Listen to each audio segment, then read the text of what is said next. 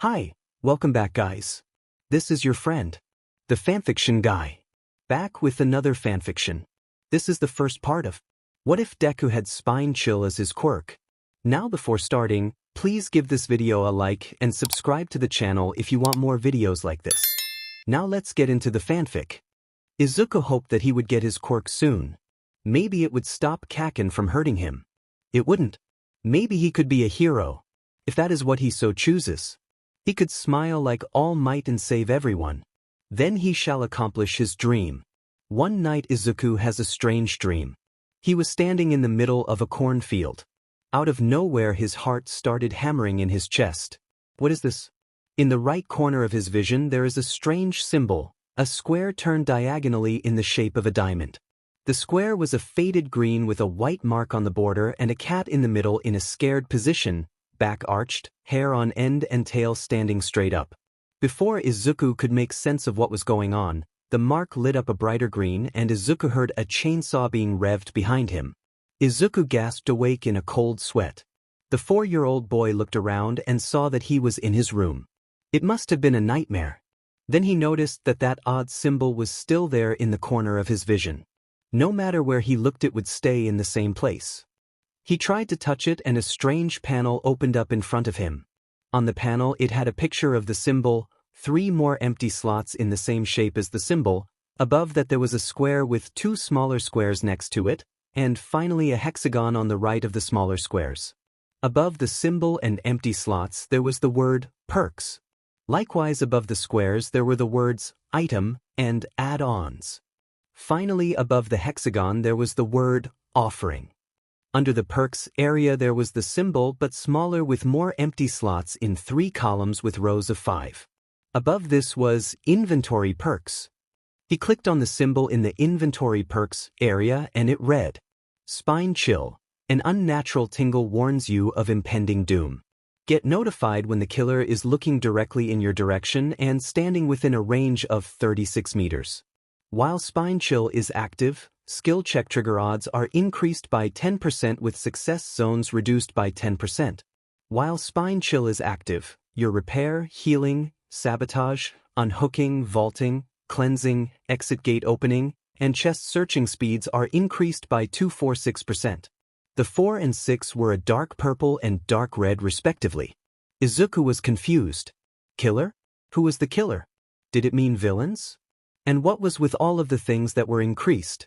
Izuku was very confused about this, but decided that it was best to talk to his mom tomorrow and figure it out then. Was this his quirk? Izuku forced himself to calm down. He doesn't know that. For now he needs to figure out how to get rid of this screen. He pressed on the symbol again, but the panel just closed and reopened to the first panel with the empty slots. A little worried, Izuku pressed the air next to the panel and the panel went away. Izuku breathed a sigh of relief. He couldn't be a hero if most of his vision was blocked by an odd screen. Izuku lay down and went back to sleep, this time without a dream. When Izuku woke up he saw that the symbol for Spine Chill was still there. Deciding that this was definitely his quirk, Izuku jumped out of bed and ran out into the living room. Mommy! My quirk came. His mother popped out of the kitchen as fast as possible. What? Izuku smiled brightly and said, Can't you see it? It's right here. He pressed Spine Chill, the panel popping up in front of him again, blocking his mother from view. No, sweetie, what are you talking about? Inko walked over and kneeled next to her son and looked at him in concern. Izuku looked confused for a second, closing out of the panel and looking at the floor. Then Izuku snapped his fingers and smiled, Only I can see it. Inko sat on her heels next to her son. Can you explain it? Izuku nodded and told her of Spine Chill, the panel, and Spine Chill's description. Inko looked concerned about the description. Who's this killer? Izuku shrugged. Well, whoever it is I'll know when they're looking at me, then I can run away. Izuku smiled brightly at his mother. Inko was concerned about this killer, but she decided that if there was going to be one, at least Izuku knew when they were nearby. Well, let's set up an appointment with the Quirk Registry for as soon as possible, maybe they'll know more about it. Inko said, standing up and walking into the kitchen. Izuku beamed and ran into the kitchen after his mother. Can Kakin come over too? I want to tell him about my quirk. Inko smiled and nodded, sending a text to Mitsuki while she was on hold with the quirk registry. Izuku ran around the house thinking of everything he could do with this quirk. Maybe he really could be a hero. Katsuki and his mother arrived a few minutes later, and Katsuki stalked over to Izuku and said, "Deku, show me your quirk. Come on." He pulled Izuku to Izuku's room as Mitsuki went into the kitchen to talk with Inko. Once in Izuku's room, Katsuki sat down on his bed with a scowl. "Now, show me." Izuku looked sheepish. I can't show you, only I can see it." Katsuki scowled and stood up. "Don't lie, Deku, show me." Izuku backed up and repeated, "I am the only one who can see it. It's this little dash." Izuku couldn't say anything more as Katsuki let loose a small explosion right near Izuku's head. "I said, show me." As Izuku trembled, he felt a tingle run down his spine and felt his heart rate skyrocket. He looked at Spine Chill, seeing that it was lit up. "Mommy!" he cried in fear. Katsuki leaped back in surprise and scowled. Inko burst through the door and asked, "What's wrong, baby?" Inko slid over to Izuku's side and grabbed his shoulder. "It's my quirk. Whoever the killer is, they're looking at me." Inko's face paled. She ran out of the room and locked the door to the outside, grabbed her phone and dragged Mitsuki into Izuku's room. "Can you tell how close they are, Izuku?" Inko asked, dialing 110 and getting ready to hit call. "I don't know. Wait. My heart started pounding when they looked at me. Maybe my heartbeat gets stronger when they're close." Inko was shaking. "Are they close?" Izuku nodded and opened his door. "Where are you going, Izuku?" Inko asked. "I'm going to find out which direction they are in by using my heartbeat." Inko nodded and followed him, telling Mitsuki and Katsuki to stay in Izuku's room despite Katsuki's protests. As Izuku got farther away from his room, his heartbeat started to calm down. Instead of thundering in his chest, it was just beating hard. Izuku looked confused. If he stood in front of his door, Spine Chill was active, but if he moved in any other direction, it deactivated. "They're near my room," he said to his mom, walking back into his room, feeling his heart rate skyrocket again. Izuku started to walk around his room, but as he got farther from the middle where Mitsuki and Katsuki sat, his heartbeat would lessen. Suddenly Izuku had an idea. "Auntie Mitsuki, look at the door," he said. Mitsuki looked at the door in confusion. "Now you kaken," Katsuki huffed, but did it anyway. When he looked away, Spine Chill deactivated. Izuku felt that he knew what was going on. "Now look at me, kaken." Katsuki was scowling now, clearly angry. When he was glaring at Izuku, Spine Chill activated. Now Izuku was sure of it. Izuku turned around. "Now look away, kaken." Spine Chill deactivated. "Now Auntie Mitsuki, count to a random number and tell kaken to look at me without me knowing." After about 30 seconds, Spine Chill reactivated. "Kaken is looking at me." "How do you know that, sweetie?" Inko asked. Izuku turned back around. "I think that when my quirk says killer, it just means someone who it has perceived as a threat to my safety. Kaken let off an explosion near me, so maybe my quirk thought that he was a threat and activated." Inko looked relieved and put her phone down. "Is that what your quirk is telling you?" Izuku nodded. "When I'm near Kaken, my heartbeat goes really fast, and when he looks at me, Spine Chill lights up." Inko and Mitsuki breathed a sigh of relief, before Katsuki leaps out of his mother's arms and stalks over to Izuku. "Stupid quirk. I'm only a threat to villains." Katsuki sat there scowling at Izuku, who shrugged and said, "It's still active. Sorry, Kaken. Maybe it'll go away later." Katsuki huffed angrily before stalking over to his mother.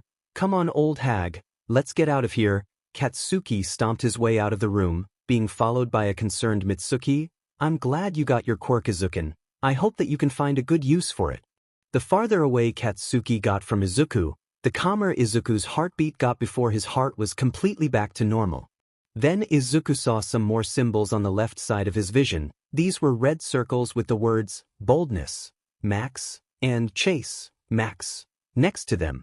Izuku tried tapping on it, but nothing happened. When he opened the panel using Spine Chill, there weren't any changes. This was disheartening, but he decided that he would figure it out later. For the rest of the day, Izuku wrote all of the ideas for using his quirk that he could think of. The night after Izuku got his quirk, he had another dream. This time he was in what appeared to be an old slaughtering house. There were dead pigs hanging from the ceiling, large red lockers of some kind, and a set of stairs that led down into darkness. There was also a large set of open doors leading to what looked like a cornfield. When he looked at where Spine Chill was, this time there was another Perk to the left and below the darkened Spine Chill. This one was also green, but permanently the light green that Spine Chill was when active, and was a picture of a stretched out arm being bandaged by a hand. This new symbol also had the odd white mark that was present on the side of Spine Chill. Before Izuku could press on it to see what it did, his heart started beating hard. "Kaken, are you out there?" Izuku called out to the cornfield. Spine Chill activated. Then Izuku heard the sound of a chainsaw revving coming from the cornfield and knew it wasn't Katsuki. Izuku once again was awoken to a cold sweat and sat up. This time it was already morning. Izuku saw that the new symbol was still next to Spine Chill. Clicking on it brought up the panel once again. He saw that the new symbol had filled in the empty slot next to Spine Chill in the Perks area and the Inventory Perks area. Izuku clicked on it, and like Spine Chill, the panel had a picture of the symbol as well as the description. Self-care. Unlocks the ability to heal yourself without a medkit at 50% of the normal healing speed. Increases the efficiency of medkit self-heal by 10, 15, 20%. The 15 was purple and the 20 was red, just like with Spine Chill. Izuku was immensely happy with this, however, because this had the ability to be incredibly handy for healing himself and others. Izuku ran out and told his mother of this new revelation, and she said that she was very happy for him. Izuku smiled largely and ran to his room to get his notebook. Inko let out a sigh. Good thing that they were going to see a quirk specialist tomorrow, maybe then this would all make more sense. After having breakfast, Inko and Izuku went to the park to play. Izuku's heart started pumping and he looked around, but couldn't see Katsuki anywhere. That's when Spine Chill activated. Izuku looked around and finally saw a man staring at him a little ways down the path. When the man saw him looking, he smiled and walked over. Izuku started backing up before turning around and starting to run, but before he could get very far he fell and skinned his knee. Izuku's heart pounded in his ears as the man squatted next to him. "Hey little buddy, I see that you got hurt. I have some band-aids in my car. Come with me." Izuku's breath caught in his throat before it thundered out of his mouth in the form of "Oh." The man's eyes blew wide before he took off running down the path the way he had come. Inko came running down the path from the opposite direction. "What's wrong, baby? What happened?" Izuku started crying and hugged his mom, his heart slowing to a normal pace. There was a man Spine Chill lit up. Inko was confused for a second before her eyes filled with realization as to just what sort of person her son had run into. She hugged him close so that he wouldn't see the absolute fury that set her eyes ablaze. "Honey, do you remember what the man looked like?"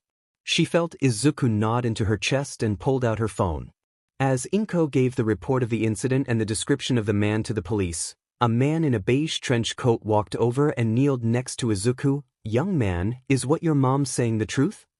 Izuku looked over at the man and nodded shakily. The man sighed sadly and stuck his hand out to Izuku. "I'm Detective Tsukachi, what's your name?" Izuku shook hands with the detective, Midoriya Izuku. "Midoriya Izuku, huh?" The detective smiled. "Well, Midoriya, you were very brave today. Good job." Izuku smiled brightly at the detective. "Oh, Midoriya, you look hurt. Do you want a band-aid?" Izuku looked at his knees and saw that they were red and still bleeding lightly. That's when Izuku remembered his new perk. "Nope. I want to test something out." The detective looked confused as Izuku tapped on self-care. All of a sudden, a roll of bandages appeared in Izuku's hand, shocking both of them. Izuku felt the urge to start bandaging his knees, so he started wrapping the bandages around his right knee. After he had gotten his knee completely covered, he switched to his other knee and bandaged that too. Once he was done, he had the urge to drop the bandages, and when he did, they disappeared. "That's some quirk you got there," said the detective. Izuku smiled happily. He liked his quirk. Inko walked over to the two and smiled. "Thank you for patching up my son, officer." The detective stood up and stretched out his hand. I'm actually a detective, and I didn't do anything. Inko looked confused before remembering Izuku's new perk. You did that, Izuku? Izuku nodded happily and gave her a hug. Yep. My quirk is awesome. Inko smiled and picked up her son, and after thanking the detective for watching him, they set off for home. When they returned home, Izuku took off his bandages to see that his knees were completely healed. Izuku was overjoyed by this and wrote everything down in his notebook. He had a lot of ideas on how to be an awesome hero. When Inko came in to check on him, she found him asleep on his notebook, so she tucked him into bed and turned off the lights. Once again Izuku had a dream. This time he was inside some sort of shack with those red lockers again. It had two doorways, one led out to an area with walls and more corn, while the other led out to some trees and a large can on fire. In the doorway leading to the corn there was a large wooden plank that Izuku felt like he should throw down when in danger. Finally there was a window leading out to a large black brick wall. Izuku looked at his perks and saw yet another perk, this one sitting directly across from self-care, and to the right and under spine chill. Similar to his other perks, this one was light green with a white marking on it. This perk's image was two white sneaker-clad feet running. Just like his earlier dreams, before Izuku could discover what this perk does, he heard a chainsaw. This time though, it was coming towards him. Spine chill lit up. Izuku woke up again, this time used to it. He immediately clicked on the new perk, bringing up the panel where he clicked on it again. The description read, Sprint Burst. When starting to run, break into a sprint at 150% of your normal running speed for a maximum of 3 seconds. Causes the exhausted status effect for 60-50-40 seconds. Sprint Bust cannot be used when exhausted. You do not recover from exhaustion while running. Izuku excitedly jumped out of bed to run and tell his mom, and slammed face first into his door. Izuku saw a little icon appear next to his perks. It had a white heart that was only filled in a little, and when he clicked on it, it read exhaustion 56 seconds. Oh, so that's what that means, Izuku said, feeling very tired. Inko opened the door and asked, Izuku honey, are you okay? Izuku smiled up at her and said, yeah, I got a new perk. Inko sighed and smiled, another one?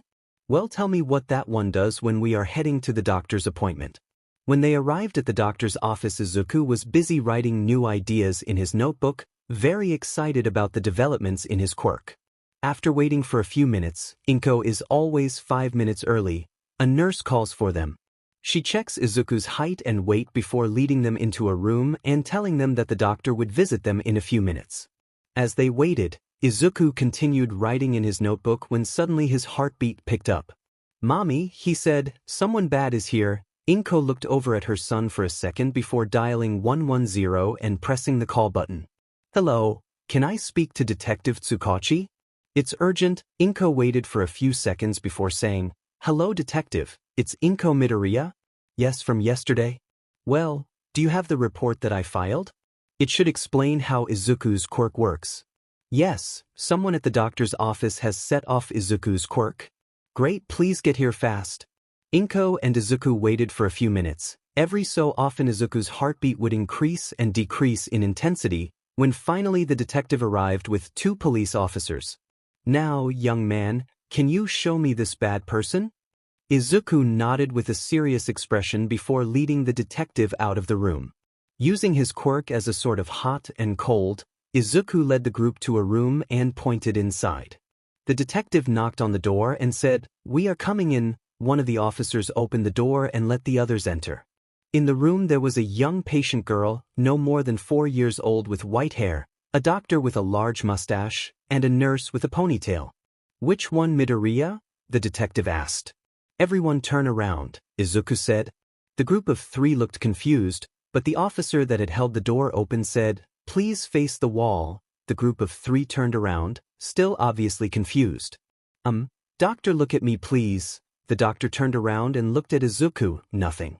This is ridiculous. The doctor said, What are we dash?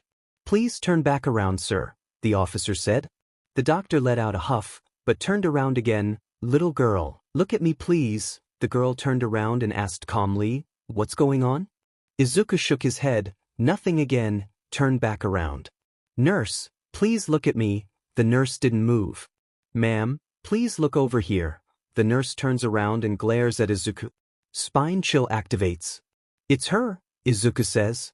Sorry ma'am, you're under arrest, the detective says and gestures to the police officers who begin to walk towards the nurse. The nurse's eyes blow wide and she takes a step back before yelling, I'm not going to jail. The nurse's fingers change to needles and she jabbed them at the officers. Don't come any closer. The doctor ran over to the opposite side of the room, leaving the young girl to fend for herself. The girl looks over at the nurse without fear. The nurse is about to lunge at the girl when all of a sudden the nurse's needle fingers are yanked into a nearby counter where they get stuck. The police officers grab the nurse and put her in Quirk-resistant cuffs. Ms. Kruger, you are under arrest. The girl looks over at the doctor and says, That was my quirk, I can move things with my mind. The doctor nods and sheepishly walks back over to his patient. Well, now we are going to have to find out what that nurse did to upset your quirk, Midoriya, Detective Tsukachi said, scratching the back of his head. Well, the doctor said, we have had patients complain of drowsiness and loss of memory whenever she deals with them alone. We looked, but could find no evidence of foul play. The detective glared at the doctor. Then why did you not call the police? The doctor paled. The detective sighed. Whatever, we will look into it. It is possible that that is related to her quirk. Thank you, Midoriya. With that the detective walked out. Izuku and his mother returned to their room where their doctor was waiting for them. They ran through some tests.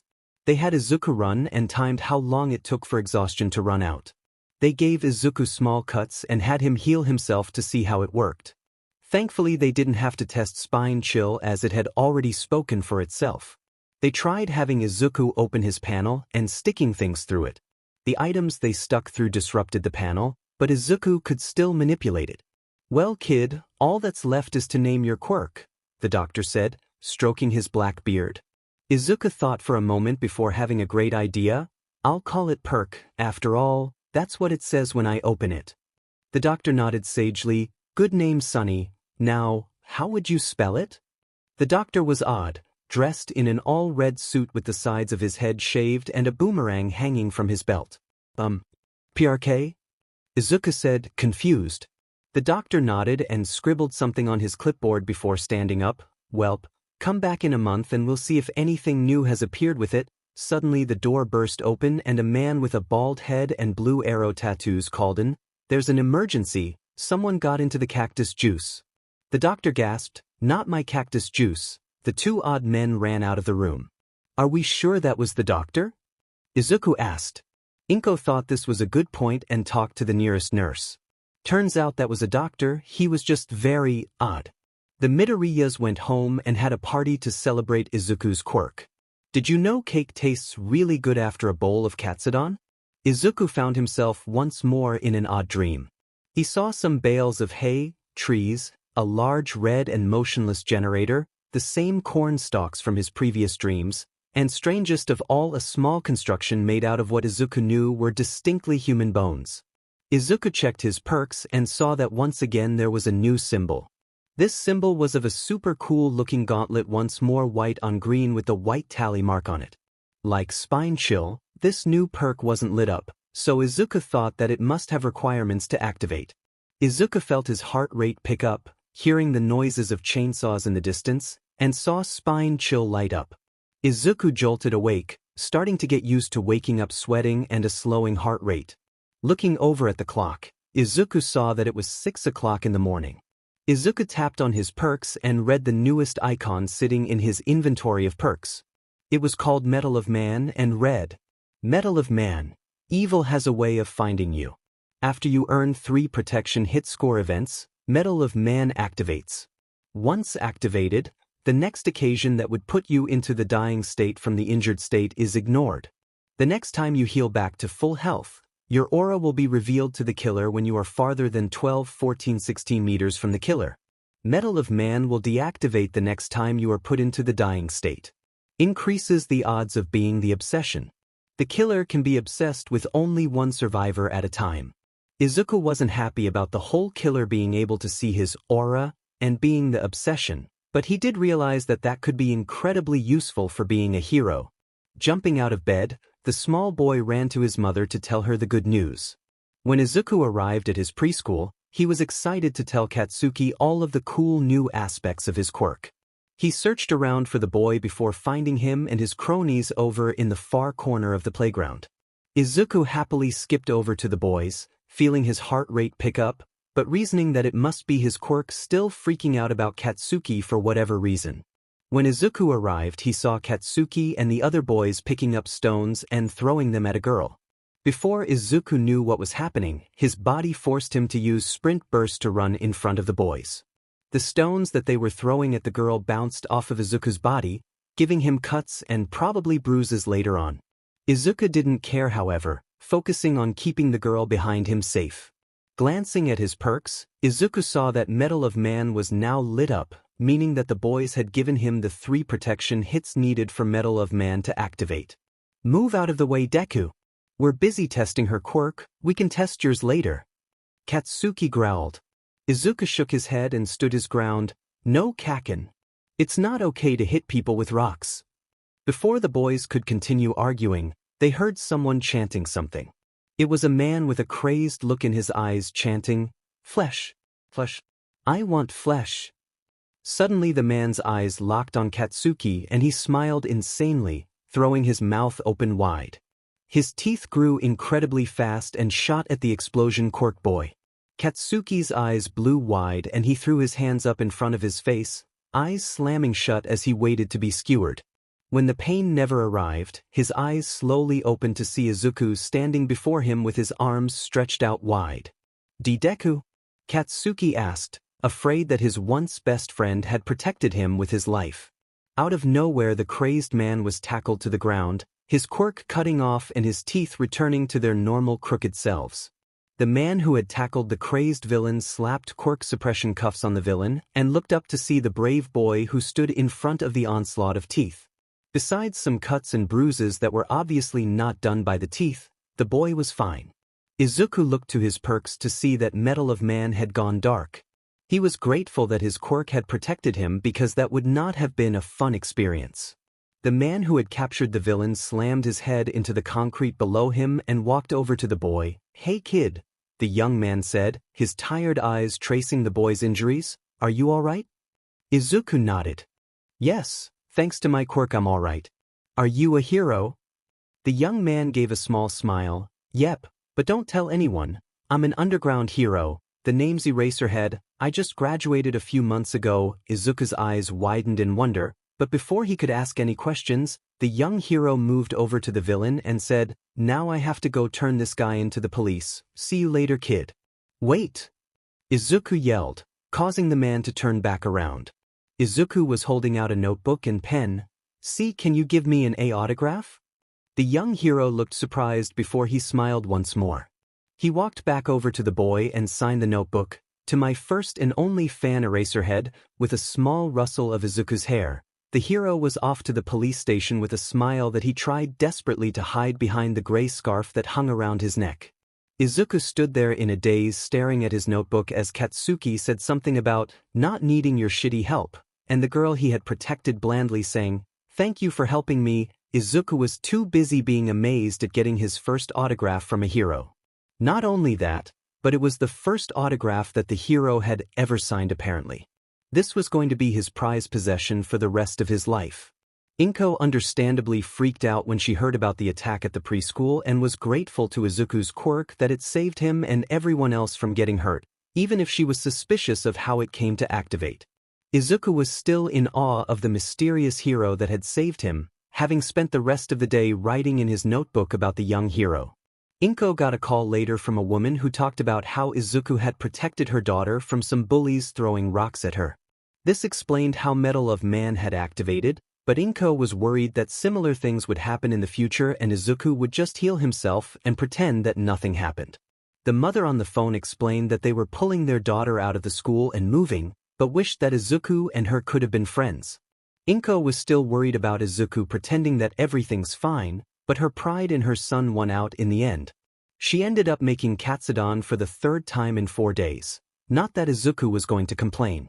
That night, as she tucked her already asleep boy into bed, she snuck a glance at his notebook, seeing that the first few pages covered the more famous heroes, namely All Might, but discovered that after the autograph almost the entirety of the rest of the notebook was dedicated to Eraserhead. She found drawings, theories about his quirk, even names for possible super moves depending on the quirk that the man had. As she got closer to the end, she saw costume designs based off of the hero. She saw hero names like Perk Head and drawings of what was clearly Izuku standing next to the freshly minted hero. With a soft smile, Inko set down the notebook and kissed her son goodnight once more before walking out of the room and closed the door behind her, determined to keep an eye out for anything related to this Eraserhead. My boy had a good day. I knew Medal of Man would be the best choice. My boy has always wanted to be a hero. I must think of more ways to help him. What perks would be useful to him? More food for thought. For tonight we'll put him inside the Thompson house and give him quick and quiet. Yes, my boy will like that perk. Good for stealth, he'll say. I'll do anything to keep him safe. Anything for my boy. Time skip 4 years. Izuku once again found himself dreaming of the strange cornfield. Just because he was always in the same area did not mean that the dream did not change. Long ago Izuku had realized that his dreams were some odd part of his quirk. Every time he would awaken, another perk would be added or improved upon. Last night he got the final upgrade to his final perk, and now he was curious to see what he would get next. Izuku looked down at his perks, but saw that they were the same 4 perks that he always used, ironically the first 4 he had gotten. He loved all of his perks, knowing each and every one of them had its own purpose and use, but his first 4 were his favorites for various reasons. Over the years he had used Spine Chill along with his heartbeat to locate criminals. He has had Detective Tsukachi's phone number on speed dial for at least 3.5 years now. He has been called in to testify a few times, and with the backing of Detective Tsukachi's quirk, it became known that his quirk was the best at picking up hidden criminals, bar none. Tonight Izuku was working on a generator. Over the years the dreams had started having him do things. He has worked on generators, destroyed the creepy piles of bones hidden in lockers, thrown down what he now realizes are pallets, and vaulted windows. It seemed to him that the dreams were training him for something. Izuku found that he had perfect knowledge on how to fix generators, and that his body has become more and more toned as the years went on. Muscles slowly built under the skin of his arms and his baby fat melted away, except from his face for whatever reason. Izuku was going about his business, moving gears and fixing pumps, when he heard what sounded like footsteps approaching. This was something that didn't happen often, only once or twice over the 4 years of having his quirk, so Izuku was understandably excited. The dream made him keep working on his generator when someone appeared from the corn. It was a man. He had black hair, black glasses, a dirty white button-up shirt with a brown, black, and orange tie, dark pants, and strangest of all, a key clutched tightly in his right hand. The man paused, seeing Izuku working on the generator.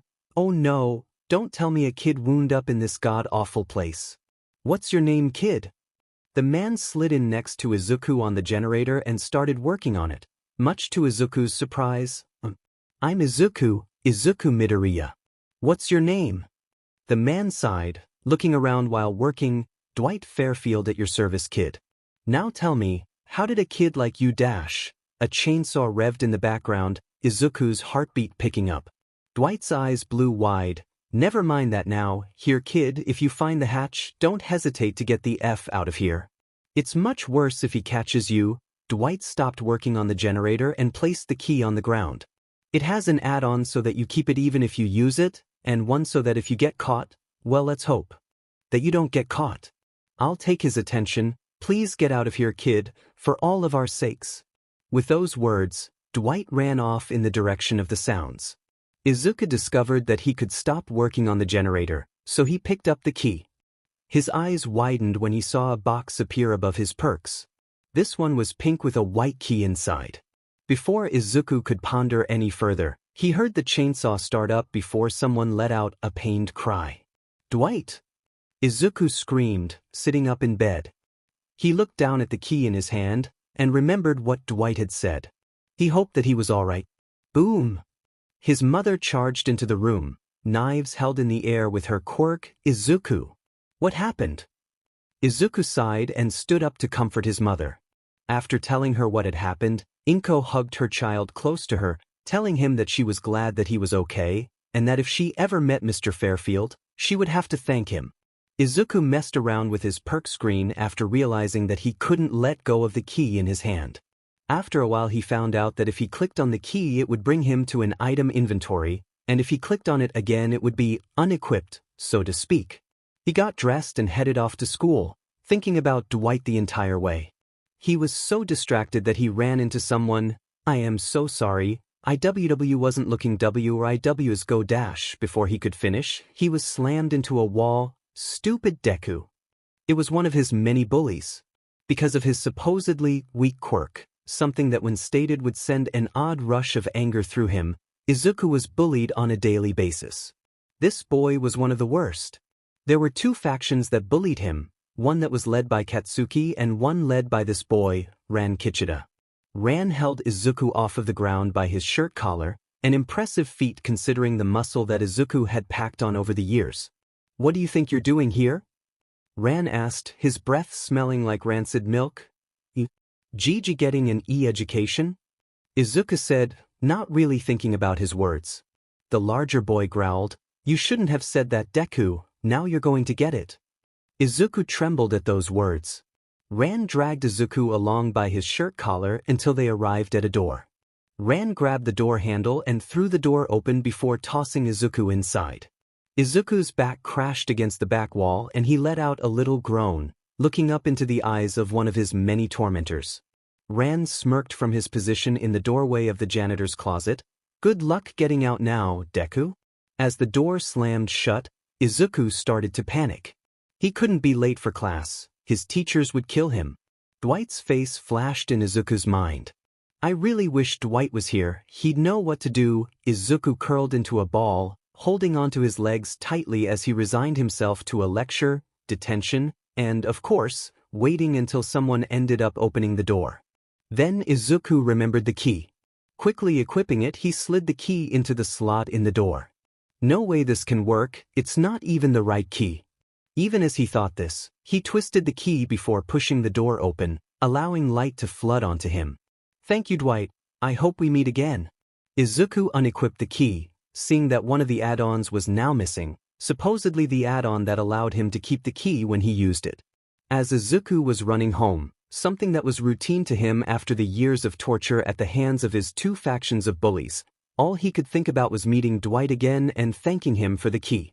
Hopefully they will meet again soon. Time skip, last year of middle school. Izuku was cleansing a hex totem near a generator. They were linked to the killer's perks, and destroying them would take away that perk for that night. Since that night almost 7 years ago, Izuku has seen many things. He has talked to other survivors, finding there to be much more than he'd expected. Thankfully they were all nice to him. The killers, on the other hand? Not so much. Izuku had had experiences with them. They would chase him all over the place. There were so many different killers, the hag, the doctor, Pyramid Head, the trapper, and so many others. Of course there was also Billy. Izuku hated him the most. No matter how long the killers chased him, just before they hit him he would wake up in bed, sweat dripping off of him as if he had taken a bath in it. Finishing the totem, a loud thrum rang out throughout the arena that Izuku found himself in this time. Macmillian Estate, his brain supplied. Turning to the generator, Izuku found someone working on it. He was dressed in a blue sailor's outfit with a white cap that read, "Scoops Ahoy." This was Steve Harrington, one of Izuku's favorite survivors to interact with. Steve never treated him like a child. He saw that Izuku was stuck here like the rest of them, at least for the night, and would talk to him like a person. Steve would also tell him interesting stories about his time in America.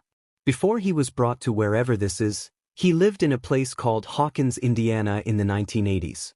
This was a sad fact to learn for both Izuku and Steve, as that was over 300 years in the past, but Steve said that it felt like he had only been there a few months, so while he was sad that he was likely never going to see the world or his family again, he accepted that it was the truth of the matter and he would help Izuku whenever they saw each other. "How you doing, kid?" Steve asked, peeking over at Izuku from his position on the generator. Izuku sighed, "Well, I could be better. How are you?" Steve chuckled, I could be better too. So, still gonna try being a pro hero. Unlike a few survivors, Steve was very supportive of Izuku's dream to be a hero. He said that Izuku could be whatever he wanted to be regardless of the fact that his quirk was a non-combatant type. Steve told him of when he and some of the kids that he knew from his time beat the Demogorgon with nothing but a baseball bat, a bear trap, some gasoline, and a gun. Izuku thought that he might have been over-exaggerating a smidge, especially since he had talked to Nancy Wheeler who was there and she said that it was embellished. Yeah, I've got a lot of ideas on how to use my quirk for good. I just hope that Kaken won't try to stop me. Again, Steve scowled. He had never been a big fan of Katsuki. Before they could say more, Spine Chill lit up, but there was no heartbeat. Steve, run. It's a killer without terror radius. Steve's eyes widened and he stopped repairing the generator. Before he ran off, he looked at Izuku like he wanted to say something before deflating and saying, I believe in you, kid. As Steve ran off, Izuku realized that the generator was almost finished. Izuku was about to finish it as he heard heavy breathing behind him and a little jingle. It was the worst killer to go up against. Michael Myers. Suddenly Izuku felt a large hand grab him and yank him off of the generator before he was slung over a shoulder. Izuku realized that this was what it was like to be carried by the killer. He struggled, pounding his fists against Michael's back. No. Kid. Izuku turned, still trying to get loose, and saw Steve and another survivor, Ash Williams, running over to where Izuku was being carried by Michael. Before they could do anything, Michael grabbed Izuku by his waist and lifted him off of his shoulder. Izuku's eyes widened as he was suddenly slammed down on a hook. The pain was excruciating as the metal pierced the back of his shoulder and emerged out of the front. Izuku heard screams of pain, his hands clutching the offending metal as his body spasmed and tried to pull him off of the sacrificial hook. Izuku saw Steve running over to Izuku as his consciousness faded to black. Inko Midoriya was used to Izuku's nightmares. Sometimes he would wake up with a yell of fear because he had been caught, but this was nothing like that. She was standing in the kitchen sipping coffee when she heard Izuku wail in pain. Her mug smashed on the floor as she wrenched Izuku's door open to see him clutching his shoulder and curled up in the fetal position. Inko rushed to her son's side and pulled him into a hug, tears streaming from their eyes as she held him close and whispered to him that everything would be all right. Izuku was exhausted. Not only did he actually get caught this time, he got hooked. And as if that wasn't enough, Rant's faction had been messing with him all day. Izuku was so done with this that he barely heard the teacher call him out on wanting to go to UA. Thanks, teach. The class laughed at him, but he noticed that Katsuki had stood up. Deku, he snarled, slamming his hands onto the desk. I told you, your quirk is useless for being a hero.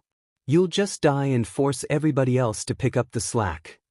Izuku shrunk back into his chair. I can take care of myself, Katsuki growled. Prove it.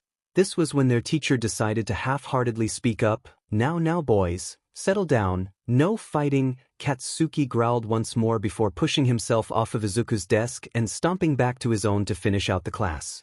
It was funny. Izuku could stand in the face of massive killers the size of All Might and hardly flinch, but whenever his Katsuki activated Spine Chill he acted like a scared child.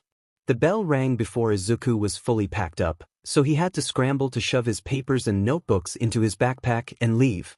He was reaching for a notebook labeled Hero Analysis for the Future number 13, when Katsuki snatched a different notebook off of his desk. Perk Combinations number 4? Katsuki read aloud before flipping through a few pages and staring at the contents. This is just like your quirk, Deku, useless for hero work. Katsuki slapped his hands together with the notebook between them.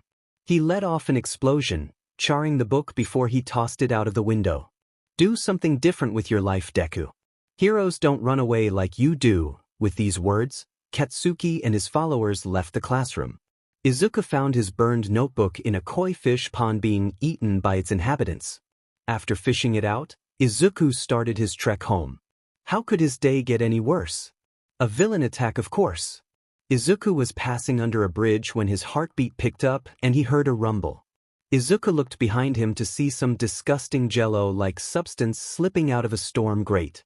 Izuku started to walk faster, not knowing where the killer was and as such not wanting to waste his sprint burst.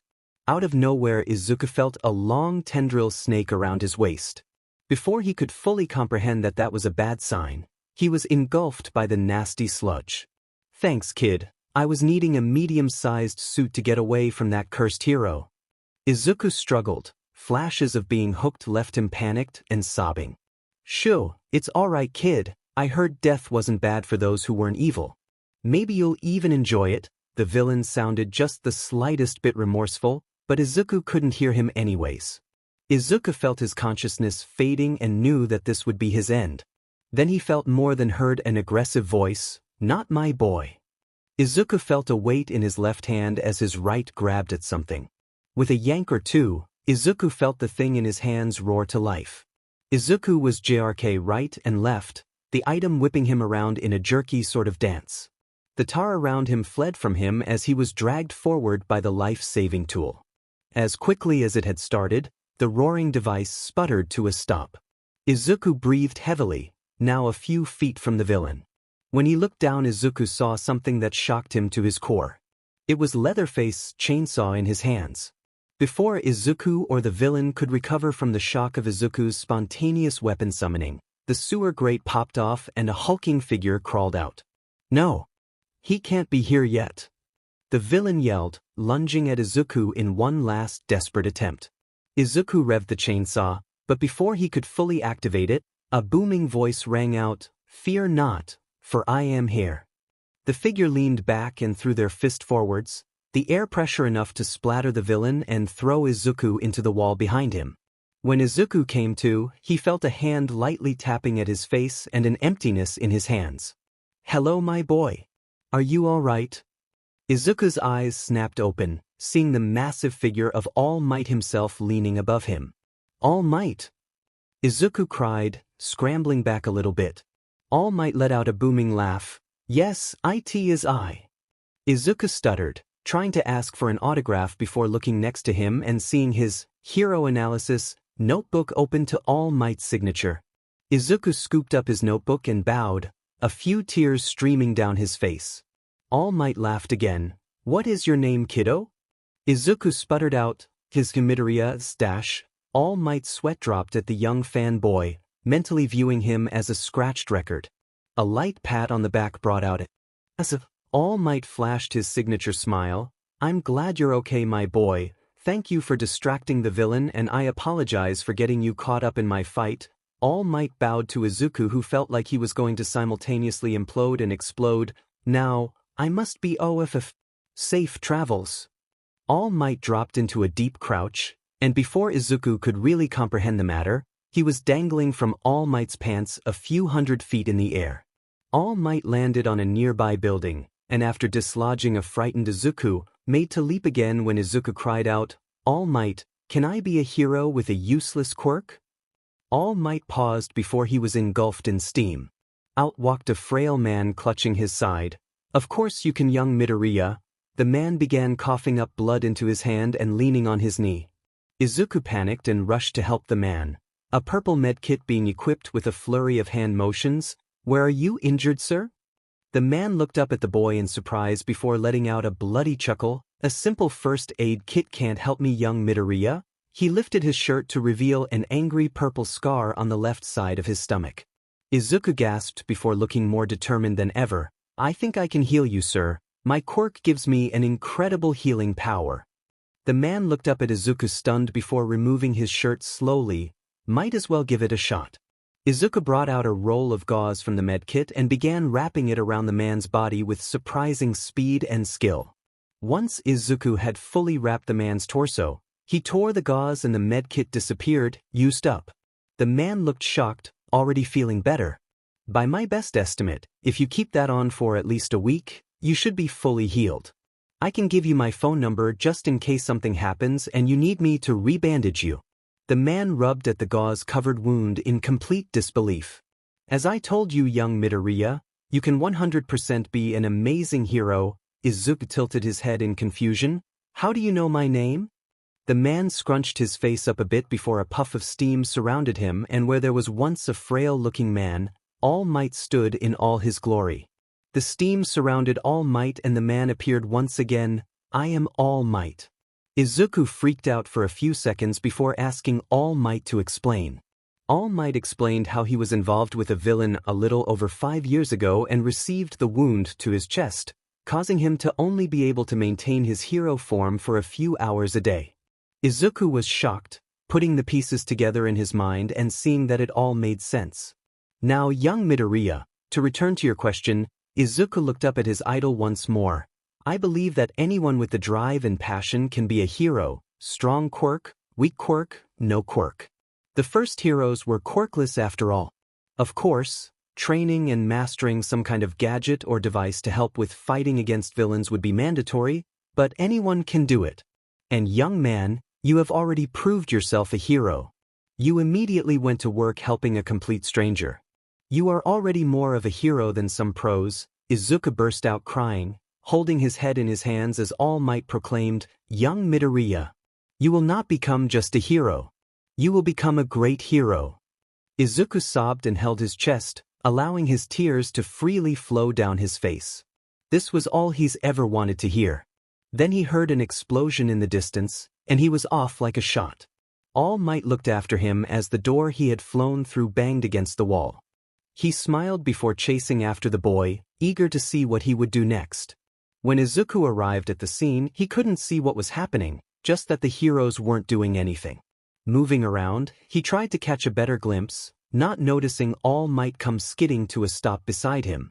All Might hadn't felt this good in years. Then, Izuku saw what was happening. The slime villain had returned, and this time the hostage it was holding was none other than Katsuki Bakugo. I need to save him, but how? Izuku screamed into the abyss of his mind. Like this, Izuku felt his joints popping and his muscles tearing, but all he cared about was saving Katsuki. Izuku was moving before he knew it, now much taller and heavier than any of the people around him. Izuku was guided by a feeling in the back of his mind. His hands were held down at his sides facing the villain, he was hunched forwards, and his face was split into 5 sections with jagged teeth. He let out a mighty hiss before he lunged forwards. His long gray arms shot out and dug into the sludge, grabbing Katsuki into a sort of hug before he pulled himself back. Everything was dead silent. The sludge villain began to back away, forming gooey tendrils and lashing out at Izuku with them. They missed as Izuku pulled Katsuki and himself away from the villain, his head once again opening to let out a mighty roar, spittle flying everywhere. Just then, All Might emerged from the crowd in his hero form. Leave him and run, young Midoriya, I'll handle this. Izuku listened to his hero and ran off, his feet pounding at the concrete as he sped off. He heard All Might's voice boom with a "Durut smaz." Izuku found a safe space and allowed his body to return to normal, not seeing the small bar at the bottom of his vision about 1/5 full. He sprinted home, not sure what to think about transforming into the Demogorgon. Time skipped nighttime. That night, Izuku's dream was different. In a very bad way. He stalked through Macmillan Estate, not in control of his body. He was taller now, more muscular. His breathing was heavy, and there was a knife clutched in his hand. He spotted a boy working on a generator. His power activated as he watched the boy, evil within reaching level 2 before he surged forward and grabbed the boy off of the generator. The boy banged his arms and legs against Izuku, but Izuku was much stronger than the boy. His body moved towards a hook, Izuku trying desperately to stop and to let the boy go. He finally reached the hook, grabbing the boy by the waist and hoisting him up, before brutally slamming him down onto the hook. The boy howled in pain as Izuku looked at him hanging on the hook, seeing his own face staring back at him. Izuku's Killer Files. The shape, aka Michael Myers.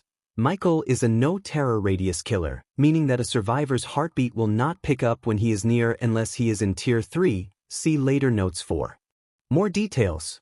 Michael's power is called Evil Within. Michael can activate his power to stalk survivors. The more survivors he stalks, and for longer, the higher tier he reaches. Upon reaching his final tier, Tier 3, he may instantly down a survivor. Downing a survivor is when a killer hits a survivor 2 times, when at full health, rendering them only able to crawl and recover until they are hooked or healed by another survivor. Strategy: use Spine Chill, see Perk book, to identify when Michael is looking in your direction. If it lights up, hide where he cannot see you. Try not to allow him to see you at all costs. The cannibal, aka Leatherface, aka Bubba's power is that he has a chainsaw. When he starts up his chainsaw, he moves slightly quicker and swings it erratically. If he hits a survivor during this, he will instantly down them. See the shape for details about downing. If he still has charge on his chainsaw, he can continue to swing it, allowing him to down multiple survivors at once. There is a small cooldown between uses of the chainsaw. Strategy: cause Leatherface to run into an obstacle while using his chainsaw. This will cause him to stop and be unable to walk anywhere while the chainsaw is still active. Warning: this will not stop his chainsaw, and if you get too close, you may still be downed. The Demogorgon. The Demogorgon has two powers at its disposal. The first is a simple lunge. It can prepare to lunge at a survivor and is slower while doing so. The second power it possesses are tears into what is referred to as the Upside Down by survivors Steve Harrington and Nancy Wheeler, who have extensive experiences with it. These tears allow the Demogorgon to travel at incredible speeds from one tier to another and are invisible to survivors until used. When emerging from the tear, the Demogorgon temporarily has no terror radius. This usually only lasts a few seconds, but can be dangerous. Strategy: destroy any tear that you come across, and if you see the Demogorgon readying to lunge, start to zigzag, as it can only travel in a straight line when lunging. Spine Chill, see Perk book, is recommended in case you miss a tear. Time skip day of the entrance exam. Izuku was Leatherface tonight. Ever since the Slime Villain incident, Izuku no longer dreamt of being a survivor. No, now he was the killer. He found that he was not in control of his actions throughout the night, his body moving on its own. In the first few weeks, the dreams taught him how to use the killers and their powers. Izuku downed 2 survivors. His body picked up Detective Tap and began its trek to a nearby hook. No matter how much Izuku struggled, Leatherface just kept walking. Finally, he made it to the hook. Leatherface pulled Tap off of his shoulder, and with a mighty heave threw the poor detective right onto a hook. It was that moment every night that Izuku woke up, tears and sweat dripping off his face. Izuku hated this side of his quirk, but he knew that he could use it for good. If only during the day. Izuku could now turn into 21 unique killers. He could also use their power while looking like himself. This all came at a price though. Izuku had no idea what it was, but there was a bar at the bottom of his vision whenever he used his killer powers. Turning into one killer was a flat rate, and he guessed that he could do it about 10 times before the bar filled up. Using the killer's powers as himself charged him a small amount for each time he used it, but he could do it for much longer. Plus, he wasn't in the body of some sort of mass serial killer. Izuku arrived at UA, gazing up at its gates in wonder. Not even the horrors of his quirk could spoil his mood. Deku! Well, that might do it. Katsuki thundered his way over to Izuku before leaning in his face. Get out of here with your weak but quirk nerd, you'll only get yourself killed. Katsuki stomped off, leaving Izuku by himself at the gates, his mood thoroughly ruined. I've been killed every night for the past 6 years, he grumbled, before walking in to take his exam. What he didn't notice was a gray head of hair watching the encounter. Izuku breezed through the test, his years of thinking up ways to be a hero with his quirk having trained his brain to be fast and precise at thinking through problems. Unfortunately, Katsuki was seated next to him in the auditorium. Present Mike explained the rules of the exam and the point system. The only problem was that a blue-haired boy stood up and yelled about there being 4 robots instead of 3.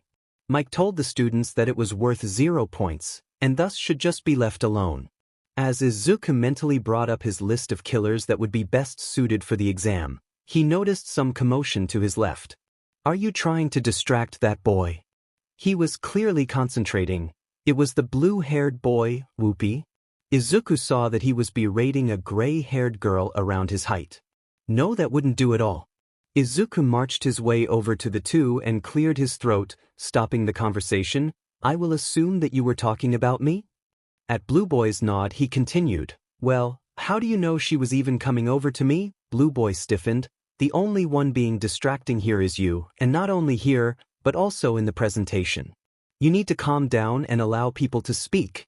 Everyone around them was staring at Izuku and Blue Boy in shock when Present Mix's voice rang out, Izuku smiled, "Welp, that's my cue." He took off towards the gates of the mini-city in a run. His bones popped and grew, his body swelling like a balloon as spectral armor appeared around him. When he passed through the gate, his transformation was finished. He was well over 7 feet tall now, and larger than All Might in terms of muscle. He was dressed in light samurai armor with a red demon mask on his face, long bushy white hair, and was holding a large katana in his right hand. He was the Oni. Coming across his first robot, he swung the sword before it could react, instantly cleaving it in two. His left hand stretched out, red orbs flying from the defeated robot body into his palm. He continued through the exam, slicing through robots like a 1,000-degree knife through butter. He had stopped and dropped his transformation to heal other examinees that he saw that looked like they were in some trouble, but otherwise he was racking up points quickly. It was then that the small city rumbled. Izuku turned his masked head towards the noise and saw what could only have been the 0-pointer. It was much larger than he had anticipated. The other students funneled past him, running towards the exit when he heard it. A voice rang out in pain, and he could see the red orbs that appeared whenever he was the Oni and someone was injured. It was the gray-haired girl from earlier. She was trapped under a large piece of rubble. Izuku was storming his way towards her before he knew it. When he had processed his charge, he activated the Oni's power. A rage flowed through him, and he let out a mighty roar. Red mist flowed out of him as his katana switched into a large spiked metal club. He held the club with both hands and held it by his side, charging forward with astounding speed. The 0-pointer reared its arm back and threw a punch at the helpless girl. Izuku made it before the robot's arm did, and with another roar, he swung the club up into the giant's hand. The arm crumbled like paper, and explosions blasted their way up the arm until the robot's head popped off of its body. The now lifeless robot crashed into the pavement and lay motionless. Izuku turned to the girl and saw her staring up at him with wide eyes. It was odd though, where Izuku expected to see horror and fear, there was wonder and awe. Izuku's rage mode faded and he raised his foot. With 2 hard kicks, the rubble split in 2, and Izuku moved it off of the girl. Izuku allowed the transformation to drop before he whipped out a green medkit. He gently grabbed the girl's ankle and began wrapping it in the gauze that he pulled from the medkit. "Sorry if I scared you, my killer forms are all pretty frightening." The girl stared at him for a few seconds before replying, "Nay, you were most valiant. I could not feel horror at your display of chivalry." Izuku was confused by her way of speaking, but smiled at the compliment. "Thank you, this should be fully healed in an hour or so." Before Izuku could say more, he heard some sort of tapping. "Hello? Is there anyone injured over here?" Izuku's head shot up. "Over here. I'm taking care of it, but she should be carried or assisted to the bus while her foot heals." Recovery Girl appeared from the ruins of the city and looked at Izuku strangely before her eyes widened in realization. "You need to come with me, Sonny. I have someone who needs to thank you." Izuku was confused, but when 2 robots walked over and put the girl on a stretcher, he decided to follow Recovery Girl. He didn't notice the gray-haired girl reach out to call to him before he was out of sight. Izuku and Recovery Girl took a smaller shuttle to the main UA building which they entered. Izuku was busy trying to not geek out to notice that they had reached the nurse's office. Recovery Girl opened the door and gently pushed him inside. Izuku saw a large man sitting on one of the cots. He had long blonde hair and was very tall. He was skinny, but nowhere near the emancipated look he had sported 10 months ago. All Might. Izuku's killer files. The Oni has a very interesting power. When he injures a survivor, he collects red orbs that appear as the survivor moves. Once he has collected a certain amount, he can enter a rage mode where he has a club instead of a katana. While in this rage mode, he can sprint at an incredible rate, break pallets quickly, and instantly down a survivor. His rage mode will persist even after downing a survivor. Strategy: heal as quickly as possible so that the Oni may not collect enough orbs to activate his power. If his power is activated, Stick close to walls and other objects. When the Oni sprints, it is much harder for him to turn. All Might. Izuku was very confused as to what the symbol of peace was doing at UA in Recovery Girl's office. Hello young Midoriya. All Might smiled, his voice deep like it was in his hero form, but it wasn't as booming as it usually was. How have you been, my boy? Izuku was doing his best not to freak out. I've been all right, All Might, but why are you here? All Might and Recovery Girl looked at each other before All Might spoke again. My boy, do you understand what you did for me? Izuku was scared at first, but upon seeing the smiles of the two pros, he relaxed. I don't, All Might, I'm sorry. All Might merely chuckled before getting out of his seat. Young Midoriya, you have done what no one else in the world could. You healed me, allowing me to continue being a hero. That means that every life that I have saved and will save from that day forward were also saved by you. For this, you have my eternal gratitude. With this, All Might got on his knees and touched his head to the floor at Izuku's feet. Izuku stumbled back with wide eyes. All Might, he get up. Why you see can't kneel TT to someone like me? All Might sat on his heels. My boy, you are my hero. I am expressing how thankful I am. People have done this for me hundreds of times, and I can only do this much for all of the people who will be thankful to you without ever knowing it. Izuku was reeling.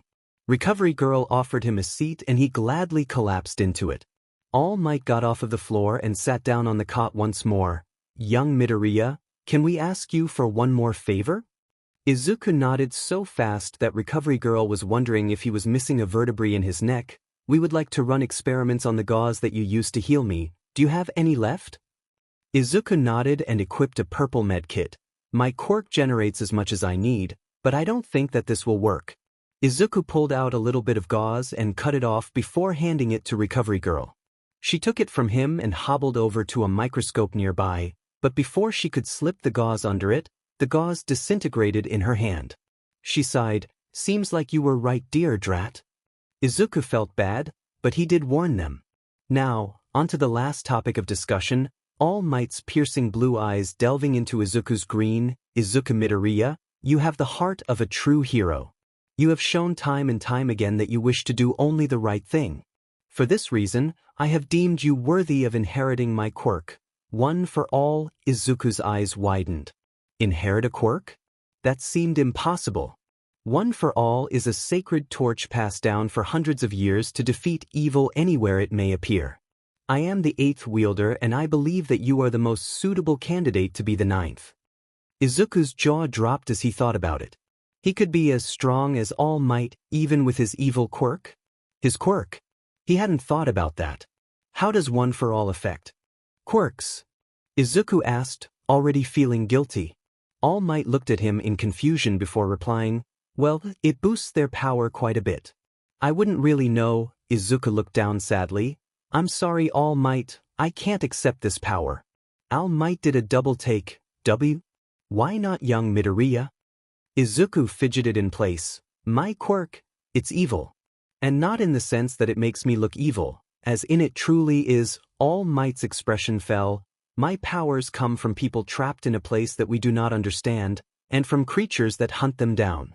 The one that you saw me transform into on the day we first met is the Demogorgon and is the cause for hundreds of real deaths. I know. I looked it up. All Might couldn't believe his ears. I've come to terms that it is evil, that's why I'm going to be a hero anyways. To make up for the deaths that have come from the killers of my quirk. All Might looked like he wanted to argue, but didn't know how to start. I'm so sorry, All Might, I wish it was different. With this, Izuku stood, bowed low, and walked out of the room. Izuku stood for a second outside of the door. Then with the aid of Sprint Burst he took off down the hall, tears streaming down his face. He didn't see All Might watching from the door he left. Nor did he see the gray-haired girl watching him run out of the gate. Time skipped 2 weeks. Izuku was surprised. For the past 2 weeks he didn't have any dreams, although he felt much more tired than he usually did. He had been feeling awful since he got home from the entrance exam. His mom had tried cheering him up, but nothing that she did seemed to work. Izuku was laying in bed staring at the ceiling when it happened. Izuku, it's here. His mom came crashing through the door with an envelope in her hand. Izuku took the letter from her and sat down at his desk. Opening the envelope revealed a small black disc. I am here. As a projection.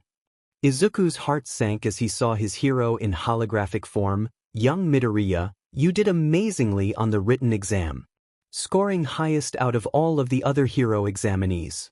As for the practical exam, you scored 54 points. This would land you 5th place if not for one thing. Rescue points. And you got them in droves.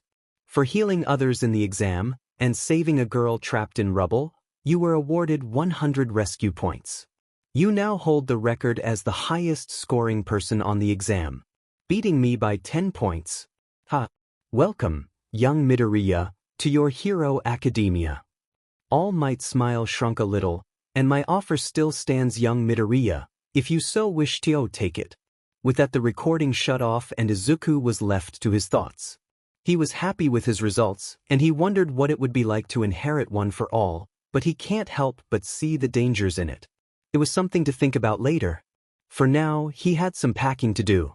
POV switch. Katsuki Bakugo could hardly believe it. Izuku had beaten him. Did he know something that Katsuki didn't? That's absurd. The demon Deku was only going to get himself killed. It must have been a fluke. Yeah. That has to be it. The fluke. POV switch.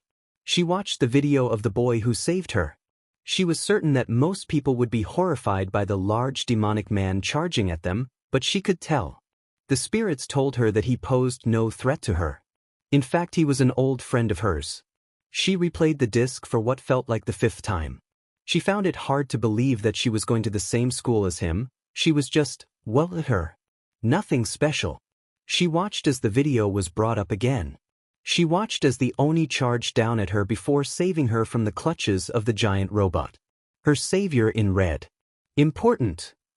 You guys get to decide what happens with Izuku and One for All. There are 3 options. Option 1. Izuku doesn't accept One for All and helps All Might decide who to give it to. Option 2. Izuku takes One for All and Sheet hits the fan. Option 3. Mystery option where Sheet gets interesting. This is a surprise tool that will help us later. Let me know your choice in the comments below. Izuku was the nurse tonight. The rocks and trees of Macmillian Estate making it difficult to teleport. He blinked across the map, paying close attention to the generators. Finally, he found a survivor, Meg. He felt bad about hurting anyone in his dreams, but he knew that the longer he waited, the longer he would be here. Smacking her once, he watched as she ran into the building aptly named Ironworks of Misery. He blinked into the building to find her on the catwalk. After another 2 blinks, he was behind her and knocked her to the ground. He glumly reached down and lifted her onto his shoulder, but when he looked up he noticed someone else standing there, Dwight. Shocked and overjoyed, Izuku floated forwards, forgetting the situation.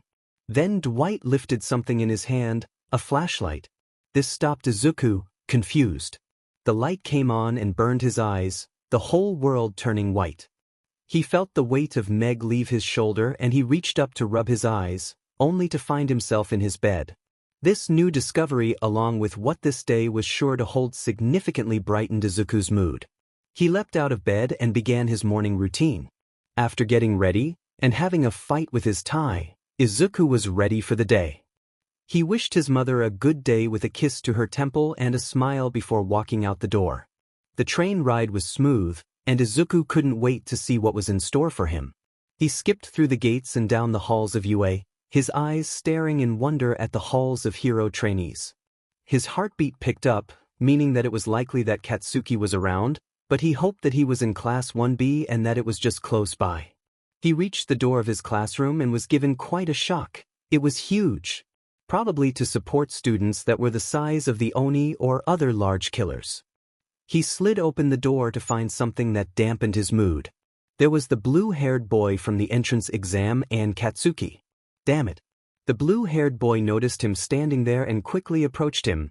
My name is Tenya Iida from Semi Academy. Izuku cut him off with an unenthused smile. I heard. Hey there, Kaken, Katsuki growled in his seat. It's you. A faint voice spoke from his left. He turned to see an oddly familiar head of gray hair. Oh hey. You're that girl from the exam. Are you all right? Izuku was about to continue when he heard a voice grumble from below them. If you're here to make friends, then you can get out. Looking down, Izuku found a yellow caterpillar with a face. While Iida looked shocked and slightly fearful, and the gray girl looked disgusted, Izuku didn't react. He had seen much worse. It took all of you 8 seconds. Yo, quiet down. A villain could have killed 10 people by then. Work on it. The caterpillar rightened itself and unzipped, allowing the form of a man to escape it. I'm your homeroom teacher, Shoyuda Aizawa. Put these on and meet me outside in 10 minutes. He set down gym uniforms, and with that the hobo left the room. Izuku calmly grabbed his uniform and began his trek to the locker rooms. He reached the locker room and was already removing his shirt when Katsuki burst in, closely followed by other students. Izuku finished changing and left the chaotic room, arriving outside to see their teacher standing there expectantly. When Izuku arrived, Aizawa raised an eyebrow. Izuku shrugged. I learned to get things done before things get me done. A small smirk grew on his teacher's face, and Izuku felt like he had made a good first impression. After the rest of the students arrived, Aizawa began to explain what they were doing. You have taken part in school athletic competitions since you were children, but they never let you use your quirks. I say that is ridiculous.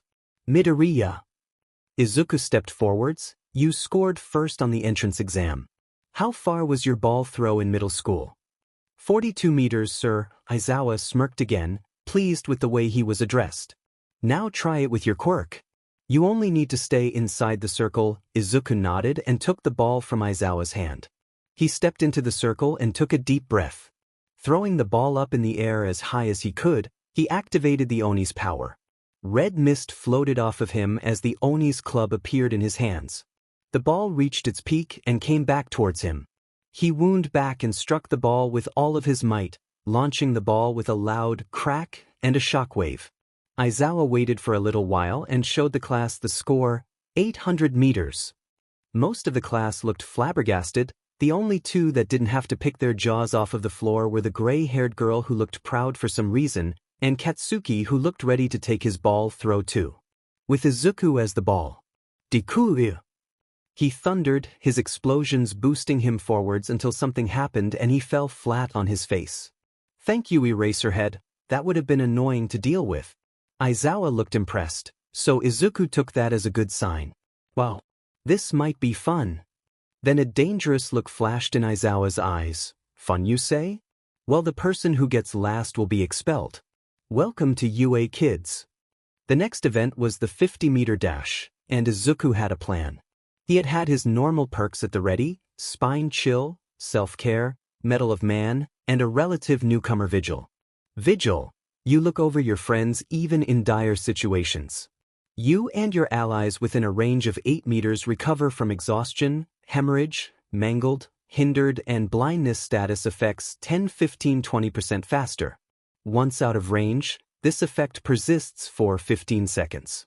He used Vigil to help out anyone he came across if they were hurt or tired. He switched out Self-Care, as he didn't see the problem of having to heal himself in the immediate future, for Sprint Burst. Lining up at the starting line with Katsuki, he could see the boy glaring at him. He edged a little away from Katsuki. He may have more confidence, but he wasn't ready to face him yet. The shot rang out and Izuku took off, Sprint Burst activating. 3.04 seconds rang out as he crossed the finish line. 3.25 seconds was Katsuki's score, and he looked very upset at this outcome. Izuku slumped over to the group of students, panting. Izuku couldn't think of any other uses for his quirk for the next few events, like the side steps, sit-ups, and seated toe touch. He ended up doing relatively well, but nothing special. Then there was the long jump. He grasped the nurse's power, a hacksaw appeared in his right hand, and his left hand glowed gently, his feet lifting off of the ground. Izuku moved out his hand, blinking up and towards the end of the sandbox. He blinked once, past the sandbox, twice, another sandbox length, and thrice, coming to a stop and releasing the nurse's power. His feet hit the ground and he stood there as Aizawa measured the length. He nodded once with an almost imperceivable smile. Izuku was feeling proud of himself for how he was doing. There weren't any problems until one test. grip strength. Everyone did their best, some getting ridiculous scores, namely a girl with black hair who could create anything, and a masked boy with 6 arms. Izuku looked down at the meter that measured his killer usage. It wasn't even 1/4 full, so he decided it was safe to push himself a little bit. The class stopped what they were doing when they heard grotesque snaps and pops. 20 heads whipped around to see a horrifying sight. Standing there was a large gray creature with long spindly limbs, and a face like a flower bud. The petals of the disgusting flower opened, revealing a sharp-toothed maw. The creature brought one of the grip strength measures up to its oddly shaped head and chomped down on it aggressively. It sat for a few seconds before dropping the poor reader. The numbers on it flashed, 999, before it sputtered and died. Izuku had just finished testing out the strength of the Demagoron's jaws when he heard a cacophony of sounds. First there was horrified screaming, then guttural war cries, followed by the pounding of feet and roar of explosions. He turned to the noise, ready to take action when several things hit him. Literally. There was a rock-hard punch to his stomach, a strong slug to his left shoulder, and an explosion to his, thankfully closed, face. He tumbled backwards, rolling back a few meters before digging his claws into the dirt. He stood up on his hind legs as he saw 3 people glaring at him, quirks at the ready. First he saw Kakin, explosions popping in his hands, next he saw the red-haired boy whose skin now looked like stone, and finally there was the big-lipped boy who looked a little out of it. Izuku backed up, unintentionally letting off the bubbly growl of his transformation. "Stop!" An angry voice echoed across the field. The 3 boys in front of him were wrapped in Aizawa's capture tape as he stormed his way over to stand between them. "What in the hell are you doing?" Everyone froze, clearly not expecting this. Reaction from their teacher. "I was killing this villain, teach, now let me go." Kakin struggled against his bonds. "That's not a villain, you idiot, that's your classmate." Aizawa hissed loud enough for the whole class to hear. They stared at him in shock before turning to their classmate. "I'll give you 3 guesses as to who that is." Aizawa rubbed his nose with his fingers. "That creature of the night is Midoriya, Mr. Aizawa." The gray-haired girl stepped up. "Thank you, Yanagi, you are correct. This is part of Midoriya's quirk. He can transform into creatures like this." 1 inch. He jabbed a thumb at the massive boy. Izuku let his quirk slip and with the sickening pops, returned to his normal size. The class gasped as his normal form returned. He grabbed his shoulder and stomach, feeling the attacks that the 3 boys had given him. "You okay, Midoriya?" Aizawa released his attackers and turned towards him. "Yeah, it shouldn't physically affect me, but I still feel the pain." Aizawa nodded. "Well, you're done for now. The only thing left is the ball throw. If you keep feeling this way, let me know and I'll send you to the nurse's office." Izuku nodded and took a shaded spot under a nearby tree, far away from the rest of the class. A few of the students looked like they wanted to approach him, namely the red-haired boy, but they were too focused on the ball throw. After that, Aizawa brought up the scoreboard. Izuku was proud to have claimed 2nd place, just behind the black-haired girl. "Oh, and about someone getting expelled?" "I lied, I wanted you to do your best." A few kids looked upset by this, but the purple boy who had gotten last wept tears of joy. When they entered the changing room, the red-haired boy and the boy with big lips apologized to Izuku. He told them that it was all right and he had nearly crapped himself the first time he saw it too, but then something happened that would cement his place as the scariest kid in class. "Bless the students who came before us." The purple midget cried, kneeling on the ground and staring at the sky. "What is it, Minta?" asked a blonde boy with electric powers. "They left us the greatest gift of all." The boy was now slobbering all over the place, a peephole to the girls' locker room. At this, Izuku froze. Once glance at his meter told him all he needed to know. "Now, come to Papa, ladies." He was about to lean against the wall and look through the hole when a loud scraping noise stopped him. Slowly turning around, Mineta saw an image that would haunt him for the rest of his life. There was a large man with a large pyramid for a head, slowly dragging a knife his own height towards the pervy grapevine. Mineta jumped up and sprinted out the door, not paying attention as he ran straight into his teacher. "Hello, Mineta, we were just talking about you." His head slowly turned up to see Aizawa with his arms crossed. There was a girl next to him with jacks instead of earlobes. Mineta gulped, knowing he was in big trouble. Izuku let his transformation fall, changed and left, not wanting to deal with his classmates anymore. When he arrived at the classroom door, a bawling Mineta walked out and trudged away holding his backpack. Aizawa dismissed him, saying, "Go home and rest, problem child. And good work today." Just before Izuku was going to make it out of the UA gates, a yell stopped him. "Deku!" Izuku turned around to see Katsuki standing there glaring at him. "I don't care if it was you there that day, but you didn't save me, you got that." Izuku turned and left. He didn't care what anyone else was going to say, he would be a hero. Izuku's killer files.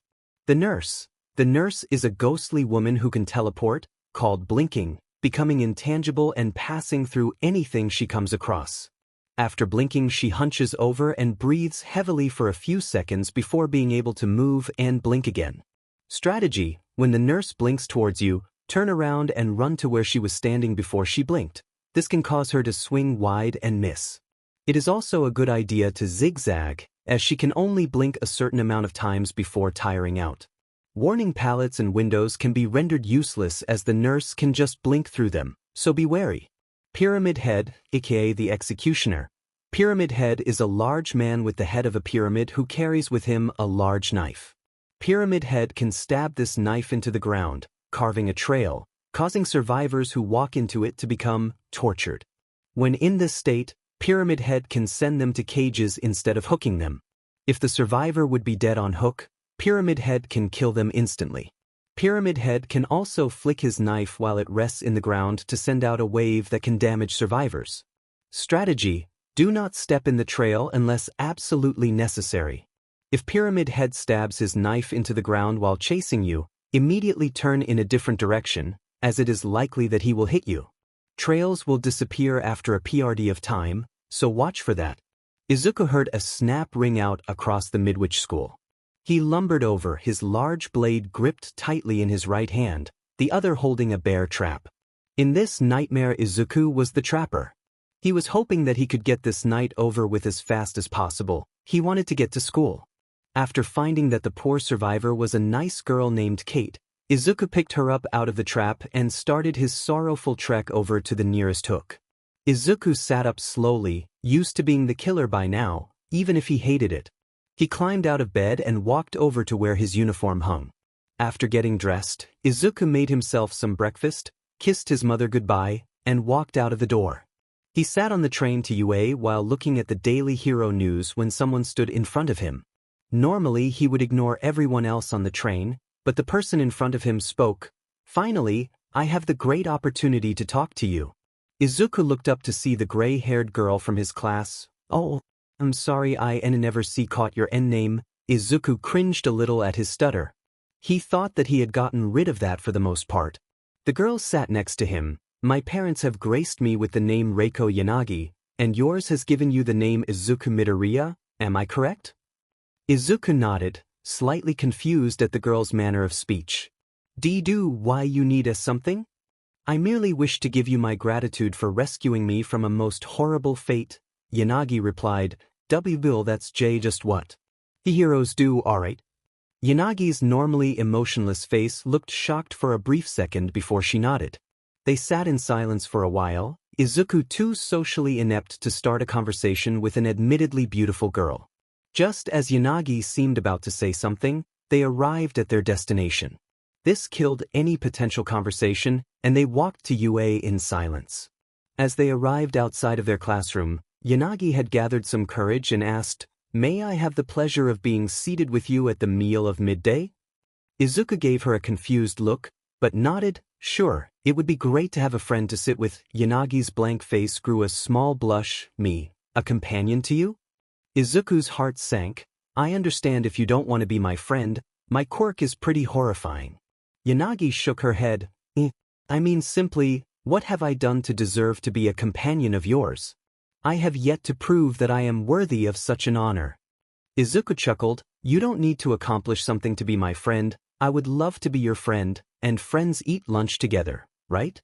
Yanagi's mouth hung open a little before she nodded with a small smile. "You have my many thanks, oh brave hero." Izuku giggled and opened the door. "Well, we don't want to be late. "Do we, oh princess?" The blush that had faded from her face returned with a vengeance, and she wore a small giddy smile all the way to her seat. As Izuku went through his first full day of classes, he noticed that besides the heroes that taught the class, of which he got every autograph, the classes were pretty normal. He noticed that some kids were more comfortable with certain subjects, or in the case of a few, none at all. Thankfully, Izuku was an overstudier. He may or may not already know most of what the teachers were talking about during class. After literature with Cementos, the class headed to lunch. Izuku quickly got his lunch and sped over to a table in the corner. He started to devour his lunch. He wanted to be done and to leave as soon as possible so as to not get bullied. He might have a new lease on life with his new confidence and aspects of his quirk, but that didn't mean that words didn't still hurt. He had forgotten that he had promised to eat lunch with his newest friend, so when Yanagi sat down across from him, his head shot up to look at her. Her face held its blank expression for a second before she held up her hand to cover her mouth as she giggled. Izuku now remembered that he had made a friend, but he was confused as to what she was laughing about. His eyebrows shot up as he slowly slurped. Noodles. He had noodles hanging out of his mouth, oops. Izuku slurped up the last of his noodles before laughing along with her and rubbing the back of his head. When they had settled down, the both began to eat. Izuku was slower about it this time, knowing that the teachers here wouldn't allow any bullying. It was surprising to Izuku, but the two awkward teens managed to make small talk after they had finished their meals. They covered small things, favorite colors, hers turned out to be green and red, their favorite food, udon, and their favorite heroes. Or well, Izuku talked about how All Might was his favorite hero, but all she said about hers was that they weren't popular yet and that he wouldn't know them. They ended lunch with Izuku trying his best to guess the hero's name. Then came the class that Izuku had been both the most excited for and dreaded coming the most. Heroics. The class talked excitedly amongst themselves about who would be teaching it and what they would be doing. Izuku's heart was pounding, and only half of it was related to being seated behind Katsuki.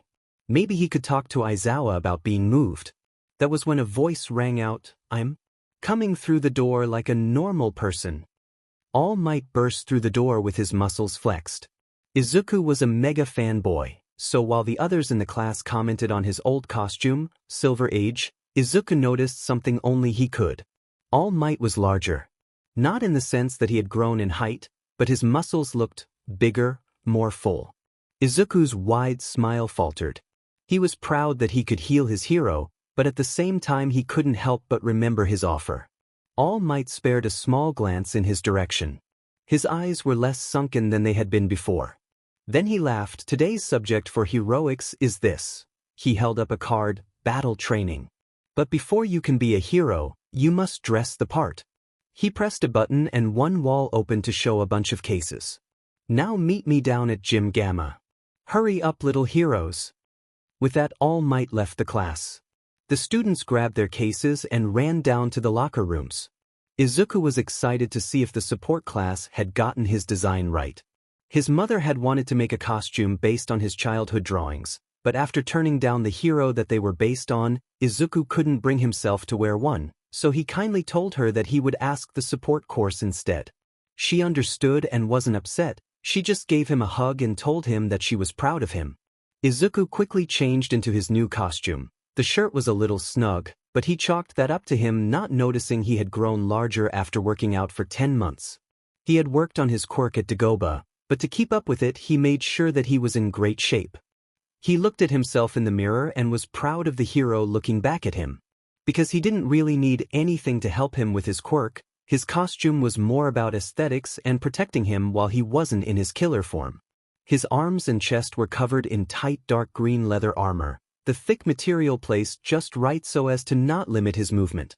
He wore black cargo pants, the pockets filled with various things that he felt would help him or others. He had a black belt with a dark silver buckle of a skull, something that he didn't ask for, but he thought it was pretty cool nonetheless. He had forest green boots that were covered by the pants. His outfit was rounded out with a black respirator that covered his mouth and nose, and a black bandana. When he tied the bandana around his forehead, he noticed that it had red tally marks on the front that added up to 5. Izuku walked out of the locker room and began his trek to Gym Gamma. When he arrived, he looked around and saw that his classmates all had extremely cool costumes. Then he noticed the black-haired girl from yesterday. Yaoyorozu, if he remembered correctly. Her costume was way too revealing, even for her quirk. He made a mental note to talk to her about it when he could. Midoriya? A feminine voice called from behind him. He turned around to see Yanagi, whose costume left Izuku a blushing mess. She wore what appeared to be a white robe that only came down to around her mid-thigh, fluffy red fur that lined her collar, black boots that came close to reaching her knees, a black and red belt, and a black mask that covered the bottom of her face. The amount of skin that she was showing was causing Izuku's face to melt. Now that you look the part, it's time to sort out the exercise. All Might said, pulling out some note cards. Now we are playing what is essentially a more complex version of the heroes and villains game that you played as children. The difference is that now you have a way to win. The hero team needs to touch the faux bomb or capture the villains. The villain team needs to guard the bomb for 10 minutes or capture the heroes. The teams will be decided by lots. To represent the randomness of the real world. The class nodded and lined up to draw from a box that All Might pulled from behind his podium. Izuku looked around and saw that his card matched Yanagi's. She wore a small smile, and they stood next to each other as All Might brought out 2 more boxes. These shall decide which teams will face OFF against each other. He reached into the villains box and pulled out a ball. Team O will be villains. Izuku's shoulders dropped a little, but he knew it was just luck, and Team A will be heroes? The class collectively raised an eyebrow. Ha! That's some funny luck. Team G will be the heroes. Izuku looked around and noticed Katsuki smirking at him while an armored student stood next to him. This wasn't going to end well. Izuku's killer files. The Trapper's powers are simple, but deadly. He has the ability to place traps around the map.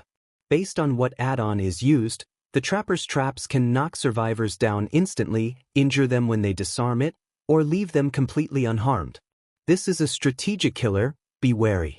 Strategy: watch the ground when running, especially when in tall grass.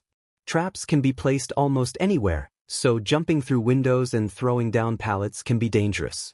Be cautious at all times. Izuku was muttering up a storm while he and Yanagi walked into the building. Plans raced through his head at light speed and were discarded just as quickly. Mayhaps we should discuss my quirk. Then you may devise the best plan for this exercise, Yanagi said, continuing their walk to where the bomb had been placed. Izuku's head shot up at the mention of a new quirk, and he whipped out his notebook. Okay. Yanagi giggled a little. My quirk, at its base, allows me to pick things up and move them with my mind. I can lift at the heaviest one person. Izuku furiously scribbled in his notebook before his pencil suddenly stopped. I have an idea.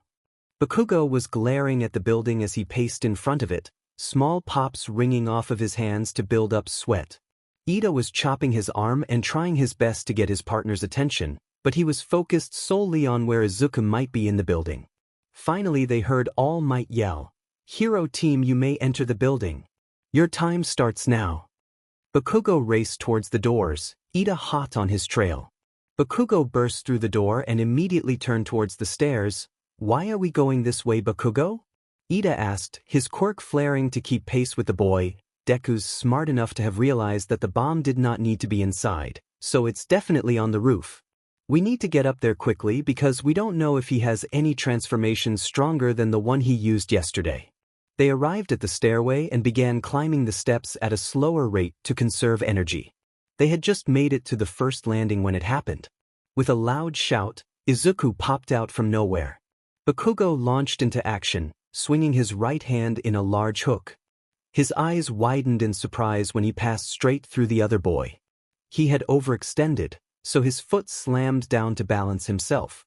When his foot hit the ground, a loud snap was heard and Bakugo grabbed his leg in pain. There was a bear trap sitting in the middle of the stairwell. Iida took a step back in shock when the image of Izuku was swallowed into the ground, only to be replaced by the real Izuku. Izuku shifted into a hunched creature with a cane, orange goop dripping from where his face was hidden under his hood. Iida took another step back, inching towards the door. when Izuku lifted his head. A glowing orange mouth dripped glowing orange sludge, as two beady eyes of the same color glared at him.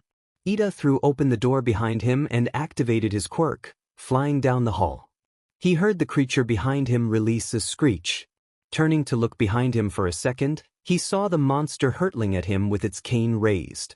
Iida slowed down and turned a corner, hoping to lose the dripping horror, when it slammed face first into the wall.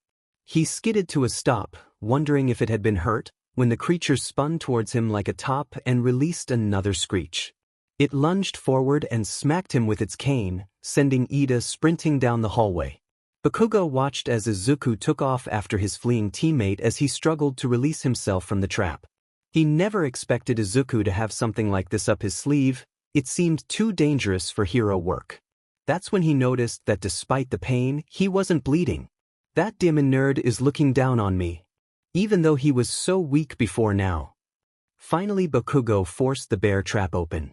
He expected to stand up in victory and find where the bomb was hidden, but instead he dropped to the floor. He couldn't find the strength to push himself up, no matter what he tried. Deciding that he would win anyways, he started crawling up the stairs to victory. Iida was hiding in a room, hoping that he lost the beast. Blood was dripping from his costume, and his side hurt as he leaned against a wall. Then he heard it, a clicking noise coming from the hall outside. He covered his mouth, hoping to hide the sound of his breathing. He heard the clicks stop outside his door before they started to fade. When he felt it was safe, he let out a sigh of relief. Then a screech rang out and the monster slammed into the wall on the opposite side of the room before. Whipping around to face him. It released another screech and barreled down on him, cane raised. Bakugo was halfway up the third-floor stairs when he heard All Might's voice ring out, "Iida has been captured. 5 minutes remaining." Bakugo growled, continuing to crawl. He wouldn't let this stop him. As he reached the 4th floor, he heard a door slam open and footsteps pound up the stairs. He stubbornly kept crawling, determined to win. Suddenly Izuku was at his side. Before Bakugo could even try to activate his quirk, Izuku tied the capture tape around his head and pulled out a first aid kit. Bakugo has been captured. Villain team wins. Izuku started wrapping some gauze around Bakugo's stomach. "Sorry Kaken, I shouldn't have slugged you like this. I had hoped Iida would have gotten stuck in one of my traps so I could come back to fix you up." Bakugo found that he could now stand with some difficulty. He tried to push Izuku off of him, but he smacked him on the head. "I have to heal you, or you could bleed out. Hold still." Bakugo reluctantly stopped moving so that Izuku could wrap the gauze around him.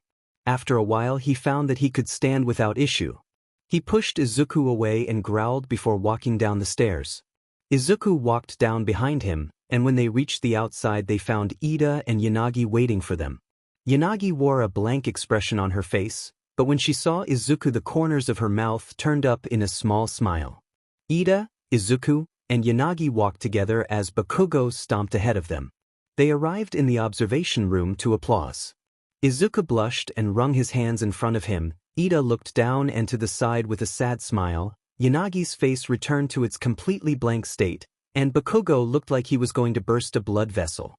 "Good job everyone. Now, let's talk about the good, the bad, and the bloody of this trial. Who wants to take a guess at the MVP?" A girl with black hair raised her hand. After briefly glancing at her, Yaoyorozu was the name that popped into Izuku's head. It could only be Midoriya, sir. Bakugo was not cautious enough and got caught in a trap right away. Iida abandoned his partner, and Yanagi just didn't have the chance to do anything. This was when Izuku moved in front of Yanagi and bowed to her. "I'm sorry about that, Yanagi. I did everything and didn't let you take part in the exercise. I apologize." The room went silent, watching as Izuku bowed to the girl. The only noise was a boy in the back saying something along the lines of, "That's so manly.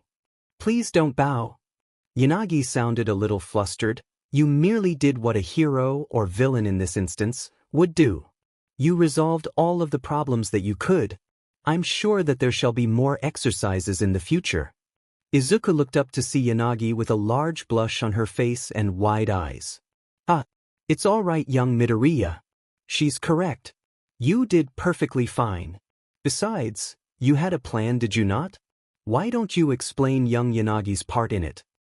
Izuku shot up and nodded. Well, I was thinking that they wouldn't fall for that trick, so when they reached the top floor Yanagi would float the bomb to the ground and I would defend her while she would pull the enemies into my pre-laid traps around the roof. All Might nodded. That sounds like a great plan. It would have played to your strengths and surprised the enemy team. Well done everyone. There is much to learn from this battle and I hope that everyone took something to heart. Now for the next battle. The rest of the battles went smoothly, almost everyone being able to show off their quirks, which Izuku was more than happy to write about. Bakugo stayed by himself in a corner, but Yanagi and Iida were happy to stand with Izuku and talk about what he was writing and about his quirk. Izuku told them about the add-ons that he had used. Iida told him that he played his role as a villain and that he had truly terrified Iida, something that would be handy for deterring real villains. Izuku decided to take that as a compliment. After everyone took their turn, the class changed and went back to class. Aizawa reminded them to do the homework and told them that they could go home.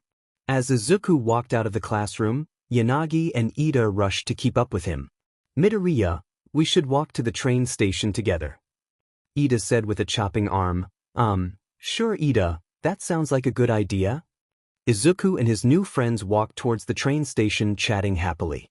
They didn't notice the blonde watching them with a glare. Izuku's killer files. The hag. The hag is an emancipated corpse of an old woman. She has jagged claws that she uses to injured survivors. The hag can place symbols on the ground that are tripped when a survivor runs past. This causes an image of the hag to appear. The hag can then teleport to the triggered trap and hit the survivor if they are close enough. Strategy. Crouch walk in places where you suspect there might be a trap. Traps will not be triggered while crouching. If you have a flashlight, then you can destroy the trap by shining the flashlight on it. If you trigger a trap, run away from the trap. Hopefully you can get away before the hag teleports to the trap. The Blight. The Blight is a hunched-over mutilated man with a cane. The Blight can run at high speeds, and when it runs into something it can rapidly change directions. If the Blight does not run into something after a certain PRD of time, he will have to stop and rest before he can run again. Strategy. Find the nearest pallet or window and jump over it. This will likely make it hard or impossible for the Blight to catch you.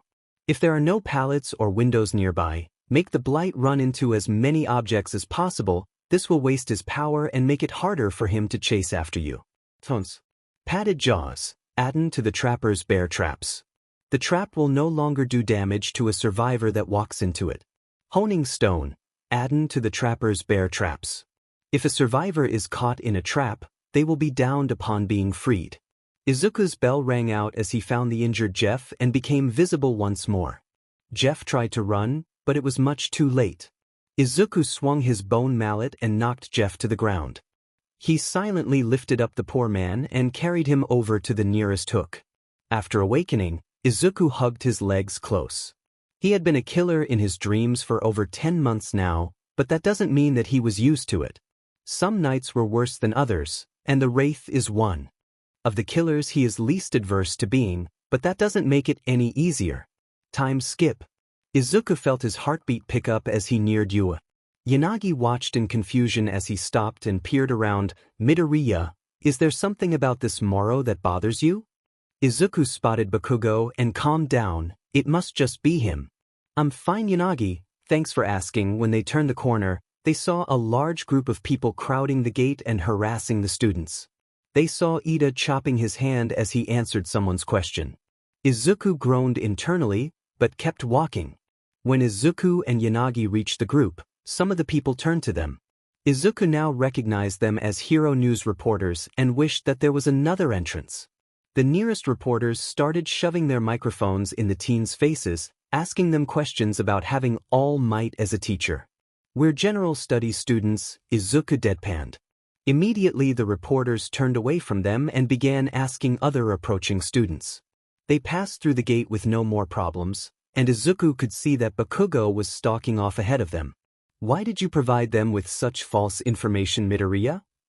Izuku rubbed his nose and sighed. I just want to get to class. Besides, it would have Iida if we got separated. Izuku missed Yanagi's small blush and smile when he saw that spine chill lit up. Izuku's head snapped to where Bakugo was. but he was walking into the building. He turned and looked at the chaotic group behind him, fear piercing his heart. He saw Aizawa coming from the building and ran up to him. "Mr. Aizawa?" he cried. Aizawa stopped and gave him a tired glare. "There's a villain in that group." Aizawa scowled. "How do you know?" "It's part of my quirk, sir. I can tell when there is a villain nearby. My heart rate picks up if they're near, and one of my perks lights up when they look at me." Aizawa looked doubtful but nodded. "Then go talk to the principal. I'll keep an eye out on the gate. You won't be punished for arriving late to class." Izuku nodded seriously before running off into the building, leaving a wide-eyed Yanagi behind him. Izuku rushed through the halls, heading towards the principal's office, when he ran into All Might. "Young Midoriya? What is wrong, my boy?" Izuku gazed up at the hero. "I have to get to the principal. Mr. Aizawa told me to talk to him about a villain at the front gate." All Might's eyes widened, revealing glowing blue pupils. "Then I should go help out." "No. There is a rabid group of reporters at the gates trying to see you. They'll start a riot. Can you help me get to the principal's office? He'll know what to do." All Might's smile grew. "Of course, young Midoriya." He scooped the boy into his arms and raced off to the office. He gently placed Izuku in front of the door and knocked. "Principal, there is a situation." The door opened and they entered the room. "What seems to be the problem, Mr. Midoriya?" Netsu asked, sipping his tea. "There's a villain in the group of reporters, sir. My quirk tells me when there is a villain nearby." Netsu just nodded and stood up. "Detective Tsukachi told me when I saw that you had helped the police on record. I'll handle this. Thank you for bringing this to our attention. You may head off to class." "All Might, if you will."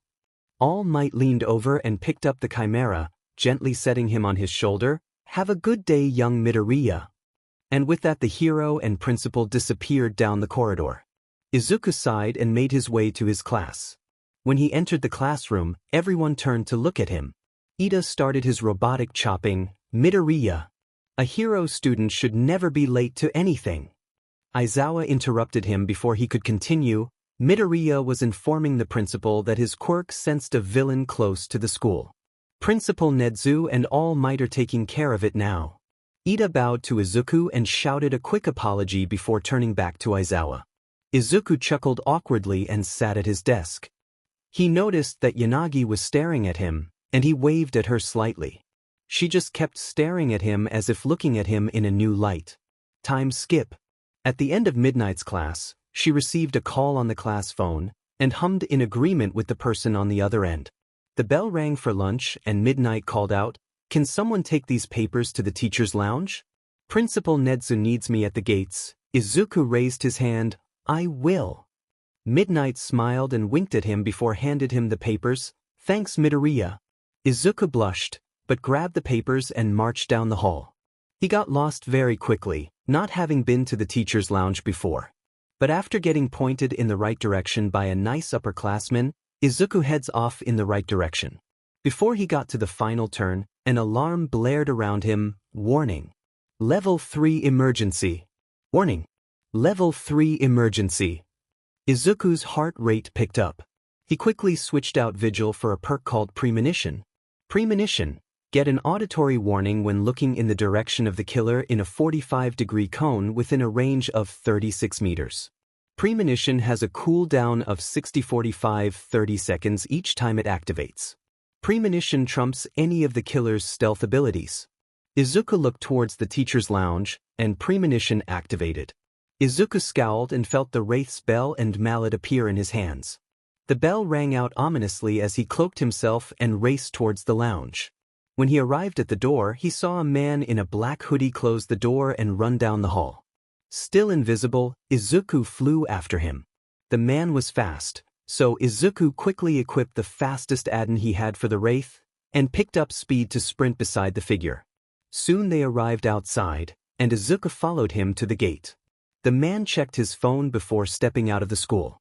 He watched as the man left through the destroyed gate, and entered a portal that opened and closed so fast that Izuku thought he had imagined it for a second.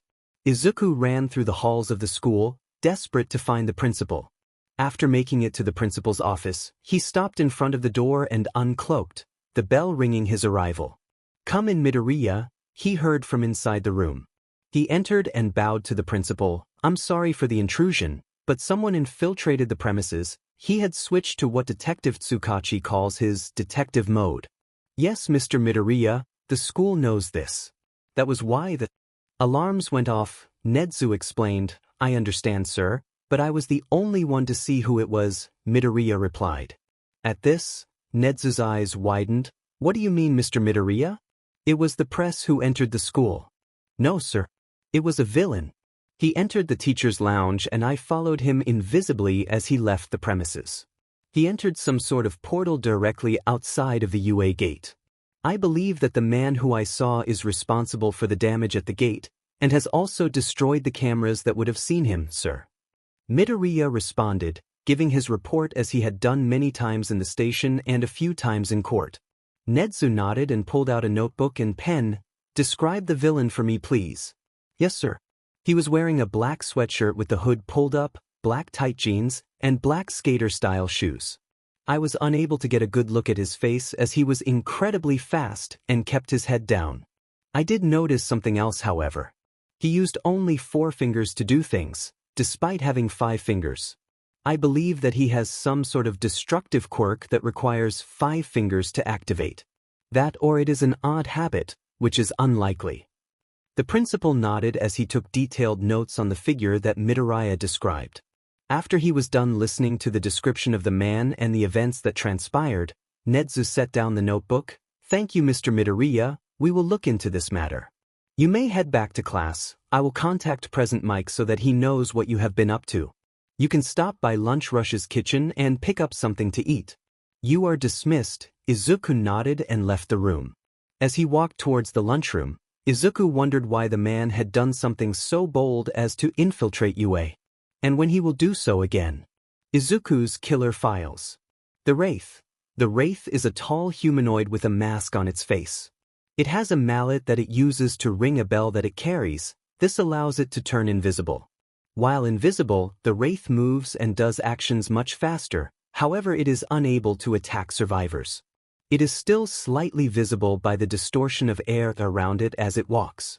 Strategy: pay close attention to your surroundings. It is easy for the Wraith to sneak up on you, and the only warning that you will get is the ringing of its bell. It does have an add-on that makes this silent, however, so being vigilant is incredibly important. Good perks to use when facing the Wraith are Spine Chill and Premonition, as they can warn you for when the Wraith is near. Tones. Windstorm Blood. This add-on tremendously increases the Wraith's movement speed while cloaked, at the cost of slightly decreasing the Wraith's movement speed while decloaking. Izuku floated in an empty black void. This was terrifying to him, as he had had dreams of being either a survivor or a killer for as long as he could remember. He felt something scraped past his leg. It was sharp and rough like tree bark, but cold and damp. Izuku felt like he was being watched from all sides, as if some Lovecraftian horror had engulfed him. He lay there for what felt like hours, the odd thing poking, prodding, and brushing him. He woke up in a cold sweat for the first time in years. Something was going to happen today. Something big. Yanagi could tell that Izuku was nervous today. He was fidgeting in his seat more than normal, looking around with wild eyes. She gently laid her hand on his. "My dearest friend, what has you so agitated?" Izuku's head whipped around to her. After taking a deep breath, he calmed down. I had a nightmare last night. There's something coming." Yanagi tilted her head. "I understand that you experienced a terror of the night, but that does not mean that today will be a day of judgment." When she said that, Izuku's eyes blew wide and he froze. "That's it. Today is a day of judgment?" Yanagi squeezed his hand. "You don't understand, Yanagi. I have had the same type of dream since I got my quirk. The fact that it was different last night is an omen. We are in danger." His hand tightened around hers, and her face exploded in a blush. They exited the train with hands still locked. Izuku was on edge the whole day. He was constantly looking around and trying to find what could be wrong, but the day was relatively normal. Before Heroics class, Bakugo turned around to look at him. "Yo, nerd. Whatever is going on with you, you need to get your sheet together." Izuku stopped moving, staring at Bakugo in surprise. Was he checking up on him? And since when did he not trigger his heartbeat or spine chill? Alright everyone, it's time for your heroics class, Aizawa said, slouching into the room. Get your costumes and go down to the buses. With that he immediately turned and left the room.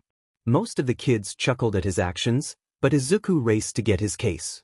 If there was going to be an emergency, then he was going to be prepared. To the buses. And I just realized I never had a chapter where they picked a president facepalm. I'm so sorry guys. Just assume that the events happen like they do in canon minus Izuku being there to see Iida do the emergency exit thing. Again, I'm so sorry. Iida blew a whistle that he got from somewhere and had everyone get with a partner for their seats. Yanagi immediately latched onto Izuku's arm, blushing at the muscles that she felt under his costume. After getting on the bus, the kids realized that the bus was laid out differently. Izuku patted Iida's shoulder as they all sat down. Midoriya, I'm pretty blunt about what I say. Izuku nodded at this, not noticing Yanagi's slight scowl at the girl. I was wondering how many transformations you have, Karo. Izuku gave a half smile. I have about 21, but I feel like there are more that I haven't seen yet. The problem with them is that they are evil. At this the bus went quiet, staring at him. They are murderers and psychopaths. Some are even famous. That was when Ishido interrupted. Like who? Izuku ran through his mental list of killers, and contemplated if it was a good idea. Deciding that he was likely safe with the cooldown, he shifted into a recognizable killer. He grew larger, a mask appearing over his face. A large butcher's knife sliding into his hand. There he sat as the hardest killer to go up against. Ishido gasped, I know him. That's Michael Myers. The class shuddered as Izuku slowly turned to look at her, his breathing audible through his mask. Izuku dropped the transformation, the class relaxing. As I was saying, they are evil. I can only hope to use them for good. Yanagi gently grasped his arm again. You have already done an outstanding job, Midoriya. Kirishima nodded. Plus that's super flashy. My quirk is not super great in terms of visuals. Izuku shook his head. I think that your quirk will draw lots of attention. You will be the impenetrable shield of the hero world. Kirishima smiled wide. Thanks bro. You're super manly. That was when they pulled up to a large building. Alright, everyone get off, Aizawa grumbled from the driver's seat. The class funneled into the building, looking around with wide eyes. This is the Unforeseen Simulation Joint, or USJ for short, said a spacesuit-wearing hero. That's 13 the rescue hero. Izuku exclaimed, I'm glad that I have fans, the hero giggled.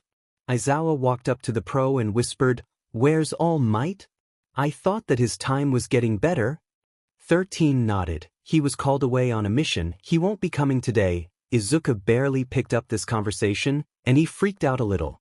Yanagi placed a hand on his shoulder and he took a deep breath. That was when he noticed it. He could feel his heartbeat more than he normally should be able to. Eraser, head, we need to leave right now. He shouted hysterically, his eyes roving the USJ looking for villains. What's wrong, Midoriya? That's when he spotted a purple mist in the middle of the courtyard. Villains, he shouted, pointing at a hand emerging from the purple cloud. Aizawa whipped around and saw the villains. He's right. Everyone to the exit now. Before they could move, the doors slammed shut. The class is here, but where is All Might? He was supposed to be here today. A villain covered in hands shouted, Be patient, Shigaraki, we will find him, said two yellow eyes floating in the mist. Kurojuri, if you weren't our way out of here I would kill you, Shigaraki said, scratching at his neck. I understand, young master. 13 protect the kids, I'll deal with the villains, Aizawa said, pulling up his goggles and leaping down the stairs. Come on kids, I can still get us out. 13 tried herding the teens along, but Kurojiri appeared in front of them. I'm afraid I can't let that happen. Kirishima and Bakugo leapt forward, ready to attack. They passed harmlessly through the mist villain, and he sighed, now to separate the rest of you. Goodbye. The mist exploded across the students, sending them to various parts of the USJ. Before they could get teleported, Yanagi reached out and grabbed a firm hold on Izuku's arm, the boy pulling her into a hug. They hurtled through a void of purple and black. When they reached the other side, Izuku saw a large lake with a boat in the middle of it. He quickly activated the nurse's powers and blinked once, twice, 3 times onto the deck. Izuku and Yanagi crashed onto the deck, Izuku twisting them so that he was on the bottom. They lay there dazed for a moment before something slammed onto the deck beside them. They both took a battle pose, before realizing it was just Mineta, Tsu jumping over the railing a few seconds later. Now I wish that they had just expelled me. Mineta cried, tears streaming down his face. Yanagi and Tsu glared at the boy, while Izuku peered over the edge of the boat. He saw a bunch of villains swimming around aimlessly. Guys, I have an idea, but it's going to be really dangerous. The teens looked to him and paled but nodded. Aizawa was not having a good day. First he had been roused from his nap to take the class to the USJ. He knows that it was in the lesson plan, but that didn't make his sleep deprivation any better. Then when he gets there, villains show up. He slugs one in the gut before kicking another in the ball as hard as he could. But of course all might just had to be called off. He slammed 2 villains' heads together. This was just a fine mess, wasn't it? The battle was wearing him down. He could feel his eyes itching and his breathing getting heavy. "You're slowing down, Eraser," Shigaraki said. "Too bad, too. You haven't even made it to the boss fight yet." He finished off the last of the small fry for now and turned to the last 2 villains. Shigaraki raced towards him, hands at the ready. Aizawa made to elbow the man in the face, but he grabbed his elbow. Aizawa activated his quirk and watched the villain, trying to pull his elbow out of the man's grip. "You're really cool, you know that, Eraser? Too bad that you have to die here." He couldn't take it, and he blinked. His arm lit up with pain. He jumped away from the laughing villain and saw that the skin on his elbow had peeled away, leaving the muscle and nerves exposed. "Ah, that was fun. Now I think that it's time to end this. Nomu, take care of Eraserhead for me." The black bird-headed villain suddenly appeared in front of Aizawa and slammed him into the ground. Aizawa felt his skull crack on the ground, and multiple bones snap. He definitely had a concussion. This day couldn't get any worse. Maybe he shouldn't have thought that. After Izuku had explained his plan, Yanagi vehemently disagreed. "That is far too reckless. I will not stand to see such heedless actions." Izuku smiled sadly. "That's too bad." He then threw Mineta at the girl.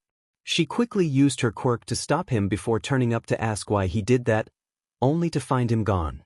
They ran over to the side of the boat to see Izuku crash into the water.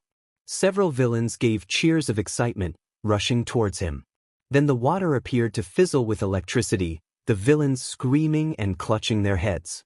They began to swim away as fast as they could. A few in groups would randomly scream again before swimming harder. That was when Tsu grabbed the 2 other heroes in training and jumped for shore as planned. When they made it, they saw Izuku trudging through the water towards them soaking wet. Sorry, Yanagi. I had to make sure that you couldn't use your quirk on me," she huffed and smacked his arm. "Just do not ever repeat that horrid misdemeanor," Izuku chuckled. "I'll do my best." That was when the teens heard a scream echo from the courtyard. They spun to watch as their teacher was pinned to the ground aggressively by one of the villains. Shigaraki scratched at his neck. "Well, if All Might won't be coming, then I guess I'll take my anger out on some kids." He looked over at them, Izuku's spine chill activating full force. "Why not that one right there?" Izuku followed his gaze to Yanagi, and scowled. "Not on his watch." Shigaraki raced towards them, and everyone was surprised when Izuku climbed out of the water to meet him. "Midoriya." "Why you said dash," Yanagi began. "I said that I'd do my best. And right now, my best involves saving you guys. After all, I'm much scarier than any villain." "RIGHT," Izuku's body cracked and groaned. He grew taller, reaching at least 7 feet tall. His shoulders widened. His outfit turned into a lab coat with no sleeves, an odd metal headgear materializing on his now bald head. Finally, a large spiked metal club appeared in his right hand. The doctor was here, and he wasn't here to play. Yanagi's eyes watered, and she held out a hand whispering, "Not to me." Shigaraki kept running despite this, unafraid of the hero's transformation. Oh, how that would change. The doctor held up his left hand, electricity jumping between his fingers. He moved out his hand, sending the electricity pulsing through the ground towards the villain. It surged through Shigaraki, halting him in his tracks as he grabbed his head and let loose a strangled shout. The doctor advanced, another shock readied. He released it, causing the man in front of him to scream once more. Help! Shigaraki cried, falling to the ground on his butt, scooching away from the advancing killer. Once more the doctor summoned electricity, releasing it just as the Nomu appeared in front of him. Shigaraki screamed again as the doctor was backhanded across the Izuku lay in a pained heap on the steps. He wasn't injured, but he felt like he was hit by a truck. Glancing at his bar as he stood up, he noticed that it was 2-3 full. He didn't have time to think about that now. He shifted back into the doctor, readying another shock. The Nomu appeared in front of him, swinging its fist like a wrecking ball. The doctor grabbed the fist and sent the shock directly into the Nomu. It paused for a second before slugging him straight in the gut. Izuku slouched over, winded. He quickly shifted back into the doctor before the Nomu slammed him into the ground. Izuku groaned, shifting into the doctor once more as he lunged out of the way. The Nomu's foot crashed into the ground right where he had been laying. He swung his club, smashing it across the Nomu's skull. The Nomu's head whipped downwards with the strike before snapping up to meet him. With a punch to the chest, Izuku was sent flying into a tree by the lake. As he sat up, he noticed that the bar was almost full. He couldn't even call upon the power of a killer without completing it. He glanced to his right and saw Yanagi, Tsu, and Mineta watching him with fear in their eyes. Not fear towards him, but fear for him. Standing up once more, he grit his teeth. What is the school's motto again? Oh right, go beyond. Plus ultra. He reached for the doctor, but couldn't find him there. He couldn't find any of the killers in fact. There was only one thing waiting for him. He grabbed the rough, sharp thing and pulled with all his might. Shigaraki watched as that thing was tossed around by the Nomu. For a second he was relieved, then it appeared next to him. He scrambled away, holding up his hands. His heartbeat raced. He was sweating buckets. Then it disappeared. He looked back towards the Nomu, and saw something that would haunt him for the rest of his life. Where the doctor had crashed into the tree, there were 3 large black tendrils erupting from the floor. Each was as thick as the Nomu was wide, and they were long enough to scrape the rafters. They swung to and fro like blind worms popping out of the soil.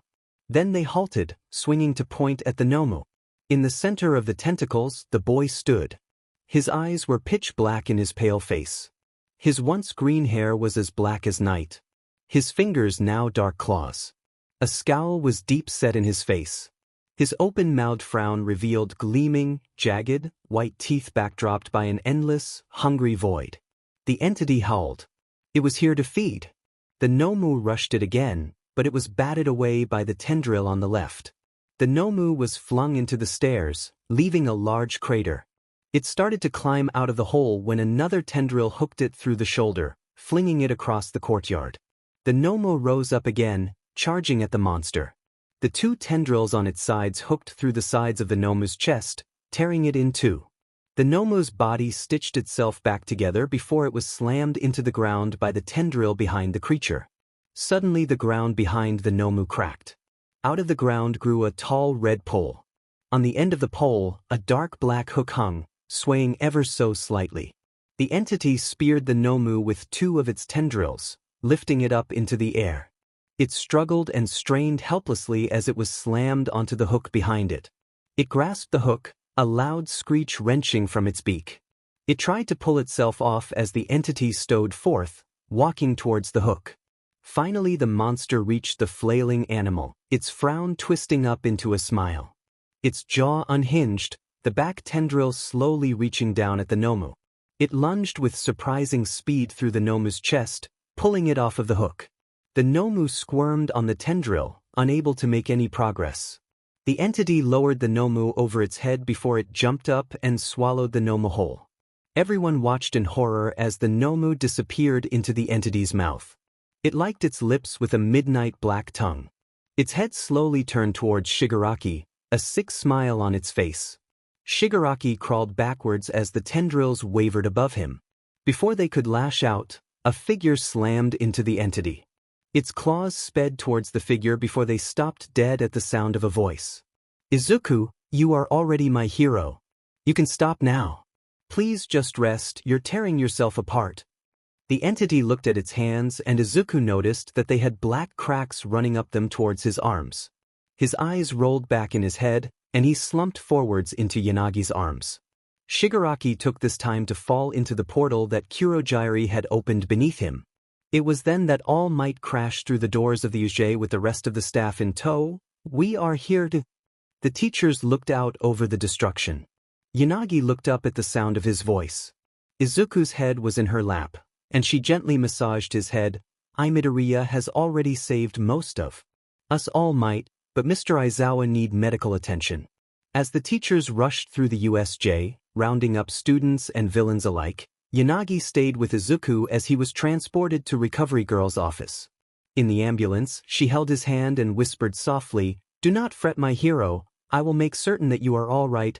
A single tear rolled down her cheek. Izuku's killer files. Michael Myers. The shape.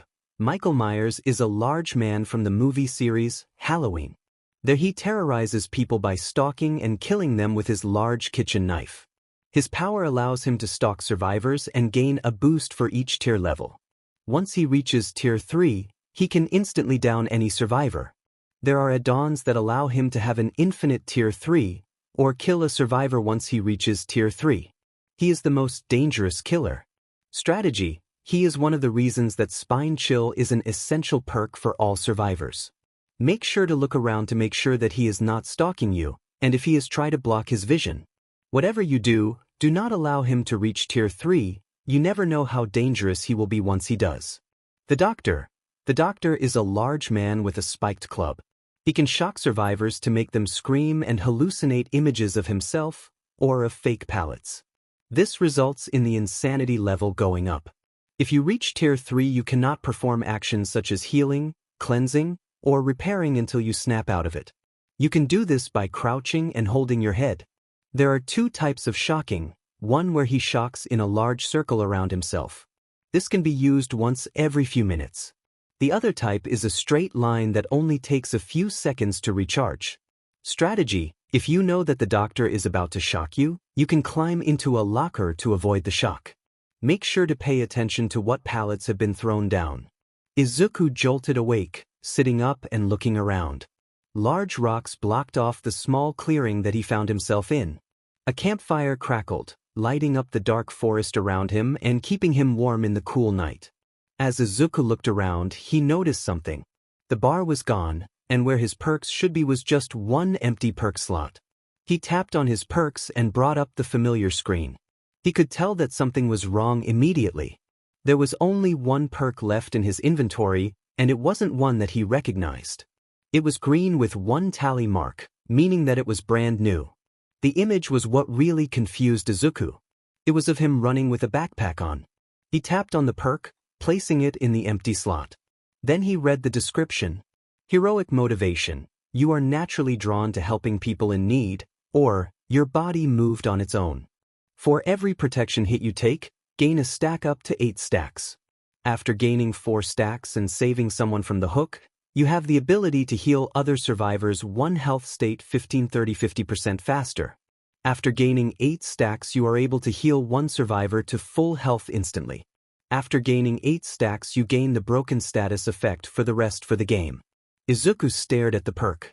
It was incredible, but how did it know that phrase? Before he could contemplate any longer, he heard a rustling come from behind him. He jumped to his feet and reached for a killer, but he found none. Confused, he looked down at his hands. The rustling got louder and Izuku picked up a stone roughly the size of a baseball. Who's there? Wow, kid. Relax. It's just me. Steve emerged from the foliage, stepping into the clearing. Steve! Izuku shouted, dropping his stone and running to the man and throwing his arms around him. Steve hugged him back fiercely. Where have you been, kid? It's been, well, I don't really know how long 'cause time is weird here, but it's been way too long. Izuku pulled away slightly. You'll never believe me. Steven laughed and rustled his hair. Try me. They sat at the fire, and Izuku explained everything. The other survivors all knew that Izuku would switch between the real world in the day, and this one at night. Steve listened intently as Izuku described the way his quirk had evolved. allowing him to turn into the killers and forcing him to hunt them down at night. So you're saying that sometimes it was you hooking us? Izuku nodded sadly. I wasn't in control. Steve let out a breath and ran his fingers through his hair. Did you ever hook me? Izuku looked up at the man for a second before looking away and nodding with tears in his eyes. Well, better me than you. Izuku's head whipped back around. What? You don't hate me? Steve looked over at him and smiled. Course not, kid. It's not like you wanted to do it. The tears in Izuku's eyes overflowed, and he latched onto the man, sobbing his heart out. Steve just held him, rocking and humming a soothing tune. After a while Izuku calmed down, pulling away and wiping his tears. Sorry, he sniffed. Steve just chuckled. Hey, we all need a good cry sometimes. Steve placed his hand on Izuku's shoulder. I'm always here for you, kid. Izuku beamed. They heard more rustling, and Izuku tensed. Steve squeezed his shoulder. It's okay, kid. The killers don't bother us here. Izuku relaxed, taking a deep breath and watching the trees. Soon, a man emerged from the forest, blinking at the bright light of the fire. Hey Ash, how are you doing? Steve asked, reclining on his hands. I've seen better days, Ash grumbled. Hey Izuku, been a while. Izuku nodded, waving at the man. He lifted his hand in greeting and sat down with a groan. Steve and Izuku talked quietly for a while as Ash slept. After discussing the recent events that lead to Izuku being here, they heard a twig snap. Ash, time to get up, buddy, Steve said, standing and pulling Izuku to his feet. Ash sputtered and stretched. Let's get this over with. Izuku looked around in confusion. What's happening? The last survivor for this round is coming, Ash said, popping his back and slouching. Izuku watched intently as another man emerged from the darkness. His glasses reflected the firelight, and his white shirt seemed to shine in the night. Izuku, is that you? Izuku started sobbing, running to the man. Dwight? The man froze in surprise as Izuku held onto him. Where have you been, kid? How did you get so big? Dwight asked, holding onto Izuku's shoulders lightly. Izuku wiped some of the tears away. I'm stuck between this world and the real world, so I've grown up. Dwight looked Izuku up and down. So you have, he chuckled. Izuku beamed. Thank you for that key. I woke up before I needed to use it, but it helped me out in the real world. Dwight raised an eyebrow. What do you mean? Before Izuku could answer, the fire was snuffed out, casting the clearing into darkness. What's going on? Izuku exclaimed. It's startin'. Ash's voice called out to him from the darkness. Good luck, everybody. I'll see you on the other side. Izuku's vision went black, and his head spun. It felt like being teleported by Kurogiri again. He felt his feet hit the ground and he stumbled forwards. Looking around, Izuku saw a very familiar sight. He was standing in a small wooded area, corn sprouting in front of him, randomly icted walls to his right, and the killer's shack to his left. Izuku walked over to the shack and peered in. He saw a generator resting silent in the middle of the shack, two large red lockers waiting on the other side of the shack, and a staircase leading down to darkness on his left. Izuku sighed and walked in. He circled to the other side of the generator and set off to work. He was about done with the generator when his heartbeat picked up lightly. The killer was near. He heard a shout, and an aura appeared. It was Ash. He was downed. Izuku stopped working on the generator as Ash was lifted off of the ground. His heart thundered in his chest as the killer approached the killer's shack. The killer rounded the tree and Izuku gasped. It was the Nomu. Its huge steps shook the ground as it marched its way to the killer's shack. Izuku ran forward, slamming into the Nomu's gut. It didn't even flinch. A large hand came down and slammed into Izuku, knocking him to the side. He ran towards the killer's shack, blood dripping from his wounded side. The Nomu chased after him, Ash pounding its back, trying to escape. They reached the shack, and Izuku thanked his lucky stars that the pallet was on the closest side. He slid to a stop inside of the doorway to the shack, prepared to slam the pallet on the mindless beast. Then it did something he didn't expect. It turned and walked along the outside of the shack. Izuku limped to the other side as it entered through the door. He threw his arms out wide, roaring, "Stop! No, kid! Run!" Ash yelled, but it was too late. The Nomu swung, ramming Izuku into the wall. Izuku groaned, trying to crawl at the Nomu. The Nomu turned to the basement, but before it could walk down the stairs, Ash jumped off of its shoulder. "I'll be back for you, kid," he yelled, rushing out through the window. The Nomu shrieked its fury. Its breath heaved in anger as it faced Izuku, its normally expressionless eyes burning with hatred. It stormed its way over to him, hooking its arm under his stomach and lifted him off of the ground. Its feet caused the steps to in pain as it strode down them. Izuku struggled and writhed on its shoulder, but he knew it was no use. The Nomu approached the hook and grabbed Izuku's body. It hoisted him into the air and slammed him onto the hook. Izuku's eye blew wide and he wailed in agony as the hook pierced his shoulder. The Nomu calmly walked upstairs as Izuku hung there, panting and groaning. He should have woken up by now. This wasn't the way that it should go. Izuku croaked and ummed on the hook, his legs swinging slightly. He heard the Nomu kick the generator and quick footsteps pound down the stairs. Steve raced around the corner. "Don't worry, kid, I've got borrowed time." The information for borrowed time sped through Izuku's head. Borrowed time. You are fueled by an unexpected energy when saving an ally from a hook within the killer's terror radius. After unhooking an ally within the killer's terror radius, for 15 seconds, any damage taken that would put the unhooked survivor will instead inflict the deep wound statue effect. The survivor has 10, 15, 20 to mend themselves. If the survivor takes any damage while affected by deep wound, or if the timer ends, the unhooked survivor is immediately put into the dying state. Izuku could see the Nomu come around the corner as Steve pulled him off of the hook. The Nomu moved to swat Steve, but Izuku threw himself in front of it. The blow struck Izuku, causing Izuku to cry out. Steve grabbed his hand and yanked him out of the basement. As they reached the top, the generator in the shack, and one across the map roared to life. "Let's go, kid. I said I'd be back for you, didn't I?" Ash said with a laugh. "I'll take him from here." The Nomu howled as it arrived at the top of the stairs, and Ash howled back, laughing confidently. Steve and Izuku sped through the door as Ash pulled out a flashlight and aimed it at the Nomu's eyes. The Nomu growled and swung at Ash, missing him by a few feet and slamming its hand into the activated generator. Izuku and Steve raced across the map, brushing corn stalks out of their way as they ran towards a large 2-story house. They ran upstairs. They stopped in a small loft. It had 2 lockers flanking a window that led outside, and a doorway that led into another room with more lockers and a big hole in the floor that led to a room downstairs. "Come here, kid, let's get you patched up." Steve pulled out some gauze from thin air and started mending Izuku. After a few seconds, Izuku didn't feel like passing out anymore, even if he was still bleeding. After another few seconds, he felt as good as new.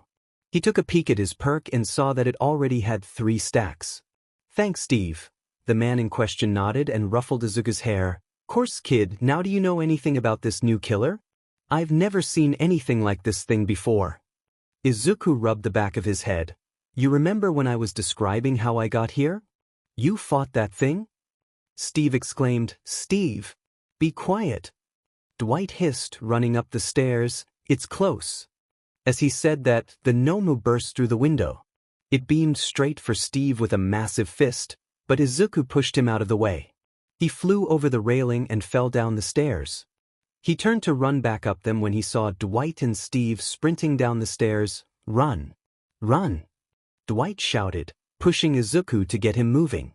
Izuku ran out of the building, sprinting towards one of the groups of walls. He looked back to see Dwight and Steve running into the corn, the Nomu hot on their heels. Izuku turned around and kept running. "I need a medkit. Or Ash." A generator in the corn activated. "Medkit it is then," he grumbled. As he stumbled along, he saw a large tree with stone walls around it. Smiling, he limped his way over to it. Let's see. It's over here sometimes." He mumbled, "There." He dropped to his knees at a box and began fiddling with the lock. After a few seconds, he got it open. Closing his eyes, he mumbled a silent prayer to the universe. He opened one eye and smiled. There was a nice shiny purple medkit in the chest. He sat down and pulled the gauze across his chest. It was slow going, but eventually he felt able to get up with no difficulty. He ran to the walls that he had been heading towards after leaving the house, and found a generator there. It had been started but didn't look like it had been worked on much. Izuku crouched and began repairing it. He lamented the loss of his other perks. Spine chill and self-care would be nice to have right now, but he had a job to do. He had just finished the generator when a scream rang out. He looked up to see Steve on the ground. He took off, running towards where Steve had been downed. Steve cried out as he was hooked in the middle of the cornfields, his body flailing and trying to get off. Izuku sprinted through the cornfields, his heartbeat picking up more and more as he drew near Steve. He finally could see Steve on the hook and the Nomu. It was squatting in front of the elder teen, watching him intensely with its glazed eyes. Izuku saw Ash on the other side of the hook. He held up his flashlight and pointed it towards the Nomu, flicking his head towards Steve. Izuku nodded, understanding his meaning. Ash ran out in front of the Nomu, flashing the light into its eyes. The Nomu stood, screeching and covering its eyes. It swung blindly, searching for the offending survivor. Izuku ran out, grabbing Steve under the arms and pulling him off of the hook. The Nomu stopped its attack on Ash and whipped around to glare at Izuku and Steve. "Hey ugly! I'm your dance leopardna. Leave them kids alone!" Ash shouted angrily. The Nomu chased after the boys. Izuku pushed Steve along, muttering for him to move. The Nomu smacked Izuku aside. Izuku gasped in pain, but continued to run behind Steve. "You gotta get out of here, kid!" Steve yelled. "No, I need protection hits for my quirk." Izuku replied. "That's all well and good, but you're already injured." Steve rebuked. "Now's really not the time, you two." Ash hollered back. The Nomu charged forwards and tried to hit Steve once more, but Izuku lunged in front of the large fist. Izuku flipped into the air as the Nomu slugged him in the chest. It skidded to a stop and picked him up. Ash ran in front of the monster. "You've got to have some sort of death wish, kid," he said as he shined his light right in its eyes. It reared back, dropping Izuku onto his feet. "Thanks, Ash," he called as he ran after Steve. "No problem, kid. Go get yourself healed up." Izuku watched over his shoulder as Ash ran off into the corn. Izuku relaxed as the Nomu followed him deeper into the foliage. "Izuku, over here!" He heard Dwight call from a small wooded area. Izuku hobbled over to him and saw Steve panting against a tree. "Let's heal him up," Izuku said, already moving to Steve. Dwight huffed and followed him. They began wrapping Steve up. After they finished, Dwight looked over to Izuku. "That was fast. What perks are you using?" Before Izuku could explain, their heartbeats picked up.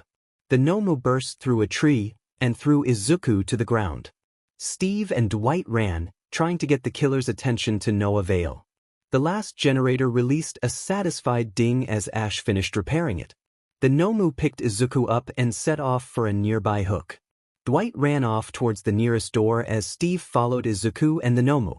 The Nomu hooked Izuku, twisting to look for Steve. Black tendrils reached for Izuku, one trying to stab him through the gut, forcing him to grab a hold of it. Steve dodged around the Nomu and reached for Izuku. The monster interrupted Steve's attempt with a right hook. The man shook it off and grabbed Izuku, saving him from the hook. "Let's go!" he cried, eyes wide and panicked. Izuku took another hit from the Nomu, staggering forwards to follow the older teen as they sprinted for the door. With a quick glance, Izuku saw that he had 8 stacks. A loud grating sound announced the opening of the door. Steve and Izuku could see Dwight and Ash waiting for them at the door. The boys smiled, they were home free. Then everything went wrong. The Nomu broke through the wall next to Steve and slugged him straight to the gut. The man collapsed to the ground, gasping for air. Izuku skidded to a stop, turning to face the hulking creature. They both moved to get to Steve. Izuku reached out, and with a touch of his hand, Steve was healed. He stood and took the hit, leaping towards the door. They ran into the exit gate, Steve laughing as he crossed the threshold. "We did it! We did it, Izuku!" He whipped around at the sound of a cry. There, lying a foot from the threshold, was Izuku. The Nomu towered over the boy, roaring its triumph. "Nu!" Steve cried, pounding on the barrier of the threshold. "Izuku!" Dwight and Ash, grabbed his arms and pulled him away as he wept. Izuku. Izuku groaned in pain as the Nomu picked him up. He reached for his friends, watching as they reluctantly left, unable to save him. Izuku knew that only pain was to come, but at the same time he was content. He had saved his friends just like a real hero. As the Nomu hooked Izuku, he closed his eyes, accepting his fate. The tendril reached down, reared back, and speared the boy, lifting his lifeless body towards the sky.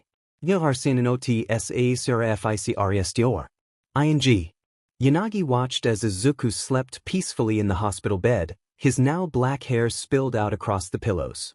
She had been here with his mother all night, and now all day. She was worried that he wouldn't wake up. She grabbed his hand, his skin cold and his now long black nails entrancing her. Suddenly the heart monitor, which had been beeping steadily for over 24 hours now, flatlined. Izuku's mother's eyes shot open. "Get the doctor," she shrieked, lunging at her son. Yanagi leapt from her seat, running to the door and throwing it open. "Help! We need help!" She heard the distressed mother gasp, and Yanagi whipped around. There, sitting up in bed, gazing around the room, was Izuku. His pupils were now black instead of their previous dark green. He smiled, revealing razor-sharp teeth and looking at his mother. "Have you enjoyed my gift now? Make sure that you continue to take care of him. He's very dear to me." Inko's face went as white as milk, and Izuku's eyes rolled back into his head. His head hit the bed and the heart monitor began beeping again, as if nothing had changed from the way it was just 2 minutes earlier. As doctors rushed into the room past Yanagi, Inko approached the shell-shocked girl. "We need to talk about Izuku. If you're going to keep admiring him the way you do, you need to know where he came from." Yanagi's face returned to its usual stoic expression, and she nodded, following the mother closely. Izuku's killer files. The Nomu the Abomination. The Abomination is a large humanoid with pitch-black skin, a beak, and an exposed brain. The Abomination has the ability to charge at a survivor. If it hits a wall while charging, it breaks a hole that both survivors and the Abomination can walk through. Only one hole can exist on the map at a time, unless it uses an add-on. Strategy: cause the Abomination to run into a wall when it charges at you, then circle around it and enter the hole.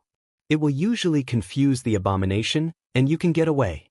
Note to future self: only use under dire circumstances. Nomus are associated with the League of Villains and this can scare civilians. Yanagi and Inko arrived at an outside garden, Yanagi allowing Inko to guide her to a nearby bench. They sat in silence for a few seconds as Inko gathered up the strength to talk.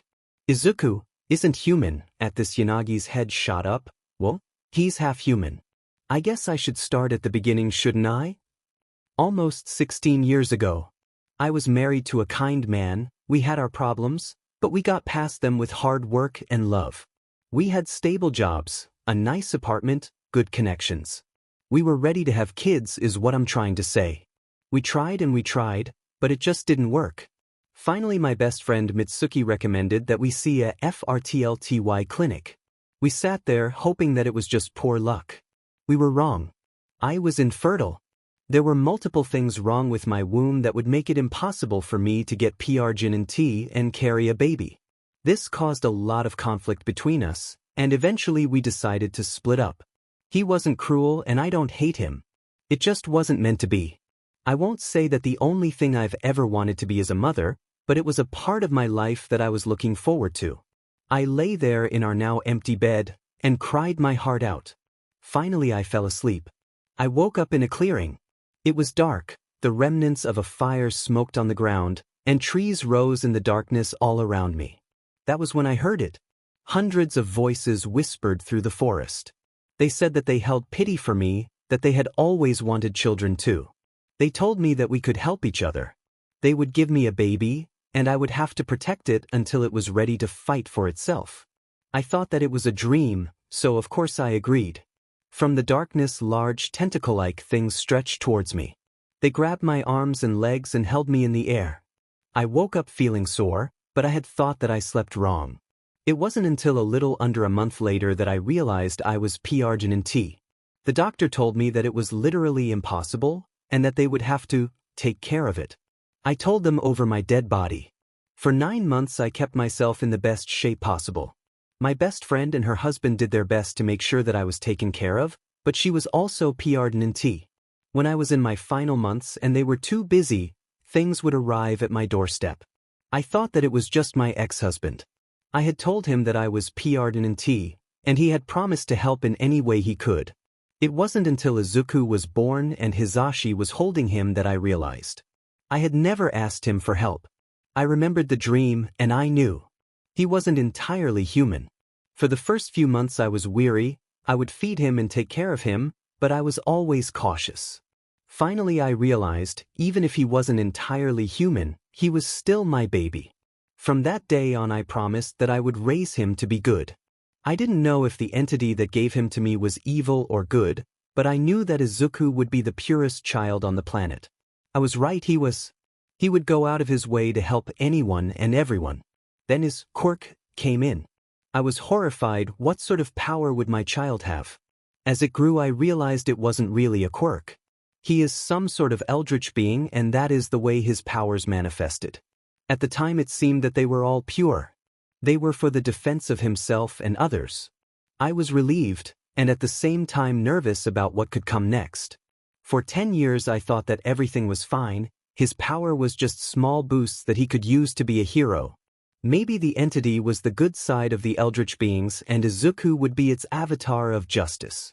Then he activated the other half of his powers. I realized that no, the entity was not good, it was just making sure that its demigod son was mature enough to handle its presence. Present day. Inko gazed up at the window leading to her son's room. I still love him, he's still my son. I'm just worried that this thing will consume him. If you're going to care for him the way that you do, you needed to know. I have to tell him. I hope that he doesn't hate me from keeping it from him. He will not loathe you, madam, you are his mother. I will do my damnedest to stay beside him on his dark path. I will remind him of your unwavering love, and he shall see that you cannot be held accountable, Yanagi said, gently laying a hand on Inko's arm. The woman smiled at her, her face wrinkled and weary from long years of worry, but she remained beautiful regardless. They walked back to Izuku's room together. Yanagi gave the woman a hug as she entered her son's room. She took a seat next to the door, knowing that they would need time alone for this discussion. She waited there for a few minutes before the door crashed open. She was startled from her chair, standing and watching as Izuku sprinted down the hallway with unnatural speed. She ran after him, ignoring the calls of the nurses and doctors. It was difficult following him, but finally she found him on the roof. He was standing at the railing, panting and sweating. Is Midoriya? His head whipped to her, his now black pupils filled with tears. Yanagi? He said, his back bumping into the metal railing. She approached slowly, one hand held out to steady him as the other gripped her shirt. It is okay, my hero, you needn't be worried of me. Izuku's breath slowed from the nervous panting. Whyou doin' her? He asked, his voice wavering and afraid. I've been awaiting you patiently, my hero. It was simply not possible for me to leave you, Izuku shuddered, looking at the ground. Tell me that. I'm no hero. Yanagi shook her head with a small smile. You've always been a hero, Midoriya. Do you not recall the time long ago? When you graced a quirk doctor with your presence and stopped a nurse with villainous intent. Izuku's eyes widened. How did you yukk now abu tvt? Yanagi smiled, continuing to inch towards the scared boy. That was the first time that you have been my savior, Izuku Midoriya. The first of 4 occasions where you protected me with your powers over this mortal plane. Izuku shook. I couldn't have saved anyone. I'm nothing but a monster. Fog rolled across the roof, small black wisps rose from the ground like the tendrils from the... You are a monstrous creature, Izuku Midoriya, but a monster has the strength to become one of the most fearsome heroes. You saved me from that nurse. You threw yourself on the bladed edge of a villain's teeth to keep myself and others safe. You obliterated the arm of the robot that surely would have led to my demise. You sacrificed your body and mind to save not only I, but all of our classmates and teachers from a monster who chose to only do evil. You may be a monster, but you are my hero." With this, Yanagi lay prostrate on the ground in front of Izuku. The fog fell, the wisps faded into nothingness. Izuku took a shaky step forward, collapsing to his knees in front of the girl.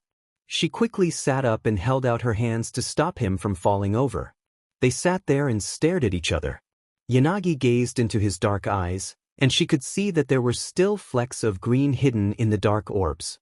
"You are a monster, but one of justice and righteousness. You are a hero, and I will force you to recall that every instance that you doubt your constitution." Izuku nodded and tears spilled down his face. He drew the girl into a hug, and they sat there as the sun set, focusing on the comforting presence of the other. Izuku realized whatever he was, he would still be a hero, for Yanagi if no one else. From the door, Inko's face pulled into a sad smile. She could only hope that her baby didn't hate her. She would support him in any way that she could, even if that meant keeping her distance. The entity may have used her to make Izuku, but she would do all that she was able to keep him on the right path. Yanagi was walking home. She had gone out and bought some groceries for her mother and had met Ishido there. They were walking together on a nice street and Ishido was talking her ear off. As they were walking, Yanagi saw a large figure standing half-hidden against a large hedge a ways down the sidewalk. She slowed down and narrowed her eyes to get a better look at them, but they stepped behind the bush and out of sight. "What is it, Yanagi?" Ishido said, bouncing in front of her. Yanagi looked down at the strange girl before looking up at the bush. "There's someone hiding in the shadow of that shrubbery." Ishido looked at the bush and tilted her head. She scowled and stormed over to the hedge and whipped around it. "Hey, creep." She stood there for a second before she turned to Yanagi and smiled. "Yanagi dear, he wants to talk to you." Yanagi tilted her head, starting to walk towards her classmate. "He wants to take you out tonight," Ishido said with a smirk. Yanagi frowned and jogged over to where Ishido was, looking around the corner. No one was there when she reached the pink girl. "Someone was just peering at us from the darkness of this bush. I witnessed it," she said in confusion. Ishido smiled. "Poor Yanagi, scared him away." Yanagi frowned again. She could have sworn she saw someone. Ishido led their way forward, still teasing the ghost girl. They didn't see the large man step out from behind the other side of the bush. His heavy breathing rattled from behind his mask. He slipped behind the bush again, disappearing from sight. Time skip. Yanagi had arrived home. Ishido had apologized about teasing her so brutally when they parted ways, but Yanagi had told her that she wasn't upset by it. When she entered her apartment, she noticed something strange. Some strange sense whispered to her gently, "Hide." She quickly slipped into a nearby closet, slowing her breathing and pressing her back into the wall. That was when she heard it. Deep, ragged, muffled breathing began to get closer. A shadow passed in front of the closet and Yanagi held her breath. The shadow paused before continuing down the hallway. When she could no longer hear the breathing, Yanagi let out a sigh of relief. Suddenly the door swung open, a large hand reaching in and grabbing her by the front of her shirt. She was hauled into the hallway and held up by the large hand. She looked down with her blank expression at the masked man. A giggle slipped through her facade, before she burst out laughing.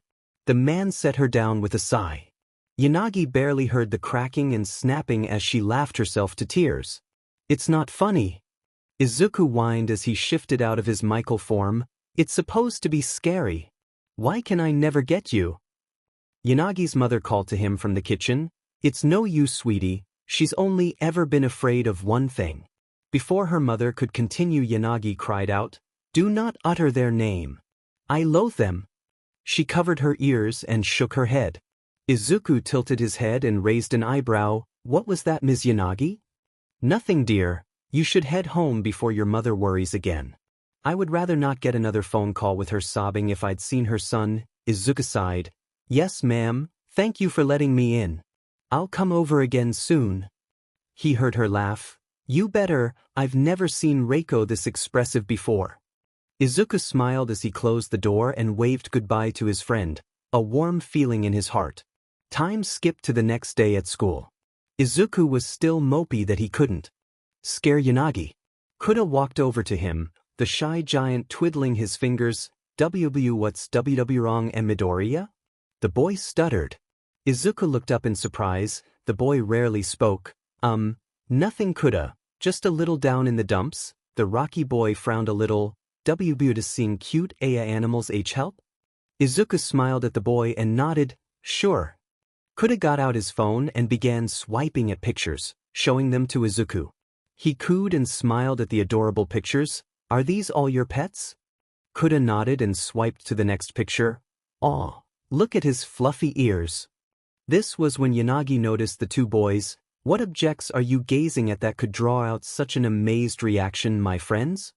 Izuku smiled and looked at Coulda. Show her. Coulda smiled back shyly and turned the phone so that Yanagi could see. Yanagi's eyes blew wide and she leapt backwards, stumbling and knocking over desks at her attempt to escape. Izuku raised an eyebrow. Yanagi, what's wrong? It's just a dash. Before he could say another word, an invisible force closed his mouth. Do not speak I's wretched name. It's the most foul-tempered rodent that you've ever laid eyes on. It's a killer. It's got huge pointy teeth. She did an odd motion with her hand, 3 fingers slightly curled in front of her mouth. The class was silent. Yanagi. It's a rabbit. She wailed, no. Izuku grew a devilish smile and gently took the phone from Kuda's hand. Yanagi scrambled backwards, the class giggling around them. So you're not afraid of my killers, but you're afraid of a small, fluffy, harmless rabbit? Yanagi got up and ran out the door screaming, not the Aizawa walked in the room and looked around in confusion. Midoriya, stop terrorizing your classmate and go find her. Izuku handed Kuda's phone back and ran out of the door. He found Yanagi sitting on a stair with her arms curled around her legs. Izuku's smile fell and he sat down next to her. Listen, Yanagi. I'm sorry, it was a joke. I didn't mean to make you upset. When she didn't respond, he nudged her gently. Still friends? She slumped limply on the stairs, not moving. Izuku saw red dripping down the stairs. Yanagi? Yanagi! He grabbed her shoulder and pulled her back into a sitting position. Then the girl started laughing, holding up a ketchup packet. Izuku's jaw fell open. An eye for an eye, Midoriya? Yanagi giggled. Izuku sat there shocked for a second before pouting. Yeah, you're right. They laughed together on the stairs before heading to class. That was a good day. Izuku's dream once again started at the campfire. He had noticed that when he woke up all of his perks had returned, but now that he was asleep again, they were gone. He had his perk heroic motivation, and a new one as well. This one had an image of All Might in a running stance.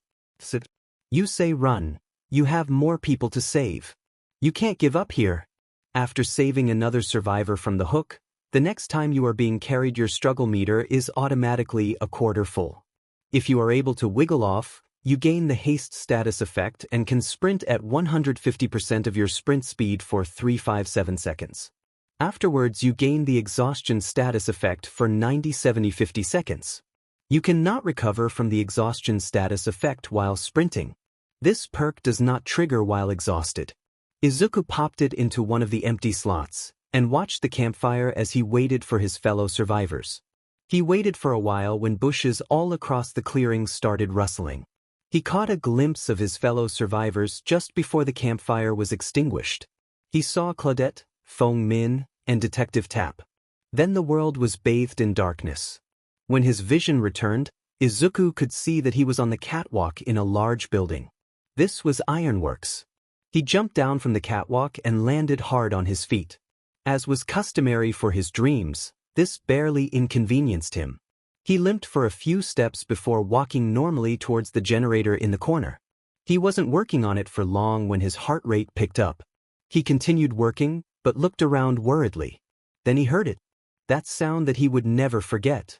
The sound of a revving chainsaw. He stopped working on the generator and crept behind some pipes. Suddenly a girl's scream rang out and the chainsaw stopped. He saw the aura of Claudette hit the floor before getting hoisted into the air. He glanced down at his perks and grew a determined expression. He's got this. He ran out from his hiding place as Claudette was placed onto the hook. He sprinted out of the building and into the foggy area, heading for the clearing where Claudette was hanging. His heart was still beating quickly, but he couldn't see him anywhere. He finally made it to the hook. grasping under Caudette's arms and lifting her up. She gasped and winced as the cool metal slid out of her shoulder, Izuku setting her gently on the ground. "It's fine now, why?" "Because I am here." He smiled. Claudette gave a half-hearted smile back. Then she looked behind him and her eyes widened. "Run!" she yelled, turning around and sprinting away from the hook. Izuku whipped around and saw him. He loomed over the boy at a solid 6 feet 10 inches. His right shoulder was higher than the left, the skin of his right shoulder was stretched and connected to his face. He was wearing a torn shirt that covered a muscled torso, and a pair of blue jeans held up by a leather belt. In his right hand he held a hefty mallet, and in his left was a bloody chainsaw. It was the killer Izuku hated most, even if he was less deadly than some others. This was the hillbilly. Izuku started running back towards the old factory in a panic, but he heard the chainsaw revving behind his back, the herald of demise. Before he could think of a way out of it, the chainsaw struck his back, and he fell to the ground with a pained cry. Billy reached down and grabbed him under his stomach, lifting the boy onto his shoulder and beginning to limp towards the factory, and Izuku knew exactly where he was being taken. The basement. Izuku began to struggle for all his worth, pounding away at the giant's back. His hopes dwindled as they reached the building, and they dwindled more when Billy began to shamble down the stairs. Just when he was about to lose all hope, he broke free. He immediately started running up the stairs, noticing that he seemed to be moving much quicker than he should. He spared a glance at his perks and noticed that the new perk had been triggered, and was now darkened. He ran through the large doors of the factory, and his vision turned white. He sat up in his bed confused. It had been years since he had woken up without being hooked, or hooking someone else. He looked down at his hands, staring at the black nails that now adroned each finger. Finally he shook his head and tapped on his perks. As was the case yesterday, all of his perks were there, even the new ones. He closed the perk window and got out of bed. Today was going to be an interesting day. As was the new norm, he met Yanagi at the train station and together they walked to class. The day passed by pretty usually until lunch rolled around. Izuku and Yanagi sat with Iida and Tsu and were chatting happily about their weekends, ignoring the events that had transpired a few days before. That was when an elbow struck the back of Yanagi's head. "Oh, I'm sorry, I couldn't see past your fatheads," said a blonde boy with a smirk. "You all think that you're so great because you defeated some villains." Well, before he could continue, Izuku stood up, the sound of his chair scraping against the floor silencing the room. "We almost died," he hissed, fog beginning to appear around his feet and spread throughout the room. "We were forced to fight for our lives, and you dare claim that we are arrogant?" His teeth flashed as he spoke, beginning to sharpen like razors. His nails scraped his chair, leaving marks in the plastic. His pupils were enlarged and black as pitch, watching the teen furiously. Yanagi reached up and grabbed his forearm gently. "Izuku, you must take a deep breath and calm yourself. You would not wish to forfeit your position, would you?" The midnight eyes turned to look at the girl, but she stared back unflinchingly. Slowly his pupils shrank and regained their slight green hue, his nails stopped digging into the chair, and the fog dissipated. "You're right," Izuku sighed before glaring at the other boy once more. "You better hope that we do not face off in the sports festival because I promise you will regret it." The boy sneered and looked like he was about to say something when a large hand struck the back of his neck. He slumped forwards and was caught by the now normal-sized hand. "Sorry about Manoma, he can get a bit competitive." "I'm Itsuka Kendo of Class 1B, she held out her hand to Izuku. He shook it once firmly before withdrawing his hand.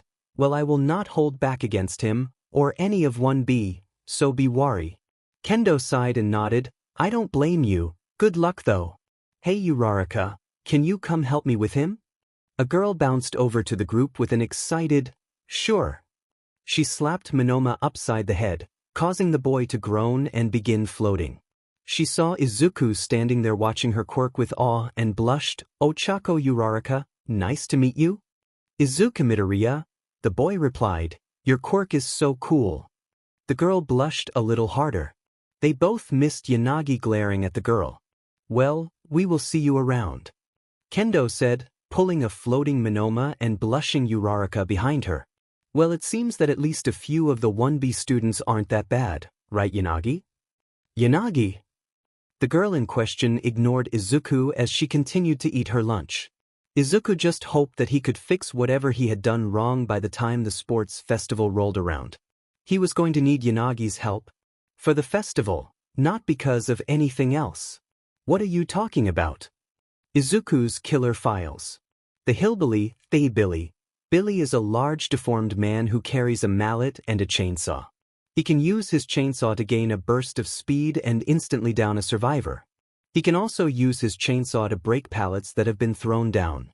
Strategy: if Billy begins revving his chainsaw zigzag instead of running in a straight line, this can cause him to miss you.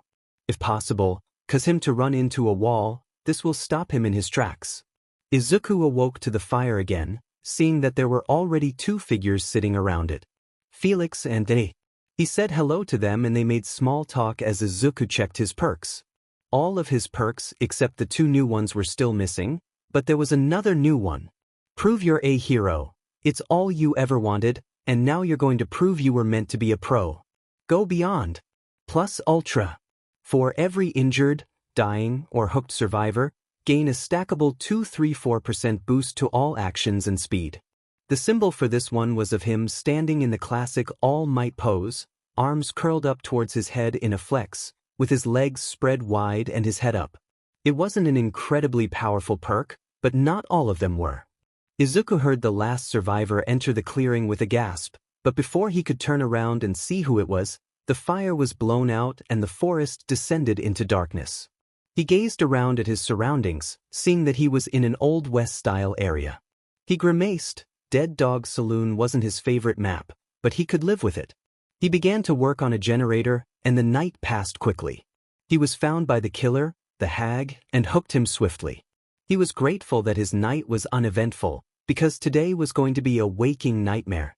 Today was finally the day of the sports festival. There were many things that Izuku was worried about for today, chief amongst them being that he had to make a speech. To make matters worse, Yanagi was still angry at him, and he had no idea how to apologize. He sighed and got dressed for the day, hoping that she would be in a better mood. After making it to the train station, he could see that he was wrong. She was still upset. He read and reread his speech many times, making sure that it was perfect. He really didn't want to screw this up. He read his speech one more time as the class waited to walk out into the stadium. The room was filled with nervous chatter, but overall it was peaceful. Midoriya, a voice called out to him.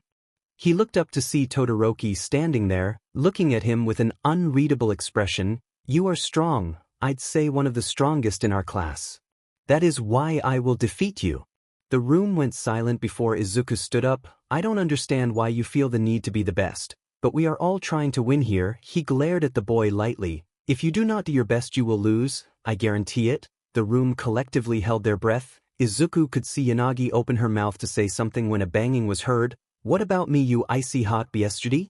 Am I not good enough for you? Bakugo yelled, sparks popping off of his. The class laughed and continued to chatter, Todoroki slinking off with a cold glare at the other teens. Izuku sighed in relief and threw away his speech, the speakers asking them to head to the arena. Bakugo pushed past him, growling out, "You're welcome." Izuku frowned and followed Yanagi out, wondering what Bakugo had meant. Present Mike announced each of the classes as they entered the stadium, barely mentioning the support and general studies classes while paying special attention to the hero course. Izuku sighed at this, but continued walking. After they had all arrived in front of the stage, Midnight appeared and announced that she would be the host for this year, getting some rowdy cheers from some members of the audience. Now would the student who scored highest on the entrance exam please step forward. Izuku Midoriya, you will deliver the opening speech. Izuku took the steps one at a time, trying to slow his breathing. When he made it to the microphone, he gripped it tightly. Deep breath in, deep breath out. He opened his eyes and looked at his classmates. They wore varied expressions. Jairu, for instance, seemed bored, whereas Kirishima looked excited. Finally his gaze landed on Yanagi. He looked into her eyes as she gave him a small glare. Then her eyes widened, as if realizing he needed her support, and she gave him a small smile. Izuku took this as she was no longer giving him the cold shoulder, and he smiled back. What truly makes a hero? He began, there are many ways to define this, but I'd like to express my opinion about it. A hero is someone who helps another person when they need it, regardless of whether or not they ask. Some people have regular jobs, but are heroes every day. Some people are heroes for a living, and are never truly a hero. What sets them apart? Their intent. If you are a hero because you want fame and fortune, you will never be a true hero. If you help people in need because it is the right thing to do, you are more of a hero than I am. Anyone can be a hero. This is something that I don't think many people realize. It doesn't matter what you look like, it doesn't matter where you come from, it doesn't matter what your quirk is. There is no such thing as an evil quirk. Quirks are what you make of them, like an arm, something you use to do whatever it is you do best. So for all of you out there who think that their quirk is evil or weak, it isn't. I thought my quirk was evil, but now I realize that it doesn't matter. What matters is how you use it. I will use my quirk to become a hero. And I implore everyone, everywhere, to do the same. Because I think that you, too, can be a hero. The crowd was silent for a moment before a wave of noise crashed into Izuku. They cheered and clapped loudly, most of them standing in their seats. From the other side of a dingy TV screen, a figure watched the boy and pondered. Was their quirk really not evil? Izuku smiled and thanked everyone before rushing off of the stage. His classmates welcomed him with pats on the back and congratulations. Izuku walked up to Yanagi, a small smile on her face. I'm sorry, Yanagi, he bowed. I made you upset, and while I don't know how, I hope that you can forgive me for what I did. Yanagi shook her head. No, no, no. You mustn't bow to me. The fault is entirely mine. It was I who was filled with unjustified jello emotions. I apologize sincerely. It was uncouth of me to ignore you so. Their classmate chuckled at the two nerds as they exchanged apologies. Midnight gathered everyone's attention again, and spun a large wheel to decide the first event. Obstacle course. She shouted, flicking her whip dramatically. The kids all quickly grouped together at the starting line, Izuku formulating a plan. On your marks. Get set. Go. The students rushed into the tunnel. Izuku's body popped and creaked as his form changed. Todoroki swept his hand behind him, freezing many of the other competitors where they stood. Then he noticed a commotion from inside the group of students. All of a sudden, a hooded figure leapt over a crouching teen. The figure sprinted much faster than anyone Todoroki has ever seen, holding a knife up in one hand. They wore a hoodie and blue jeans, a smiling mask covering their face. Who is that? And why do they have a knife? Present Mike shrieked, a lot of the audience calling out in fright along with him. That's one of Midoriya's transformations. That one is called Legion, Aizawa responded lazily. There's nothing to be worried about. The spectators breathed a sigh of relief as they watched Izuku rush out in front of the rest of the students. Izuku finally reached the end of his sprint, grunting and standing up straight. He strode forwards at a pace that was like a brisk jog for most people. He watched as the bar filled up to tell him his power was ready again. When it was ready, he crouched down and sprung forwards. His body moved like a jungle cat, his powerful legs carrying him across the ground like he was the wind itself. Now for the first obstacle. Robo Inferno. Izuku saw the robots from the exam tower over him. He slid under one before leaping over another, springing off of it like a pouncing tiger. He landed solidly on his feet, his power running out. He continued to make his way forward, slashing any robots that entered his path. Just as he reached the 0 pointers, his power bar was filled, and he flew past them. They attempted to block his path, but he just dodged around them. He looked back to see Todoroki freeze them in awkward positions, frowning at how close he was from behind his mask. Next up is the gorge. If you hit the bottom, you lose. Izuku quickly shifted from Legion to the nurse. He lifted his hand before blinking out into the open air. He blinked again and landed on a large spire, stopping to reset the nurse's power. He blinked to the next spire and the next, until he was across the chasm. He looked back as he shifted once more into Legion. Todoroki was already halfway across one of the ropes, using his ice to steady himself. Behind him, he saw Bakugo flying towards them like an anger-powered rocket. Izuku took off sprinting again, trying his best to get ahead. He was confident that he was going to win, but he didn't want to take any chances. Now for the last trap. The minefield. Don't worry, they won't injure you.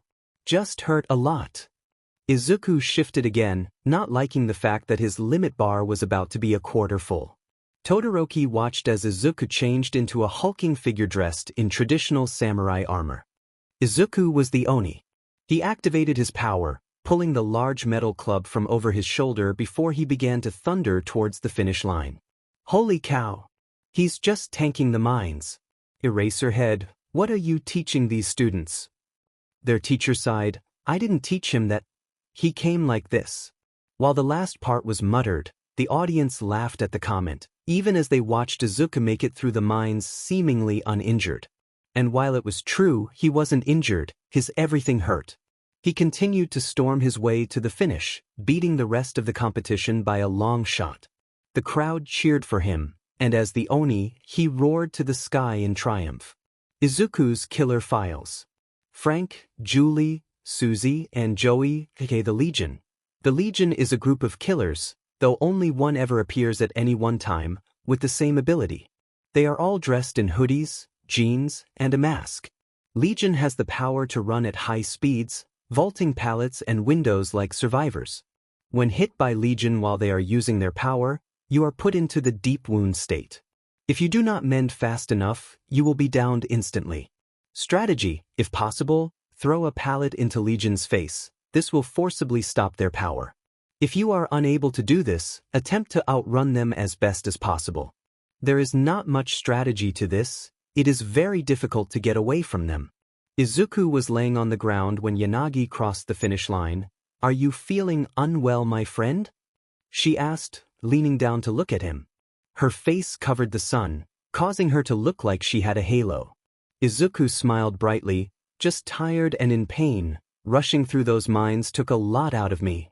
She reached a hand down. Allow me to assist you to your feet. Izuku grabbed her hand and let her pull him up. You have my thanks, friend. I does not know if I would have been capable of establishing my stance without you. Izuku said, placing his hand over his chest in a dramatic pose. Yanagi giggled and elbowed him gently. Oh yeah? Well, I'm happy that I could like totes help you, dude. They laughed and watched as the other students reached the finish line. After the 42nd student crossed into the stadium, the entrance was closed. Thank you everyone for participating. If you didn't make it into this next event, we have goodies for you. Follow the arrows on the floor. Midnight said, holding her whip in the air. Now let's find out what the next event will be. She reached over and spun the wheel. Cavalry Battle, she announced, striking a stuck pose. Here's how it will work. Each person will receive points based on their position in the race. Last place will receive 5 points, second to last will get 10, third to last will have 15, and so on. The only exception to this will be first place, which will receive 10 million points. Izuku felt his heart sink.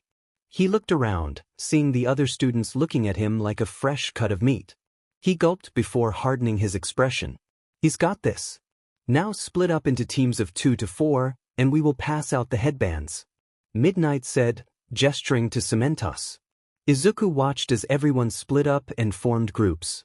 He knew he was going to have a hard time finding a team, but he only needed one person. Now who'd 10 million? Let me be on your team. Izuku blinked at the girl's forwardness. Who are you? She smiled. I'm Mayhasjum. Inventor extraordinaire. I'm going to use you to show off my babies. Izuku blushed. You're going to what? Before the conversation could go any farther, Yanagi gripped his shoulder tightly. Izumidoriya, would you kindly allow me to be your companion for this event? Izuku winced a little at the strength of her hand on his shoulder, but he nodded. Of course, Yanagi. Now to find one other person. He looked around before he spotted who he was looking for. Hey Tokoyami, I could really use your help. The bird-headed boy looked at Izuku in confusion. Are these certain? Surely there are much better allies for this banquet of madness than myself. Izuku smiled so brightly that Tokoyami was sure Dark Shadow would have recoiled in pain. Nope, you're just what I'm looking for, Tokoyami. Now it's time to begin. Midnight cried, you have 15 minutes starting. Now. She swung her whip hard enough for it to make a loud crack. The teams raced towards Izuku's group, determined to take his 10 million point headband. Wait, Midoriya isn't the rider? What's going on, Eraserhead? Present, Mike called. Enochako is on Kendo's team this time. Izuku knew that with his queer power, he was better fit to be a horse, so here he was shouldering the weight of Yanagi effortlessly as Hatsum and Tokoyami were ready to leap into action. Just as Midnight announced the start of the event, Izuku shifted into the form that he saw as the best fit for this challenge. His shoulders hunched, a cane resting in his right hand. His jaw cracked and broke, spilling yellow liquid all over the ground. Izuku was now the Blight. Iida, who had been leading Todoroki's team's charge, stumbled when he saw the horrifying visage of the Blight, but he continued his rush with his jaw set in a scowl. The teams that had 1B students stopped in confusion and disgust at the boy's transformation, but the 1A kids didn't falter in their attack. Before anyone could get too close, Hatsum and Tokoyami started to hover off of the ground a bit, courtesy of Hatsum's rocket shoes. As the gap closed between his team and the horde of greedy teens, Izuku counted in his head, waiting for the perfect chance to strike. Just before the students got close enough to attack, Izuku lunged forwards. The audience would swear that he teleported past all of the other teams, but the trained eye watched as Izuku slipped through the other students effortlessly. Some of the groups shuddered and shook as Izuku bumped into them, almost knocking over a few of them. The teens chased Izuku and his partners all over the stadium, getting incredibly close when he had to refill on the Blight's energy, but never quite reaching the half-eldritch deity's team. Anytime someone got close enough, Dark Shadow would appear to swat them away, usually a raging Bakugo. Finally, as there was 1 minute left, Todoroki sent out a large wave of ice, encircling the elusive boy and his friends. He turned to face them, his body snapping back to its original form. Yanagi, hold on tight. Tokoyami, Dark Shadow, Hatsum provide defense. The others nodded, their faces determined.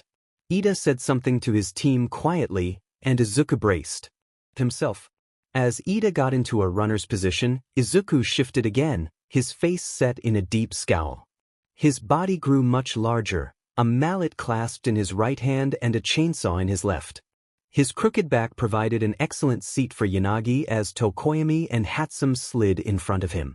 He was Billy. Iida was already moving when Team Todoroki noticed the change, and it was too late for them to do anything. 10. 8. The crowd called, watching the scene unfold. In the space of a blink, many things happened at once. Izuku revved his chainsaw and raced towards one of the walls of ice. Dark Shadow lunged at Iida's feet, tripping the boy. Hatsum shot a net gun at Todoroki. Todoroki's left side lit up with fire, and the net was destroyed before the fire was quickly extinguished. Bakugo flew over the ice wall, watching as Izuku crashed into the wall, making a nice hole for him and Yanagi to slip through. 4, 3, 2, 1. The audience cheered, "Andy, that's time." Present, Mike shouted from the announcer's box. In first place we have Team Midoriya with some impressive maneuvering skills. After them we have Team Bakugo, stealing a few points to put them ahead of the game. Then we have Team Todoroki with their original headband, placing them just barely in third. Finally we have Team Deku. Team Shinsu. What an upset at the very end of the game. Team Shinsu coming in to swipe fourth place in an impressive turn of events. Competitors now have an hour to eat lunch and recuperate for the next event. Midnight announced, "If you're getting out of your seats, please do so in an orderly fashion." "Thank you, cuties." She smiled seductively up at the stands, causing quite a few spouses to hit their significant others for staring. Izuku dropped the Billy transformation and shuddered. He hated using him, but it was worth it to get the win. "Kindly set me onto the earth, Midoriya. My legs hurt from sitting on your shoulders," Yanagi said, her face a light pink. Izuku gripped her waist and hoisted her over his head to set her in front of him. "Sorry, Yanagi, I doubt that my shoulders are the most comfortable." Yanagi didn't turn around as she robotically walked forwards. It is quite alright. I am just going to inquire about food. Yes, food that I will then eat. Please do not look for me. I will be perfectly fine and normal and not heiress. I mean nothing. I said nothing. Izuku watched as she power walked out of the stadium. I hope she's okay. Oh well. Before he could follow the rest of the crowd, Todoroki laid a hand on his shoulder. I need to talk to you. Follow me. Izuku lifted an eyebrow and grumbled a little about how he didn't say please, but followed the boy anyways. After some walking, they reached a deserted hallway. The boys each leaned up against a wall, staring at the other with a mix of emotions. You made me break my promise. I used his fire, Todoroki finally said, causing Izuku to scoff. No, Hatsum made you use your fire by shooting a net at you. What does it matter anyways? The other team glared at him. It was your plan that led to that event. Have you heard of Quirk marriages, Midoriya? Todoroki related his life's story. How his father met his mom, how they had kids because of his father's twisted idea of a perfect quirk, how he was born of it, and how his mom had gone crazy from it all, leading him to swear to never use his father's fire. Yet you made me use it, even if indirectly. The boy watched Izuku as he processed all of this. Finally he seemed to come to a conclusion. Todoroki, I hear what you're saying, but if that is really your mindset then you only have two choices ahead of you. The teen raised an eyebrow in a rare show of emotion. You can either learn to get past your trauma and use your fire, or you can give up your spot in the hero course and pursue a career in another field. Todoroki looked shocked. Did he really just say that? That may sound harsh, but it is the truth. If you limit yourself, you and others will get seriously hurt, and that is not something I can look past. Let me tell you something, Todoroki. I am not completely human. My father was a monster, and my mother was infertile, yet here I am. I had to deal with the fact that my powers come from a place of evil. I decided to use them for good in the end. If you cannot do the same, then you have no place as a hero. Izuku glared at the boy. You don't become a hero for yourself, Todoroki, you become a hero for others. If you let someone get hurt because you cannot move past yourself and be a hero, then I will come for you. Fog rolled in around their legs, and Todoroki's heterochromatic eyes met Izuku's now black pupils. And when I catch you, you will see what a true monster is.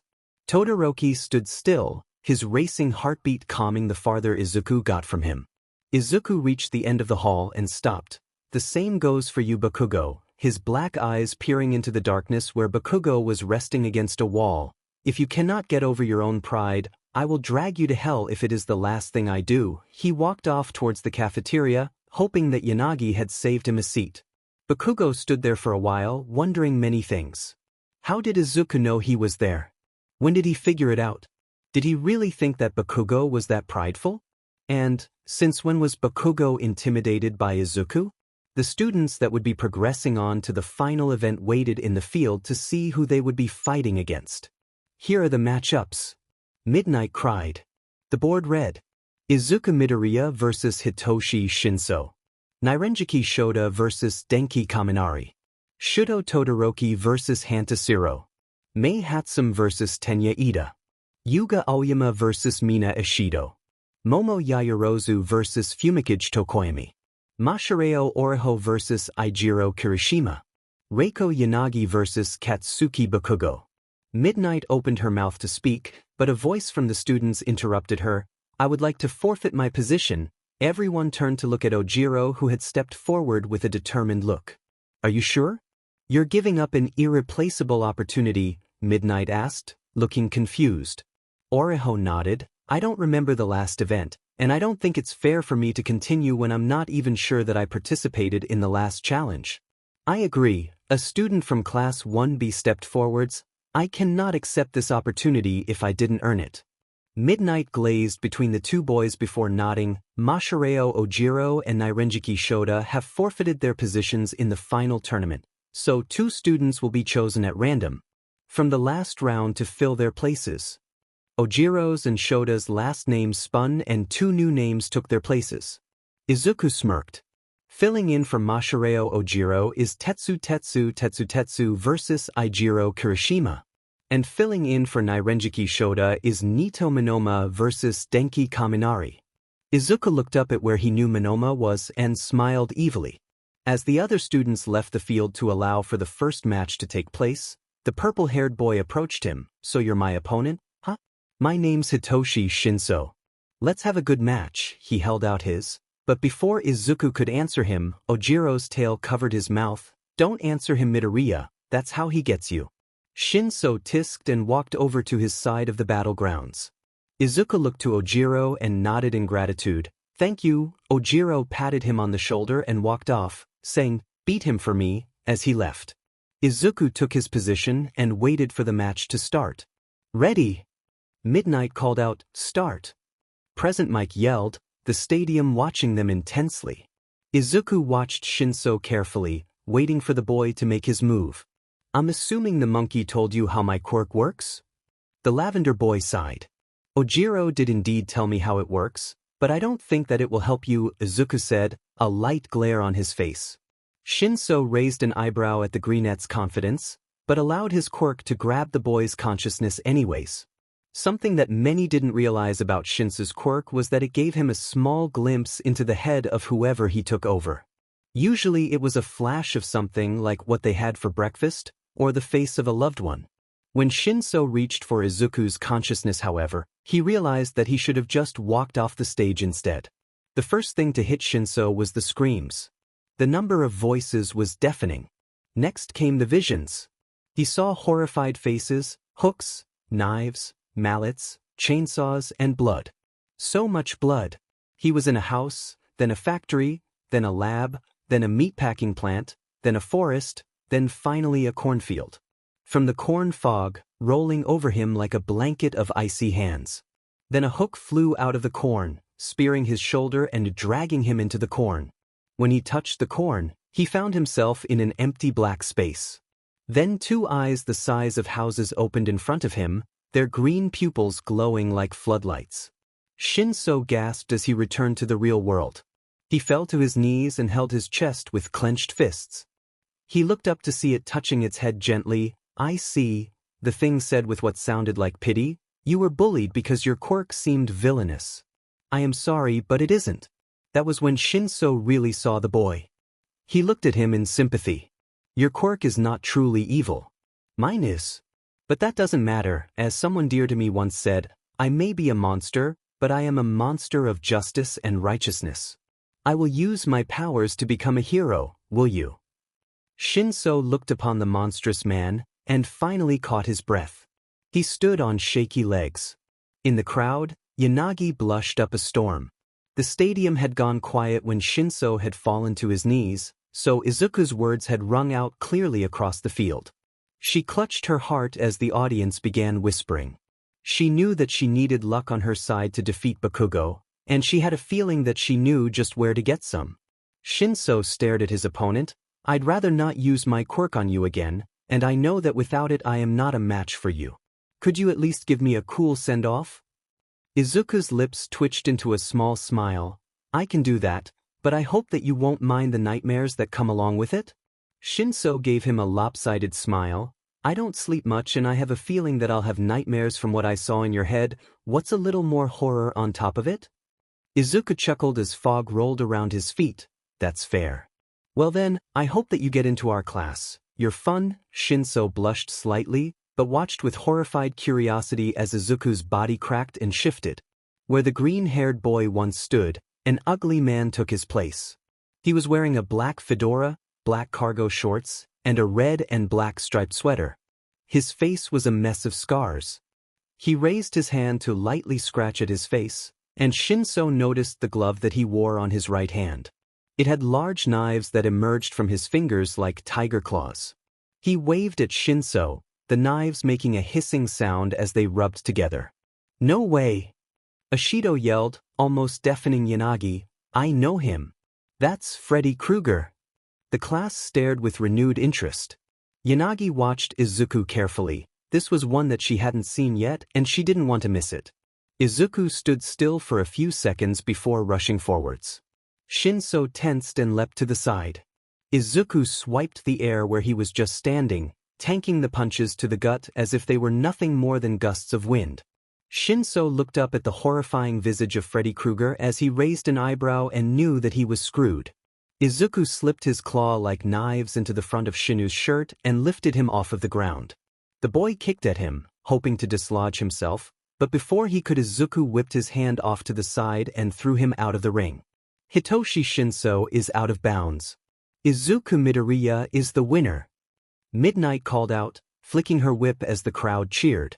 It was a quick and uneventful match, but it was still interesting to watch. Izuku and Shinso left the field, and Izuku felt that he had made a new friend. "See you around, you creep," Shinso said with a teasing smile. Izuku chuckled. "You too, you freak." He punched the other boy in the shoulder gently and they went their separate ways. Izuku reached the box as the match between Manoma and Kaminari started. His class congratulated him hurriedly before turning their attention on the battle below. Izuku sat next to Yanagi, who blushed. "Splendid work, Midoriya." Her blush deepened as he looked at her. "You know, Yanagi, you can call me Izuku if you want." "I don't mind." "Really?" she asked, fidgeting in her seat. "Yeah, you saved me from going insane. If anyone deserves to be able to call me by my given name, it's you." His smile was so bright that Yanagi had to look away. "Well then, as is customary, I insist that why you call me Uraraka." Izuku blushed and looked away. "Oh, okay, Uraraka." The two kids blushed even more so. Ashido smirked from the back. "Oh yeah. They're in love." Kirishima raised an eyebrow. "Really? Maybe they like each other, but love is a little much." Ashido scowled a little. "I bet you 5,000 yen that they kiss by the end of the day." Kirishima rubbed his chin before sticking out his hand. "You're on." They shook on it just as the match was called. Denki Kaminari is unable to continue. Nito Manoma wins. The match had been a shit show. Kaminari used his full power right off of the bat, but Manoma just turned into metal and waited until he shorted out. After that, the cocky blonde tried to get his opponent out of the ring, but the moron kept dodging him. After a few minutes of fumbling, he finally threw the boy out of the ring. Izuku watched this and smirked. He was going to enjoy the next match. Izuku's Killer Files. Freddy Krueger, aka the Nightmare. Freddy's power is odd. All survivors will randomly fall asleep during the course of a round, but will wake up when hooked, when messing up a task, or by using a floating TV that appears somewhere on the map. While asleep, one of two things will ail them: fake pallets that will explode when thrown down, or pools of blood that will cause survivors to slow down and scream when walked over. Freddy also has the power to teleport to generators every so often, but survivors are warned of this beforehand as blood spurts out of the generator when this happens. Strategy: wake yourself up as soon as possible. This can be done through the methods above. It is also recommended that you watch out in case blood begins to leak from the generator. And I'm skipping the other fights, as they would happen just like in canon. Sorry if you wanted to see me describe them, but it's a waste of all of our times. Yanagi was nervous. Her quirk was powerful and she was good at using it, but Bakugo had proven time and time again that he is incredibly powerful. She paced around the waiting room while biting her lip, a habit that she only had when she was alone. There were a few knocks at the door, and she opened it to reveal Izuku. "Mind if I come in?" he asked with a small smile. Yanagi nodded and let him into the room while she resumed pacing. She could feel his eyes on her as if she were being circled by a shark. A very hunky shark. "You're going to do fine, you know that, right?" Yanagi looked up at the sound of his voice. The small smile he wore when entering was gone. "Bakugo is strong, but he has his weaknesses. I won't tell them to you. I know that you wouldn't want them, but I assure you that if you look for them, you will find them." Yanagi watched as he stood from where he was resting against a desk and stalked over to her. The way the shadows seemed to cling to him matched with his black-green eyes entranced her. He stopped just in front of her and she noticed that he had grown a little, now about half an inch taller than her. "But our quirks. His is infinitely more useful for aggressive tactics, and this situation demands of us nothing but our best." Izuku's eyes flitted, the green seemingly chased by the black. "This may be true, but not all wars are won by strength alone. Use your strengths to your advantage and his strengths against him. I know that you can do this." Yanagi was about to retort when the announcement for her to head to the field echoed through a nearby loudspeaker. Izuku grabbed her by the shoulders and pulled her into a quick hug. "You've got this." With that he left. Bakugo looked at the girl across from him and frowned. He needed to show that Dmed nerd that he was as strong as he boasted. He would be the #1 hero and nothing would stand in his way. He lowered into a fighting stance and waited. "Start!" "Present," Mike cried from the announcer's box. Bakugo immediately blasted off towards his opponent. Yanagi held her ground, waiting for the perfect moment. The audience held their breath as Bakugo got closer and closer to Yanagi. Finally he got within range and spun to attack her. The explosion roared off of his hand, the smoke covering where Yanagi once stood. The spectators gasped, but suddenly Bakugo was pulled forwards into the smoke. Bakugo felt a leg catch his foot as he stumbled forwards. He fell to the ground and Yanagi pounced on him. The smoke cleared, and the stadium could see that Yanagi was sitting on Bakugo's back and had his hands held out to the sides with her knees on his shoulders. Cheers rang out through the stands, including one S section. Iida noticed that Izuku was still watching closely. "It looks like it is Yanagi's win, yes?" Izuku glanced at the boy and nodded. "That is the way it looks. But Yanagi still has a fight on her hands." Yanagi allowed herself a small smile as she held down her competitor. Before she could say anything, however, a blast rocketed out from Bakugo's hand. The heat made her let go of his wrist, shaking her hand from the small burn that was certainly forming. Bakugo took advantage of this and turned his palm towards her. The second explosion knocked Yanagi from Bakugo's back and caused her to tumble across the ring. The audience let out a disappointed cry as Bakugo got to his feet. His face was blank as he charged at the girl again.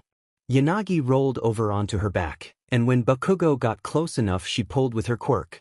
Bakugo felt himself get pulled forwards and stuck his hands out, letting off an explosion as Yanagi tried to kick both feet into his gut. Yanagi was blown back another few feet as Bakugo flipped onto his feet a few yards away. Bakugo ran towards the girl again as she struggled to her feet. She ducked under his outstretched hand, the explosion ruffling her hair. She tackled his legs, but he twisted in her grip and pushed off of her back. He rolled across the ground and swept her feet out from under her.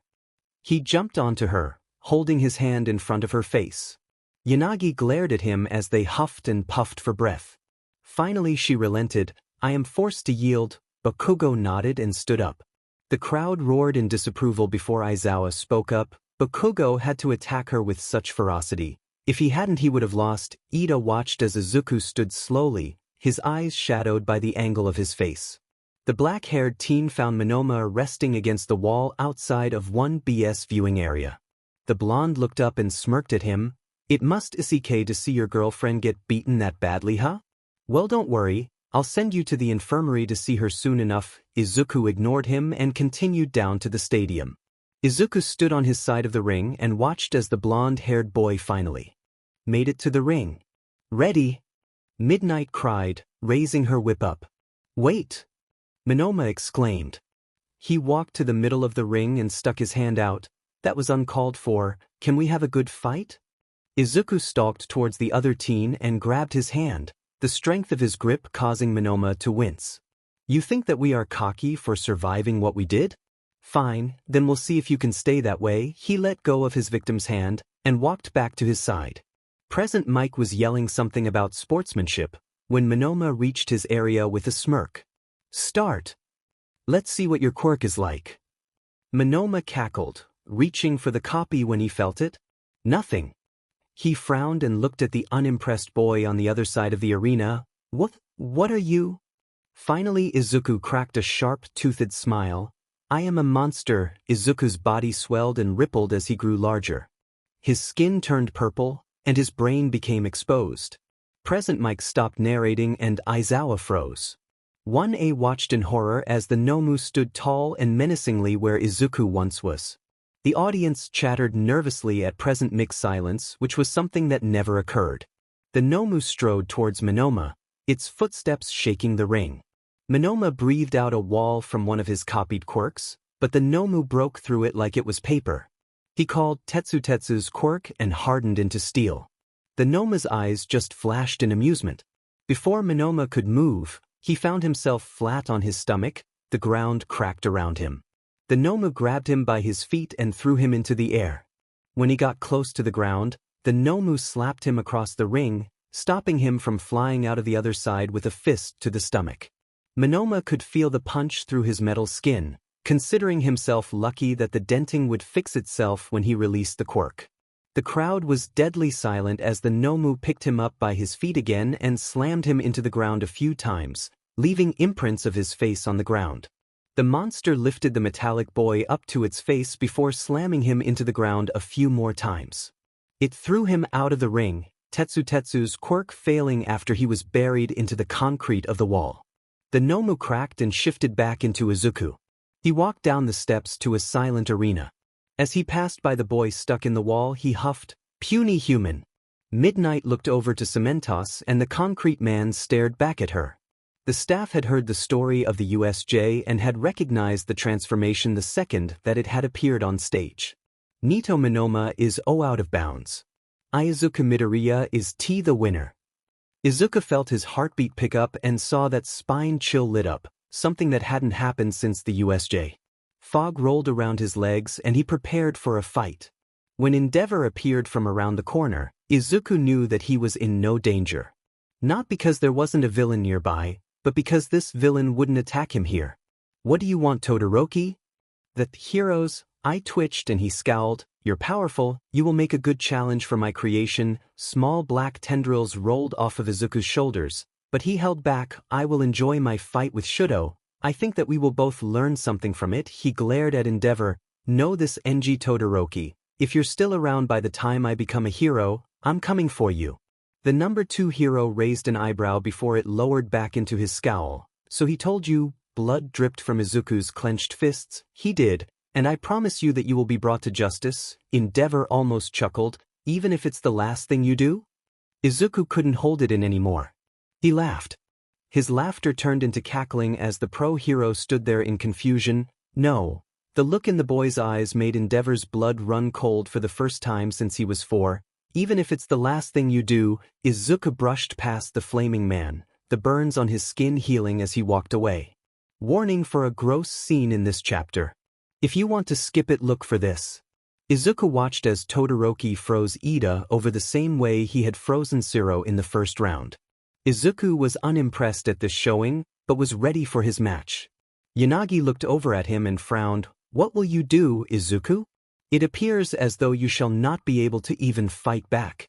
Izuku looked over at her and gave her a reassuring smile. "I have a plan, don't worry." They didn't notice the betting running rampant behind them. Mina smirked evilly, glad that Iida was the one who had just had his match. About 1/3 of the students had placed bets on when the two would kiss, and Mina couldn't be happier. It was always fun to have some stakes. The class watched as Bakugo and Tokoyami took to the ring.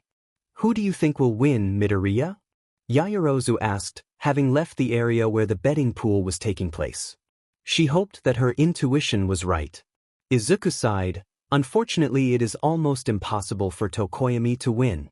Dark Shadow is weak to light, and Bakugo produces light constantly." Yaoyorozu and Yanagi nodded, and as the battle began they saw that he was right. Bakugo beat Tokoyami quickly, getting him pinned in less than 2 minutes.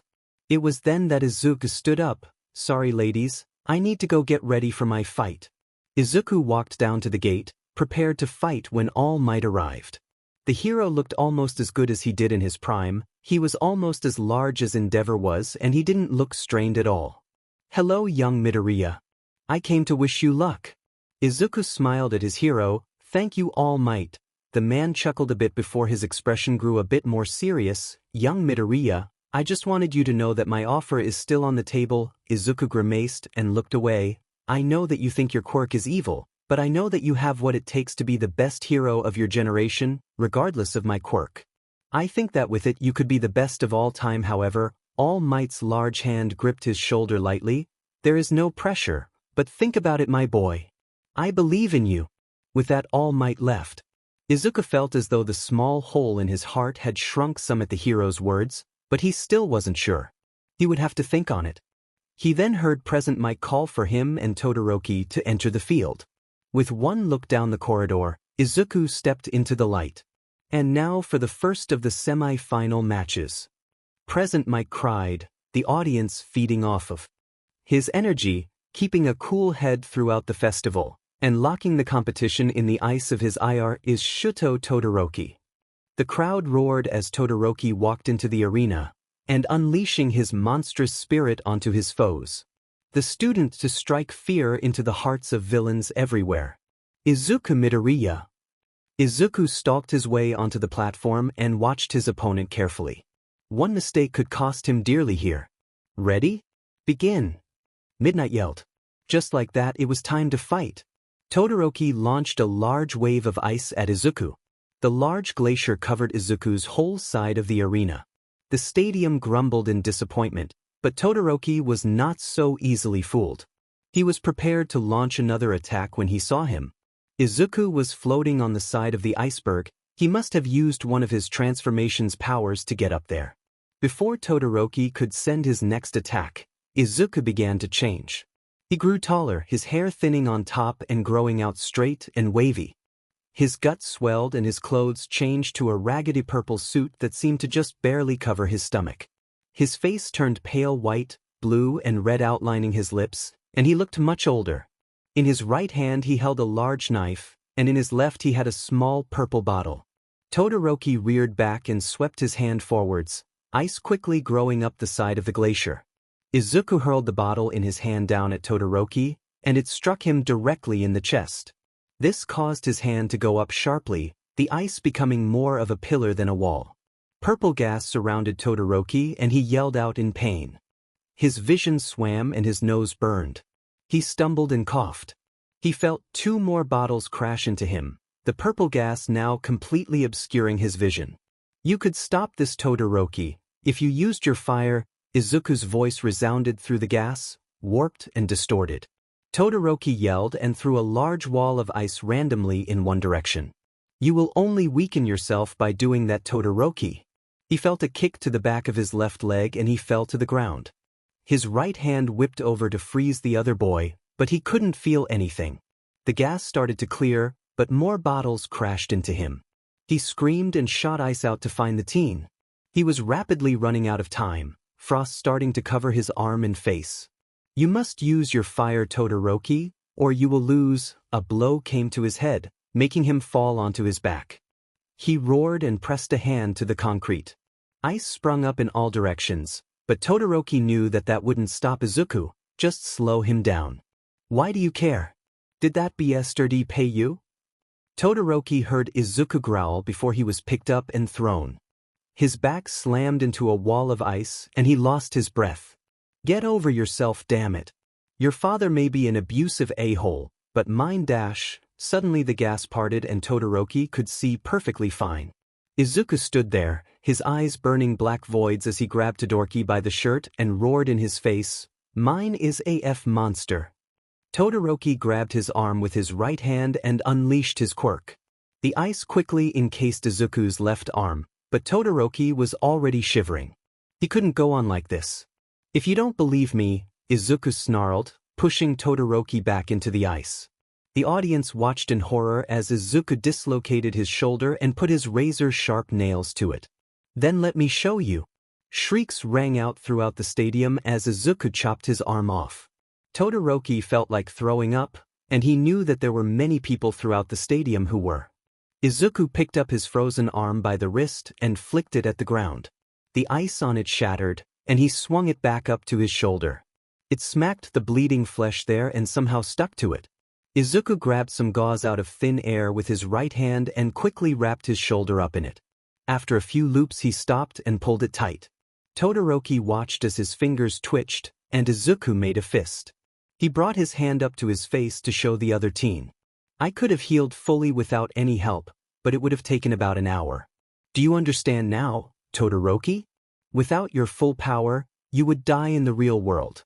Todoroki got over the churning in his stomach and lifted his right hand, only for Izuku to smack it out of the way. Todoroki gulped down the bile in the back of his throat. IW will never use his fire. It's not his fire, Izuku roared, the ring shaking with the power of his voice. It's yours. This caused Todoroki to flash back to a time long ago, before his scar. He was sitting at the table eating lunch. His left eye was swollen shut and he was covered in bruises as normal, but he had a smile on his face. He looked up at his mother who was humming a tune as she cooked something. "Mama?" Shudo called, causing his mother to look at him. "I think I love your quirk the most. I love using it because it's so much fun." His mother giggled and smiled at him. "I like using Mama's quirk better than using Papa's quirk." At that her eye twitched, but Shudo didn't notice. "Shudo," his mother said, causing the boy to look up at her, "you don't use either of our quirks." Shout Out tilted his head and asked, "Really?" His mother smiled and shook her head. "Nope." She booped him on the nose, causing him to giggle. "You use your quirk, not ours." Shudo gasped and his eyes went wide. His mother's smile grew a little sad and she gently patted his hair. "Shudo, always be true to yourself, okay?" Shudo nodded and smiled. "I will, Mama, I promise." The cute lisp caused his mother to giggle and pull him close, pressing kisses all over his face as he laughed and pushed her away. Todoroki smiled longingly at the memory as his left side burst into a raging inferno. He couldn't hear anything except a dull roar as he remembered one of the last happy days he had had with his mom. A single tear rolled from his right eye, and he sat up. Izuku was looking at him with a proud smile. "Now do you understand to do, no?" "Shudo." Todoroki nodded and got to his feet. He felt as if the weight of the world had been lifted from his shoulders, and he stood tall. "You're crazy, you know that, Izuku?" The boy shrugged and laughed. "Meh, even if you toast me I should be okay in a day or two." His black-green eyes danced with mirth as he lowered into a fighting stance. "Now let us finish this, Shudo. I have something important to do after this." Todoroki laughed. "Is this not important to you?" Izuku held out his hand and made a so gesture. The teens chuckled and readied themselves. "Shuto!" A voice rang out from the bleachers. Izuku and Todoroki raised an eyebrow and looked over at a smiling Endeavor as he pressed up against the railing. "I see you have finally accepted my power. Now I can finally train you. I dash." The two boys looked at each other in mild annoyance as he continued to spout off some bullshit about Todoroki and his fire. "Excuse me for just a second, Izuku," Todoroki said. Izuku made a go-on gesture. Todoroki swept his right hand out, and ice rushed over the ground, climbing up the ring's wall to completely engulf the raving lunatic. "Now let's finish this," Todoroki said, Izuku flipping the thawing hero the bird before turning back to his competition. Without another word the two teens rushed at each other. Izuku spun in place, Todoroki barely able to register the bottle that smacked into his face. He held his nose and coughed at the gas for a second before his fire burned it away. He searched for Izuku before he felt his leg get kicked out from underneath him. He fell to the ground and shot out a burst of flame from where his target had been, but missed. He spun around, using his fire to speed up, and knocked Izuku's feet out from under him as well. Todoroki tried to capture Izuku with the ice, but the boy jumped out of the way before he could. Izuku hucked another bottle at him, but he raised his left hand and burned away the gas as it struck his arm. He moved his hand out of the way to see that Izuku had once again vanished. He felt arms loop around his waist and he was picked up off of the ground.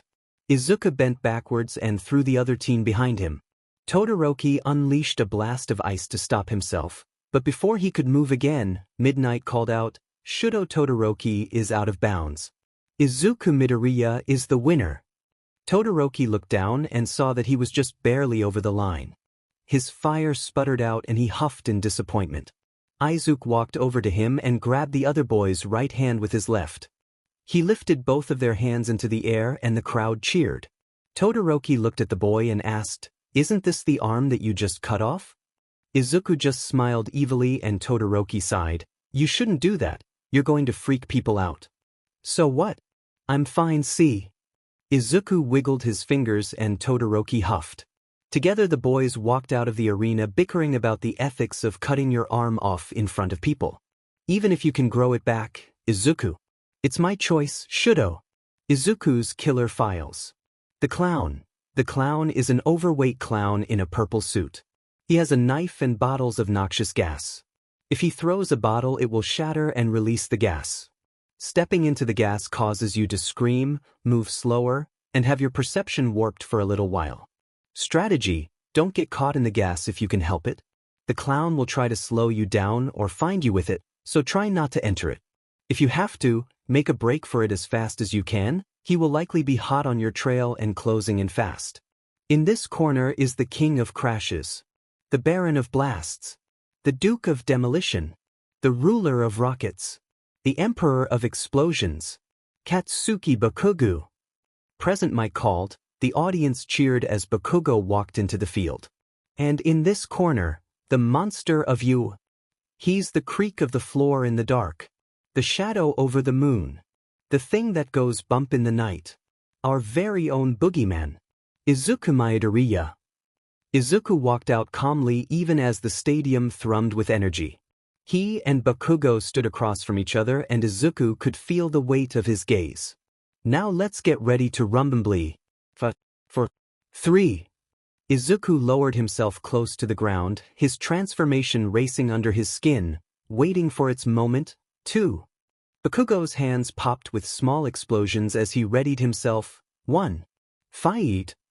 Izuku shifted, his body becoming thinner and taller. His head changed into a flower-like shape, and he placed his hand on the floor. Energy transferred into the floor, and his face opened up. He let out a shrieking roar. He was the Demogorgon. Bakugo launched himself the second he heard fight, and he barreled down at Izuku. He recognized the transformation, but he didn't care. This was a long time coming. Bakugo rocketed towards Izuku, prepared for war. Izuku dodged underneath the first blast, the heat annoying his gray skin. Bakugo used another explosion to reorientate himself and released another wave of heat at Izuku. The monstrous boy shrieked and swung up at Bakugo. He batted him away and walked backwards to get some distance between the two. They stared at each other for a few seconds before rushing to meet again. Izuku moved right to sidestep the initial attack and grabbed Bakugo in his clawed hand. He threw the teen, but the blonde quickly regained control over his movement. Bakugo spun in the air and pressed an explosion into Izuku's face. The beast cried out and hit the ground. He stood quickly and backtracked a bit. Bakugo pushed forwards, but before he could hit the boy, he clawed at the ground and entered what looked like a large sit in the ground. Bakugo paused and looked into the hole, but there was no sign of Izuku. That was when he was struck from behind. He tumbled head over heels for a few feet before coming to a stop. He looked up and saw that there was a second hole not too far away from the first. The blonde growled and leapt to his feet. He pointed an exploding finger at Izuku and yelled, "You better stop F around and fight me for real, Deku. I had enough of you looking down on me." The Demogorgon, which had been charging at him, came to a stop. It shifted back into the black-haired boy and he raised an eyebrow. "What are you talking about, Bakugo?" The portals behind Izuku faded into nothing, and he knew that that trick wouldn't work anymore. "You've been looking down on me all this time. You were strong and I thought you were weak. Don't you understand how WRish?" Bakugo came to halt in his mini-rant. Izuku frowned. He couldn't have heard that right. "You were what?" The blonde scowled and looked away, his left hand scratching at his right arm. In the background the boys were dimly aware of present Mike narrating this odd turn of events. "You were what, Bakugo?" The boy in question growled out an answer, but it was too quiet for Izuku to hear. "What were you, Bakugo?" "I was worried about you, you stupid F nerd." Bakugo thundered. Izuku was taken aback. "Bakugo? Worried about him? Quirk was weak and I was scared that you would get yourself killed." Tears rolled down Bakugo's cheeks as he hung his head and screamed, "You were my only friend. I couldn't see you get hurt." Izuku couldn't believe what he was hearing. But what about all of those things you did to me? Using your quirk on me? Blowing up my things?" Bakugo kept his head turned away and responded sadly, "I was trying to show you that you would only get hurt in the hero business. You know that I've always been effing shitty with expressing myself." Izuku's jaw was hanging open. Not in his wildest dreams did he picture this. "But it doesn't matter," Bakugo scowled. "You've been holding back. You've been looking down on me." He blasted himself forwards, tears still streaming down his face. Izuku grabbed his famous right hook and slammed him into the ground. "Bikatsuki, I haven't been holding back on you or looking down on you, Bakugo looked up at him in confusion, catching his breath from hitting the concrete. I didn't know about the killers until a few months before the exam. I didn't know until the day of the Sludge Villain incident. Bakugo looked up at him with an odd expression. I never looked down on you, Katsuki. I looked up to you. You were everything I wanted to be. Tears pooled in Bakugo's eyes as he sat up. Izuku held out his hand and pulled his old friend to his feet. Bakugo looked at him for a few seconds before pulling him into a hug. This confused Izuku to no end, but he returned the gesture with a few pats on the back. Can we be friends again, Izuku? Bakugo said, pulling away from the teen. Izuku smiled and nodded. Of course, Katsuki. Just talk it out next time, okay? The blonde nodded before he seemingly remembered where they were. He pushed Izuku off of him roughly and crossed his arms with an angry expression. Izuku laughed and backed away. Why don't we finish this up, huh? I mean, I still have to beat you, right? Bakugo scoffed and glared at him, but there was no real heat to it. Just don't hold back, Izuku. I want you to use that power that you used at the Izuku nodded, taking a deep breath. The audience watched as a light fog began to enter the stadium. Izuku's nails grew larger and his teeth sharpened. His pupils turned pitch black and he smiled.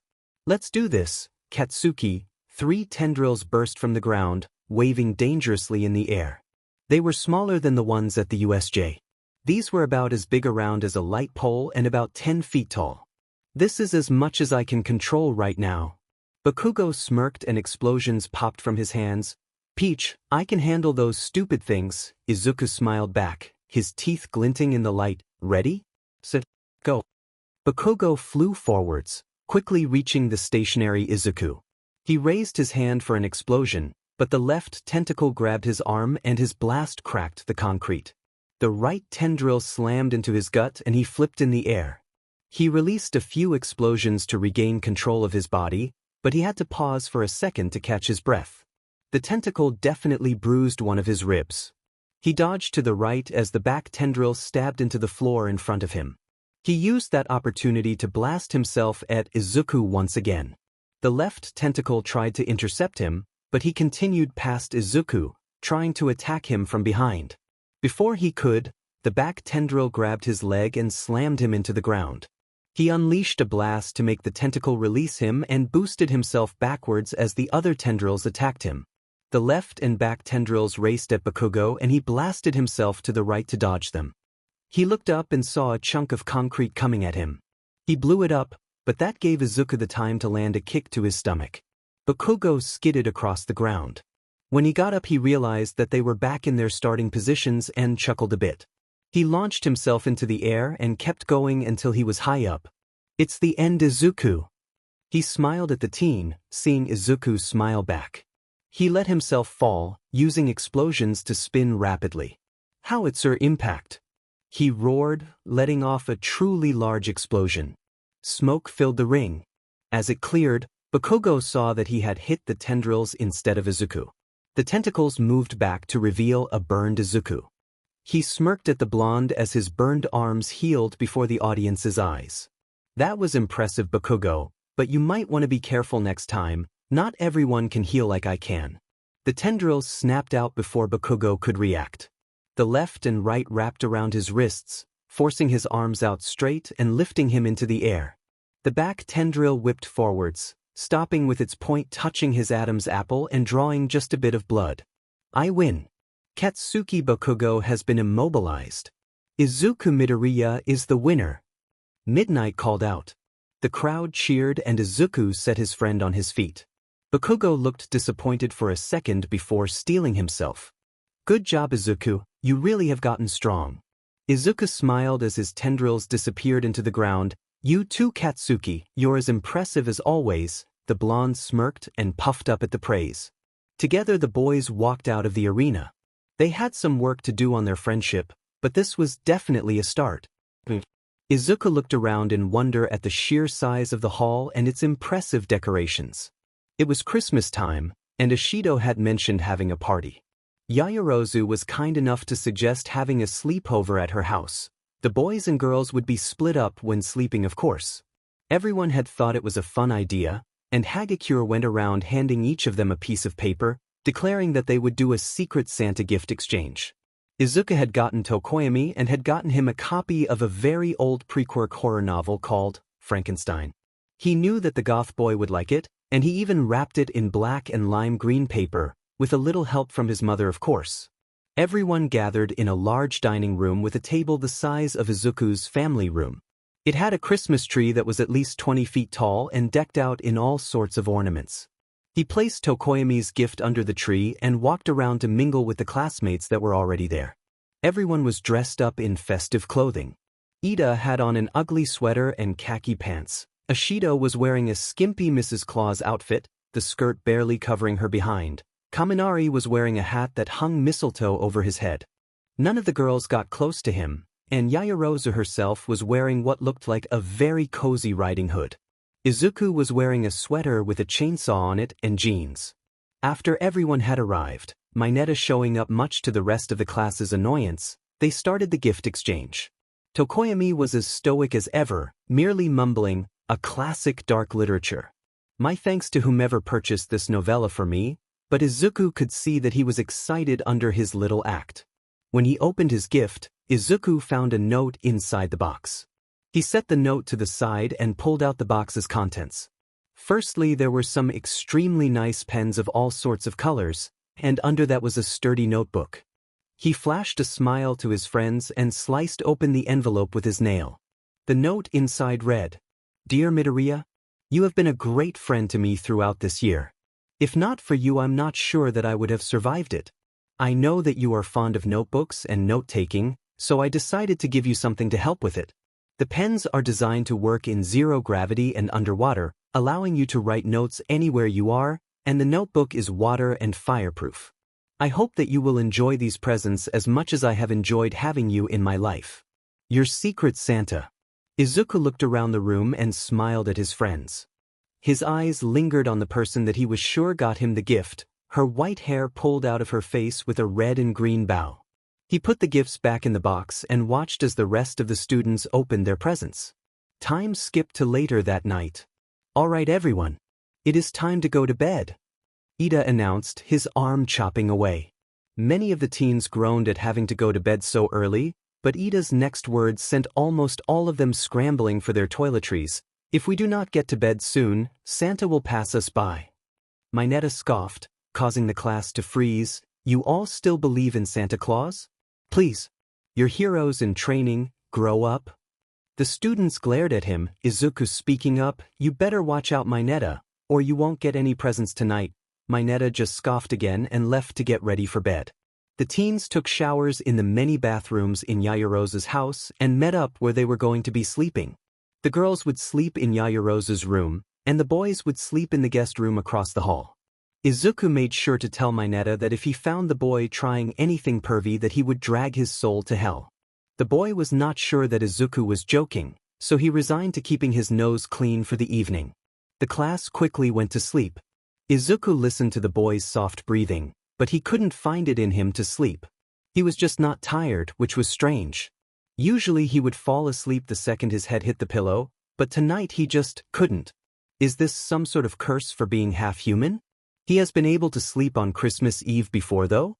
Perhaps now that he knew and had embraced that he was only partially human, he would not be able to sleep on this holy night.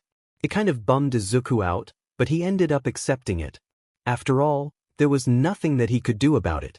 He resigned himself to reading on his phone for the rest of the night, but half an hour before midnight he realized that he was out of water. He decided that it would be fun to go make himself some hot chocolate, so he climbed out of his sleeping bag. Bakugo and Kirishima had taken the large bed that was in this room, Bakugo having claimed it and Kirishima arm wrestling him to earn the right to sleep in it as well. That had been funny to see, and seeing Bakugo hanging off of the bed to try and escape the wandering and cuddle-prone Kirishima almost caused him to laugh. He quietly made his way out of the room, making sure not to step on any of the other teens. He crept down the hallway, finding it mildly amusing that his vision was barely imparted by the darkness.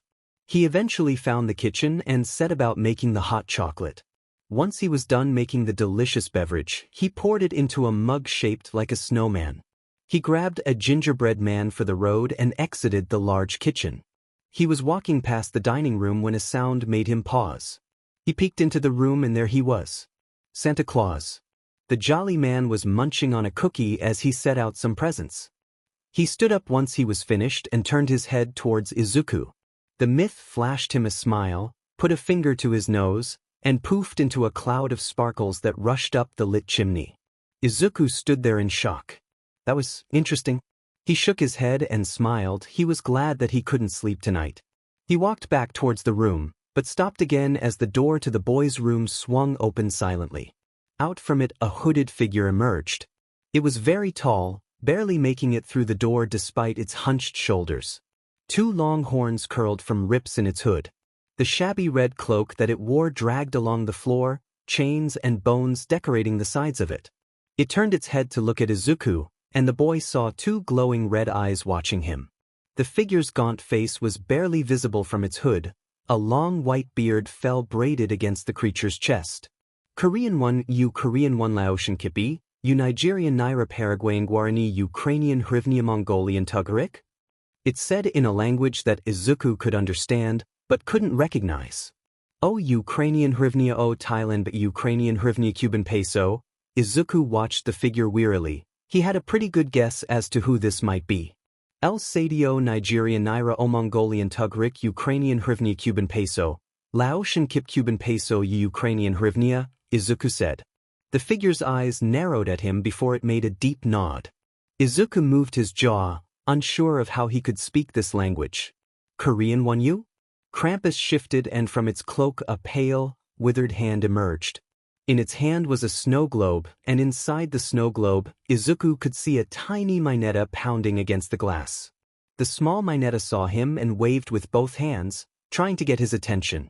Cuban Peso U Nigerian Naira Ukrainian Hryvnia Nigerian Naira Mongolian Tugrik, Krampus replied simply, a small smile on its face. Izuku's eyes narrowed. Mineta appeared to be shouting something, but Izuku couldn't hear him. Korean 1 Thailand E Mongolian Tugrik Nigerian Naira EDV? The teen asked, the darkness behind him warping as it formed sharp tendrils. Krampus shrunk back, hastily nodding as the smile fell from its face. Izuku glanced once more at Mineta, the pervert seeming to have realized what was happening. Thailand bot Nigerian Naira Paraguayan Guaranit, Thailand bot Sadi Laotian Kip, Thailand bot E Franc O Nigerian Naira Nigerian Naira Paraguayan Guarani. Krampus's face split into a large smile and the creature bounded down the hall away from Izuku. The teen merely sipped his hot chocolate and entered the room that Krampus had left. He continued to read throughout the night, sparing only a glance up as Krampus returned just before morning with a sleeping Mineta. The creature bowed to him before it left, and Izuku wondered at the reverence that it showed towards him, thoughts for a later time perhaps. The next morning the class opened their presents with gusto. Izuku happy to find that he had been given gifts despite being what he was. As the class was finishing up, Mineta burst into the room. Midoriya! What the hell was that last night? You let that thing take me away and dash. What thing? Izuku asked innocently. You know dim and well what I'm talking about. That demonic Santa thing. Mineta cried out, looking around as if Krampus would pop out from somewhere. I have no idea what you're talking about, Mineta, Izuku replied. Besides, I thought that you didn't believe in Santa Claus. The class laughed, and Mineta stood there stunned. Izuku allowed his eldritch powers to slip in enough to give Mineta a sharp-toothed smirk before he turned back to his class to continue opening presents. That was a very interesting Christmas indeed. Everyone be quiet, Aizawa called as he entered the room. The students all immediately fell silent. Aizawa hid a smile behind his scarf. As you all know, the sports festival is for more than just fighting your classmates. It is also to earn internship offers by showing pros what you can do. Here are the rankings. The class started chatting excitedly as they saw how many offers they had gotten. A few stood out, Todoroki getting well over 2,000 offers, and Bakugo getting just under 1. Then there was Izuku. What? Are the professional heroes so blind that they cannot see your inherent talent, Izuku? Yanagi said, a slight scowl on her usually expressionless features. Tokoyami spoke up, giving Izuku a nod of respect. Perhaps it is because you showed how much darkness that you can HRSS. The pros are merely afraid to stand in your shadow, lest they be bested by it. Izuku chuckled, thanks you guys, but it's alright. I went a little overboard in my fight with Todoroki, but at least I know that the hero who sent me the offer isn't squeamish. Maybe it's because you're a freak, Mineta whispered under his breath. Yanagi growled a little, and the pencil that Mineta had been holding mysteriously lodged itself into his hand. The other students ignored his whines. The class turned their attention back to Aizawa when he activated his quirk to glare at them. Something that is essential for heroes is their name. I happen to be horrible at them, so I called Dash. Me for help. Midnight exclaimed as she burst through the door, now everyone take a whiteboard and write down your hero names. She began passing out the boards as Aizawa climbed into his sleeping bag. Izuku looked down at the board in his hands and recalled all of his old ideas for hero names. They were all really childish, mostly being based off of other heroes' names like All Mights, or Best Genists, or... Izuku looked up at his teacher, remembering the first autograph he had ever gotten. Eraserheads. He couldn't use one of those, especially not the Eraserhead one.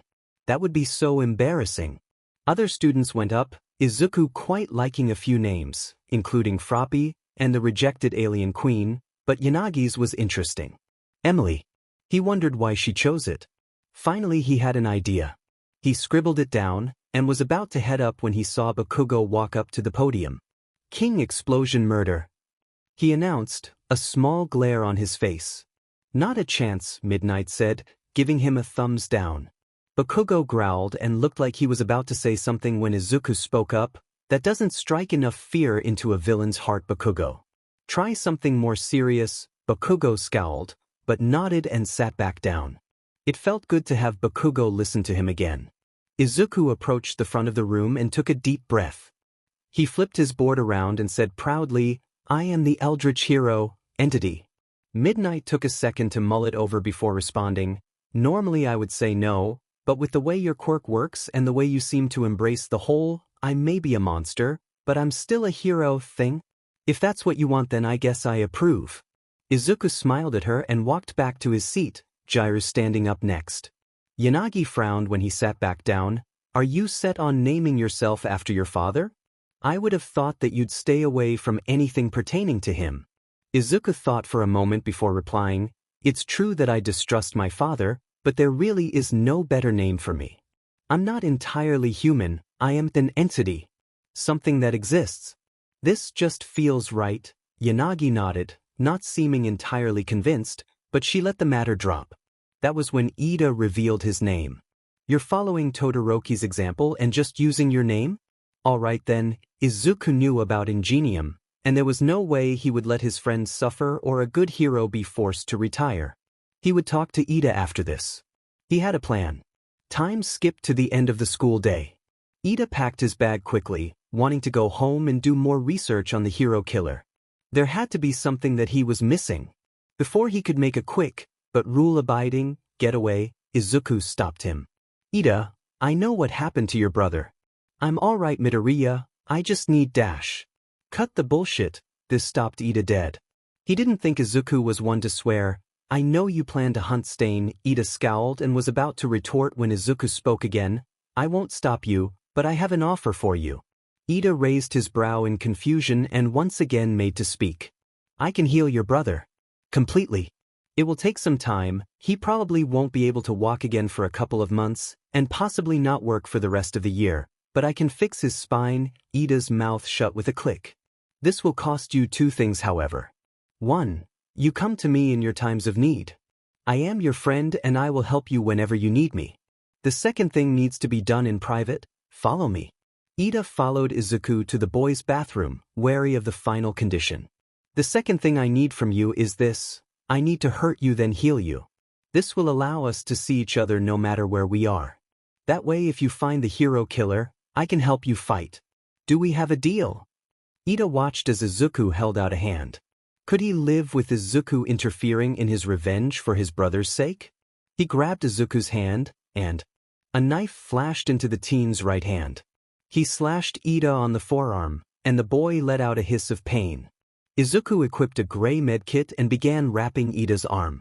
After he was done, he looked up at the blue-haired boy. Watch this. Izuku entered a stall and closed the door. Iida's eyes widened. He could see a glowing yellow silhouette of Izuku where the boy was standing.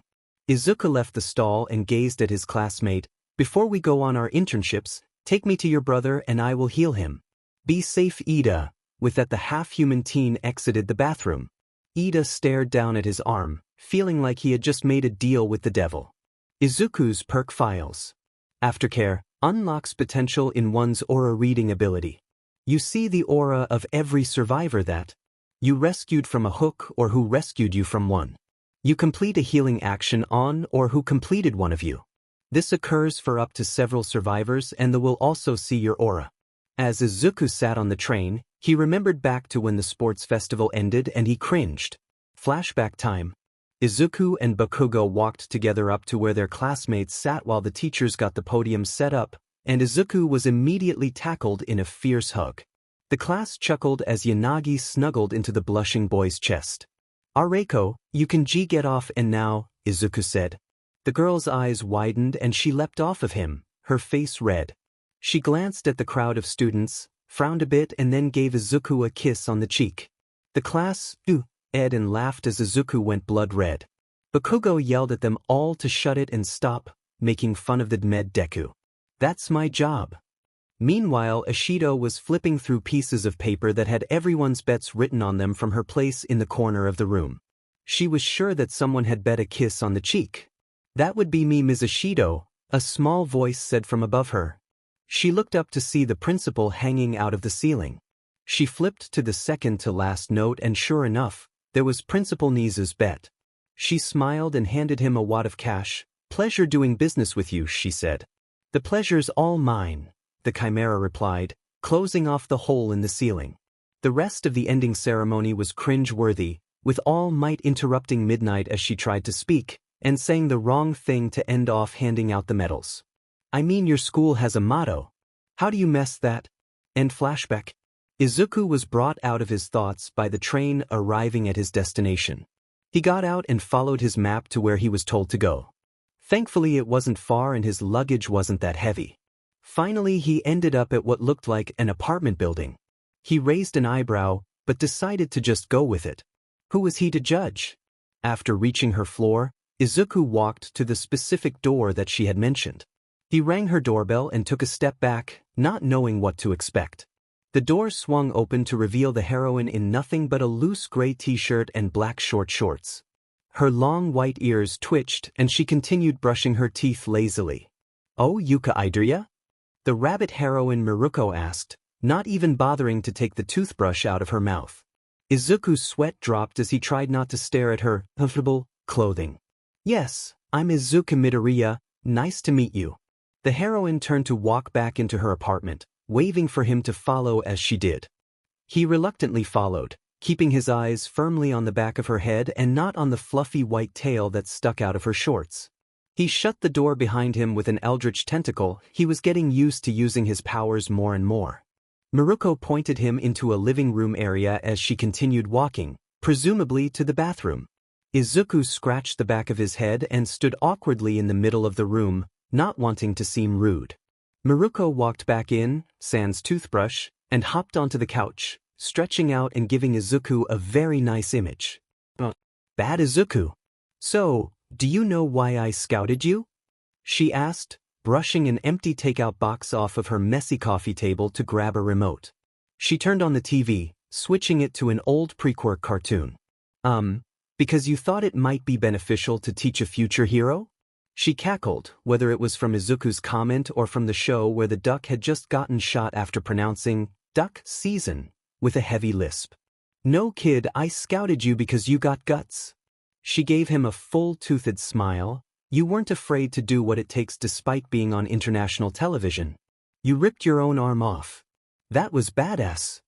Izuku chuckled awkwardly and nodded, not sure what to say. I don't do interns and I don't do sidekicks. You're my partner from now until you leave, and you have full permission to use your quirk. Just don't do anything stupid, she said, sitting with her legs spread wide and her arms slung over the back of the couch. Izuku raised an eyebrow and stared purposefully at her face. You're going to give a first year that much power? The heroine gave him a glare and nodded. You seem like the kind of person who only uses your quirk to get the job done, not just for fun. Though you do tend to be a bit showy. Izuku shrugged. He could admit to that. It was hard not to when your powers let you turn into horrifying monsters, serial killers, or an eldritch horror the likes of which have never been seen on Earth. Alright, so what are we going to do? Not sit around and watch cartoons, I hope. The bunny on screen was directing a large man to sing comically, and Miruko glared at him. Don't insult my shows. Izuku raised his hands up in Esbimson, but didn't apologize. The heroine groaned and got up from her position on the couch, scratching her butt as she haunched out of the room. Put on your costume. Why? Izuku asked, confused. Miruko gave him that same smile that showed off all of her teeth. We're going to go kick some butt. Izuku smirked. That was more like it. Izuku and Miruko were on patrol when it happened. Buildings exploded, Nomus tore through the city, and chaos reigned. Come on kid, we gotta help out. Miruko said, scowling as she chased a Nomu. Izuku moved to follow her, but he saw something. The outline of Iida sprinting towards something. It had to be Stain. I'm sorry Miruko, Izuku called, drawing the heroine's attention as she kicked a Nomu to the ground. I have to go. There's something that only I can do. Miruko watched him for a few seconds, crushing the Nomu's sternum with her. Finally she nodded. Go. I give you permission to use your quirk, just text me your location so I can send backup. Izuku nodded and rushed off, shifting into Legion to move faster. Iida was lying on the ground, the cut in his side stinging. He couldn't move. Ever since the hero killer had carved into him, he was frozen on the ground. His quirk must work with blood, seeing as how the villain had liked it off of the blade. You hurt my brother, Iida cried. He was a good man. He just wanted to help those around him. The man stalked over to the boy, glaring at him with the hatred of 100 stars. He crouched next to Iida and turned his face to look at him. Your brother was misguided. He was weak. He should not have been a hero, so I stopped him. Now I will stop you. Stain got up and positioned his sword over Iida's back. He lifted the weapon, and was about to stab the boy when his instincts screamed at him to move. He dodged to the left and a blade hissed through the air. Standing over Iida was a ghostly woman. Her black hair floated as if she were underwater, the white bindings on her chest protected her modesty, but her skin was a sickly blue. She twitched and shook, her face glared at the hero killer. The sword that the woman was holding appeared to fold in on itself and stuck out of the back of her right hand. The woman twitched once more before shifting into a familiar form. I told you to let me know when you were going to fight him, Izuku said, glancing down at the boy. Iida's mouth hung open as Izuku typed something into his phone nonchalantly. You shouldn't look away, boy, Stain said, swinging his sword at the texting teen. Izuku caught the blade, sending the text and putting away his phone before looking up at the villain. Do you mind? I'm letting my guardian know that I'm safe. The hero killer was at a loss for words. His mouth hung open and he stared at the boy as if he had just insulted his mother. The teen slammed the heel of his hand into the man's face where his nose should have been and turned to his paralyzed friend. Seriously, couldn't have given a guy a heads up, huh? Whatever. Let's get this over with. The same sword as the one the woman had appeared in his hand, ready for action. Stain sliced at him, but this time the sword phased through him completely. The man stumbled to a stop and looked confused at his blade when his instincts told him to dodge. He ducked as the boy's blade bit through the air above him. He swung his own weapon at the teen, but Izuku merely parried his strike, his face seeming bored. How? The hero killer roared. How are you so calm? Izuku yawned and swung his sword at the man again. I've faced serial killers since I was like you get tired of it pretty fast. This caused the man to freeze. I'm working on getting therapy, it's just so expensive, Izuku said, lunging at the murderer. They clashed blades again, exchanging blows a few times. Their weapons clanged and clattered. Obviously this boy was well versed with his sword. The teen froze like he had before, and Stain jumped away from where he was standing, hoping to catch the boy off guard. He let out a cry as the sword slashed his side.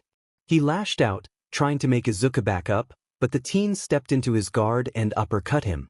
The villain stumbled back, and another slash made him hiss in pain. He fell to the ground, finding that he couldn't get up. Izuku knelt down next to him and gave him a closed-eyed, sharp-toothed smile. "Your own medicine tastes gross, huh?" "Thought so." Izuku quickly moved to where Native was slumped against a wall. He pulled out a medkit and got to work wrapping the man in bandages. "You should be fine here in a few minutes, so I'll need your help making sure Mr. Stabsalot doesn't attack us again." The hero laughed and nodded, grateful to the boy who saved his life. Izuku then moved to Iida, who glared at him. The blue-haired boy struggled, but eventually sat up. Izuku raised an eyebrow at him, but began to wrap him in gauze. "I thought we were going to fight together?" Iida growled, "I wanted to avenge my brother." Izuku scoffed and gently slapped him upside the head.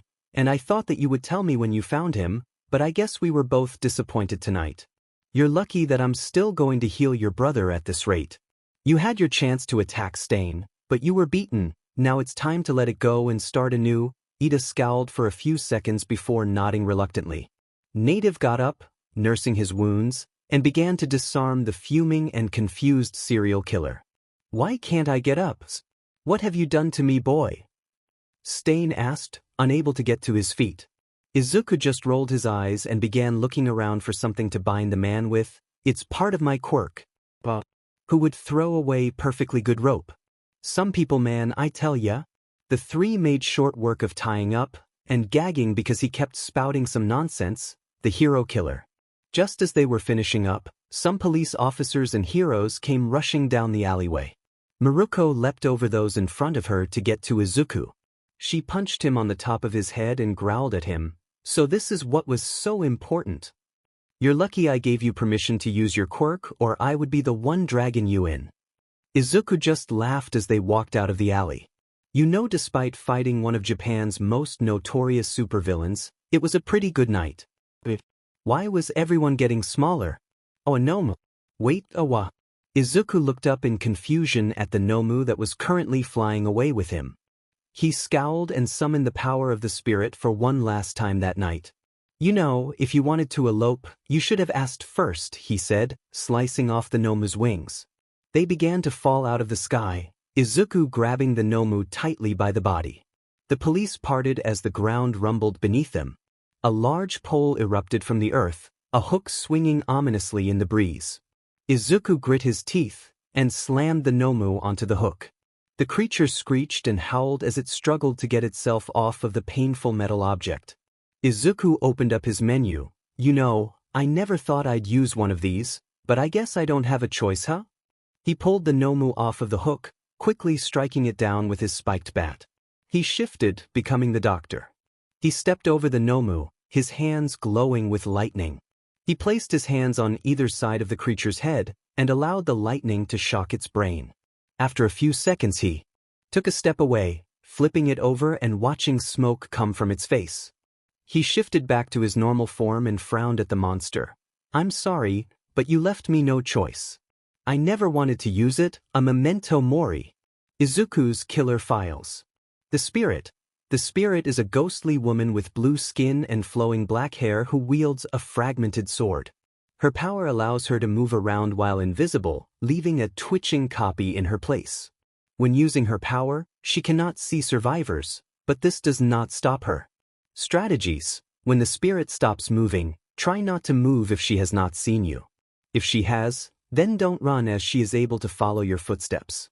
Find a window or pallet and get on the far side from her. This will hopefully keep you safe. Spine chill is recommended so that you know when she is coming. More notes.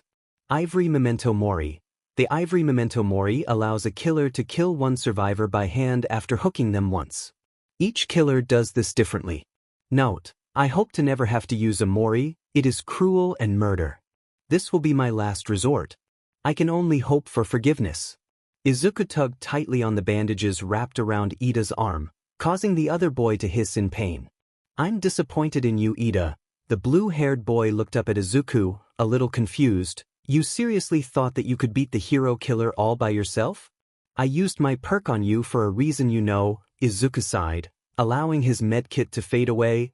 "I can heal from just about everything, and even I was cautious." Iida scowled. "No, you weren't. You mocked him? You were texting someone when you showed up. Izuku rolled his eyes and leaned against the wall. I mocked him to cause him to get sloppy. As for texting the hero that I was interning with, that was something that I had to do, besides I was safe. What you didn't realize was that I had picked up a piece of metal and held it in my hand so that when I caught the blade it wouldn't cut me. Iida looked shocked. Izuku sighed again. I'm still going to heal your brother, but next time trust me, okay? Iida nodded, feeling bad for betraying his friend. Suddenly the door burst open, and Miruko stalked in. She stormed over to stand in front of a bored-looking Izuku. You captured the hero killer? Izuku nodded, an eyebrow raised. And you didn't invite me? The heroine growled, glaring at him. He was below your pay grade, Izuku replied. I mean, I beat him. You would have run circles around the guy. Miruko squinted at him, inspecting his face. Then she laughed, slapping Izuku's back. You're funny, kid. I'm glad I sent that invitation. That was when the dog-headed police officer at the door decided to make his presence known. Hello, boys. I'm glad to see that you two are doing all right. I heard that you took down the hero killer. I'm here to discuss that. The other occupants of the room looked confused, and the officer continued, You see, Boof, because you are not licensed pros, we cannot give you credit for the capture of Stain. Instead dash. Now wait just a carrot-picking second, Miruko exclaimed. What do you mean you can't give the kid credit? He had my permission to use his quirk. The dog-headed man was visibly shocked, an odd look because of his quirk. You give, what was your hero name again, kid? Entity. You give Entity the credit for the capture. He did it under my orders, I'll take the flak if need be. Miruko announced, jabbing a thumb at herself. Izuku took a step back to look at his mentor. Thanks, Miruko. The heroine just gave him a thumbs up and said, No problem, kid. All right, well I will let the press know, I guess, the officer said, backing out of the room. Miruko left with him, likely to make sure that everything was set in order. Izuku looked to his friend and crossed his arms. All right, let's go patch up your brother. Iida looked up with wide eyes. And now? Like right now. Izuku nodded. You don't need to get anything ready? Izuku shook his head. Nope, now get up, lazy bones. Also, you're going to have to explain to your brother what happened with the hero killer. I won't force you to right after I heal him, but I expect it to be sooner rather than later, Iida nodded, getting up from the bed with a groan. Oh hush you big baby, you just got nicked. Let's go. Iida led Izuku to where his brother was set up. The bespectacled teen knocked gently before opening the door. When Izuku looked in, he could see a man in a wheelchair staring out of a window. Iida slid in, quietly speaking, Tensei, there's someone here to see you. He can help. The man in the chair spun himself around, a sad smile on his face. He saw Izuku, still dressed in his hero costume, and sighed, Tenya, Mom and Dad have already searched all over the world. The only people who could heal me don't want to make the flight out here for a relative nobody like me. Izuku chuckled, Hello Ingenium, I am Entity. Part of my quirk allows me to heal people. I can heal any injury as long as the person is still alive and willing to go through multiple treatments. I can heal you, trust me. The older Iida brother squinted at Izuku before his eyes widened. You're that boy from the sports festival. The one who cut off his own arm. Izuku nodded and waved with the arm he had removed during the fight with Todoroki. Ingenium took a deep breath, closing his eyes for a minute. When he opened them, he looked determined. What do I need to do? Izuku smiled devilishly. When he left, the two brothers were crying. The hero Ingenium could feel his legs. It was a good start. Izuku sank into the entity once more, now understanding that this was no dream. Something was different this time though. He was a killer, but something was off. He could feel something inside of him. He looked down, and what he saw horrified him. He was a new killer, and this one had something growing out of it. He raised his left hand to get a feel of the creature growing from his left BRT, also noting that this killer was female. When his hand reached it, it squirmed and turned to face him. It was what appeared to be a deformed baby, and the strangest thing was, he could feel, see, and hear everything it did. He took a step back, the creature letting out a screech of surprise. Suddenly it leapt from his chest, and his mind swam. When he came to not a second later, he was looking up at the body of a deformed woman, the woman missing her left beak, a hole where it should be. He realized that his mind was now in the body of the creature. His original body was slumped and barely standing, not showing any signs of life other than the soft rise and fall of her chest. As was custom when he was first learning how to use the killers, he got a feeling for how he was supposed to activate the powers. He closed his eyes and concentrated on the original body. He felt as if he was being tugged forwards, and when he opened his eyes he was now in the original body. The child was standing there and watching him with dull eyes. It was growling and snarling, but otherwise seemed inactive. But why did his powers evolve in this way? He understood with the Nomu because he moried the Nomu. This must be the reward? Punishment? For killing the beast. He looked at his hands. The hook in his right hand was heavy with the weight of his sins. As much as he hated his killers, he had to learn how to use them. The rest of the night he spent reluctantly hunting survivors and learning how this new killer worked. The names of the two floated to the forefront of his mind, courtesy of his father no doubt. The twins, Victor the dwarf and Charlotte the giant. A fine addition to his collection. Time skip. He walked into class that next morning distracted, thinking of all the ways he could use the twins in his hero work, but when Kaminari yelled, "Midoriya! Dude, that was awesome!" he was pulled from his musings. He raised an eyebrow, confused as to what he did that was so cool. Thankfully and unfortunately Kaminari was more than happy to tell him, "Did you really take out the hero killer? That's crazy." Izuku's mood soured, and his gaze flickered over to Iida. His eyes were red from crying. Hopefully they were happy tears, but Izuku didn't really want to remind him of what happened. Before he could tell Kaminari off for being insensitive, Bakugo surprisingly spoke up, "Hey Discount Pikachu! Shut your mouth. Did you forget that Glass's brother got hurt by that son of a bitch? I knew your quirk fried your brains, but I didn't think it was that bad." Kaminari blanched and turned to Iida, apologizing profusely. Iida merely waved him off. "It's all right. I would appreciate it if you don't bring it up again, but my brother will be all right.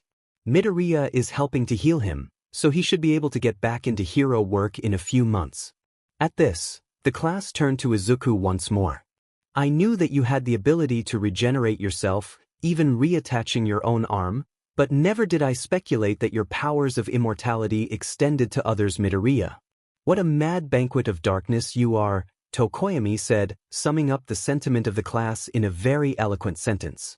Izuku chuckled, rubbing the back of his head shyly. "Yeah, I can heal basically anything given time.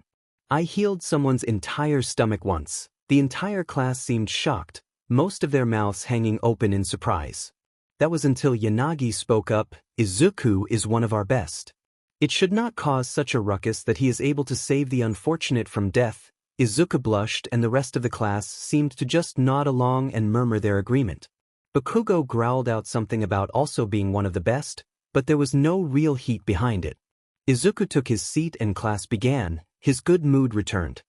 He spared a glance at Yanagi and saw her staring at him with a dreamy smile. He waved and smiled, thankful for her kind words.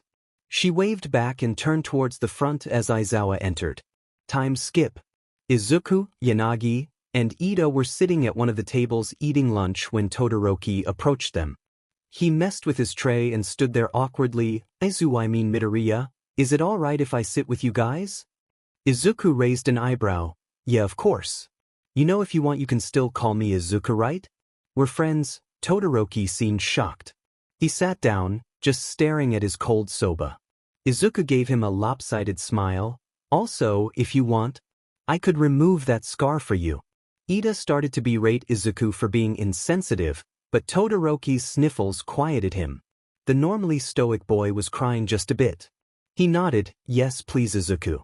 I'd like that very much." Izuku smiled and pulled a gray medkit from his inventory.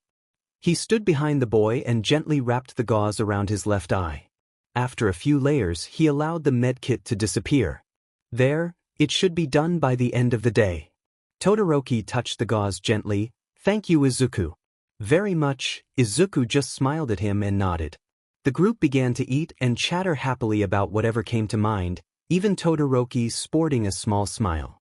Then another girl bounced over to them and slid into a seat. It was the brown-haired girl from 1B. "Hey, I thought that it would help our classes get along if we hung out," she said, flashing a wide smile. Izuku couldn't quite argue with that, so he shrugged.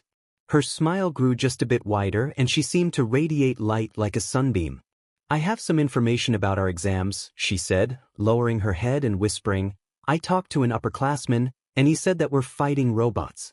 The others talked about how easy that was, but it gave Izuku an odd feeling.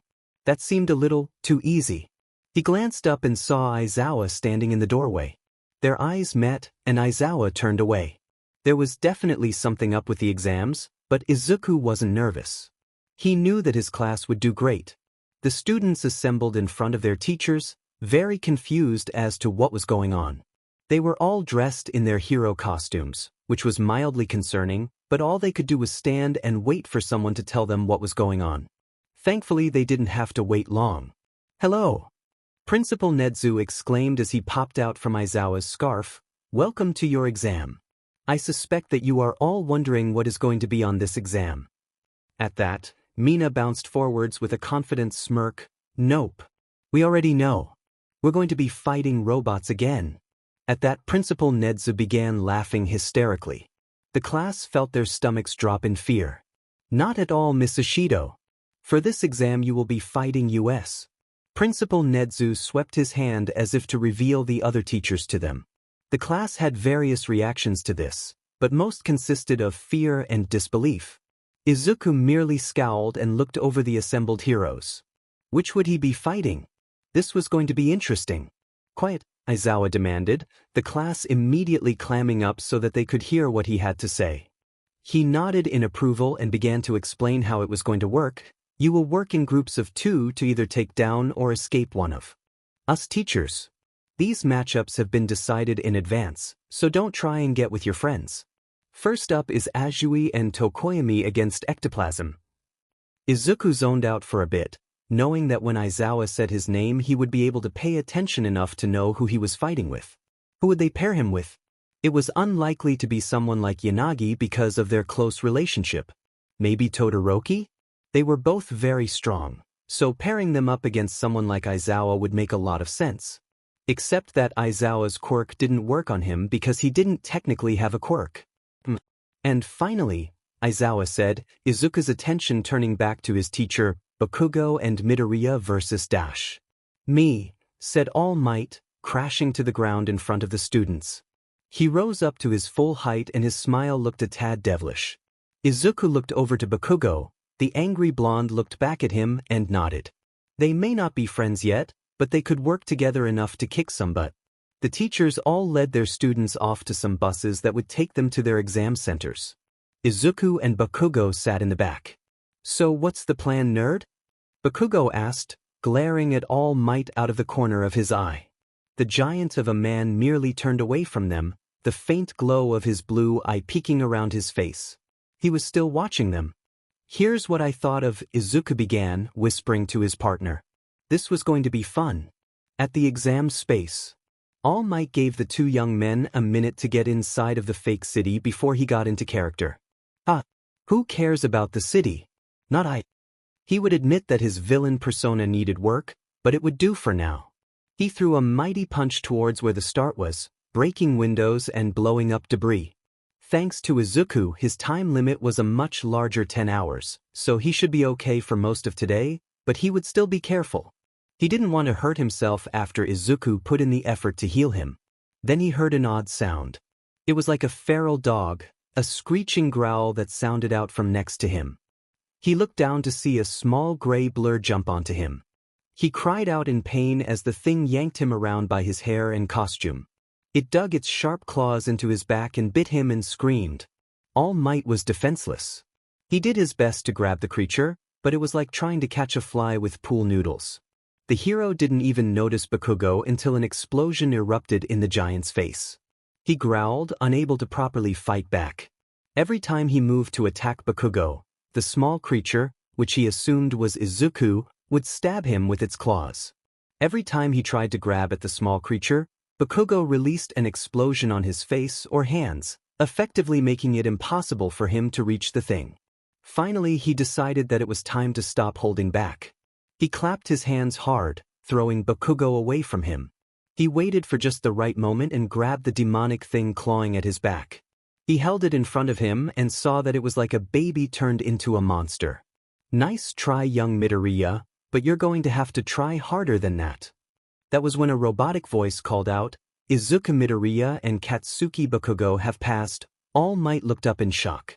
Bakugo growled from his position on the ground, nerd, I said give me at least 5 minutes. The demonic baby disappeared from All Might's hand and the giant was very confused. Izuku was leaning up against the finish line when All Might and Bakugo arrived. How did you do that? All Might asked incredulously. Izuku pushed off of the wall. I got a new killer after the stain incident. It allows me to control 2 different bodies. I attacked you with the smaller one to distract you and make you think that we were just going to fight you. In reality, I just walked over here.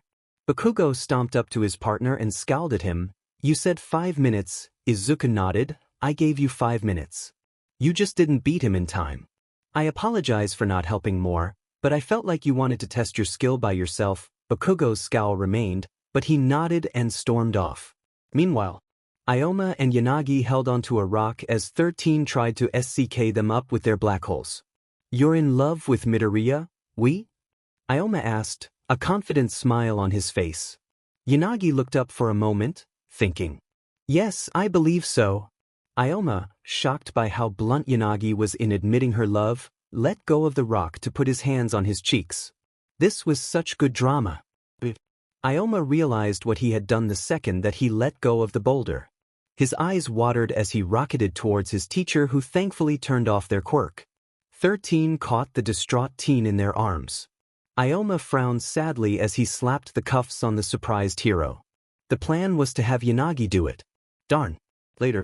In the end, most of the class passed, but those who didn't were very sad. The rest of the class tried to cheer them up, but they were beside themselves with disappointment. When Aizawa entered the room, he raised an eyebrow in confusion.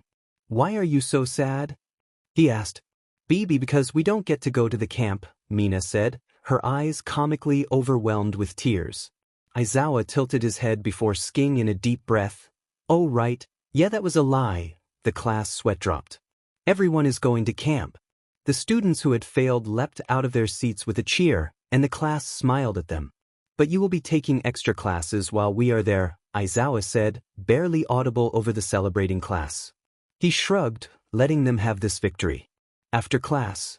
Young Midoriya, may I speak with you? All Might said, popping out from behind a corner. Izuku raised an eyebrow, but nodded. I'll see you guys tomorrow, he said, waving goodbye to his friends. He followed the large hero to his office, and the man closed the door behind them. Have you given any more thought to taking my quirk, my boy? All Might asked, gesturing for Izuku to sit on a couch across from the titan of a man. Izuku sat down with a sigh. I really don't know, All Might. It could be dangerous, the hero nodded solemnly. It's quite all right, young man, you still have time to think on it. I have something else to ask of you, however. Izuku sat forwards just a bit, curious as to what All Might would say next. I have been invited to Island for a convention just before camp starts. I am allowed to bring one guest, and I thought that you would be the best person to come with. Think of this as a reward for healing me. Izuku wanted to protest, but he felt as though the man would not take no for an answer. All right, Izuku agreed reluctantly. It wasn't that he didn't want to go, just that he felt like he shouldn't be rewarded for doing the right thing. How is your healing coming along, by the way? Splendidly. I have about 10 hours a day, and when I'm not in hero form I am much healthier than I have been since the incident. All Might smiled more genuinely. Recovery Girl thinks that in about a year I should be back to full health and my hero and civilian forms will once more be the same. I might miss the anonymity at some points, but I would rather be healthy. Izuku nodded with a smile, glad I could help. All Might. They talked for a little longer before Izuku had to leave. Izuku felt an odd pit in his stomach. Something was going to go wrong soon. It didn't matter. Izuku was going to be there, and may the entity help whoever angered him. So how much do you know about Island, my boy? All Might asked from his seat in the private jet. Izuku turned towards the hero, having been staring out the window for an hour or so. Well, I know that it's the technological center of the world, that it floats around docking only to pick up rare supplies that could not be shipped or grown on the island, and that your old friend David Shield is on it. All Might's smile flickered at Izuku's encyclopedic knowledge of the hero and anyone he has ever been associated with. You are correct, young man. They heads of Island have invited me here so that I may speak on heroics and the good work of the scientists. I will have Tio hold my hero form all day, so I hope that you have some more of that special gauze in the event that I need Tio be healed. Izuku nodded and equipped a medkit, letting it dangle from his hand in front of the hero. I do, but you likely won't need it. As long as you don't get into any fights, you should be alright. Time skip. It was tough for All Might and Izuku to exit the airport because of the amount of people that swarmed the hero, but thankfully they finally dispersed most of the crowd and had found a quiet place to rest for a little while. I apologize, my boy. I forgot how difficult fans can be, Izuku chuckled before a blonde-haired girl bounced up to them on a high-tech pogo stick. Uncle Might, she yelled, leaping into the man's arms. Ah, young Melissa. It's wonderful to see you again. You've gotten bigger since I last saw you. All Might let out a large laugh, and the girl rolled her eyes. That's usually how aging works, Uncle Might. Who is this? She jumped out of the giant's arms and studied Izuku carefully. This young man is one of my students. He helped me out when I was in a bad spot, so I brought him along as a bit of a reward. I hope you don't mind. The hero rubbed the back of his head, but Melissa waved him off. I don't mind at all. If he helped out Uncle Might, then he must be awesome. Her eyes sparkled and she got really close to Izuku's face. The boy leaned back as far as he could. He may be a powerful demigod, but beautiful women still made him a bit awkward, especially one so well endowed. Hi. My name's Izuku Midoriya, Izuku said, offering her a hand. She seized it with enthusiasm, shaking it up and down so hard her glasses bounced. Nice to meet you. My name is Melissa Shield. It's so nice to meet you. Izuku gasped. Wait, are you the daughter of David Shield? The girl nodded with a confused face. Do you think I could get his autograph? His eyes widened and sparkled, giving Melissa a view straight into the silently screaming souls of the Dmed. Of course, she exclaimed, but only if I can have yours. The two kids fanboyed about All Might all the way to David Shield's lab, much to the embarrassment of the large hero. Well, here we are, Melissa said, letting the two men into the room. Just then David Shield and his lab partner walked into the room arguing. David Shield! Izuku cried, whipping out a notebook from who knows where and handing it to the man in question. Can I please have your autograph? The scientist nodded cautiously and signed the notebook, handing it back to a very excited demon child. He stowed it away in whatever pocket dimension that he got it from and stepped back politely. Daddy, I have a surprise for you, Melissa said, a huge smile on her face. That was when David looked up and saw All Might standing in front of the door.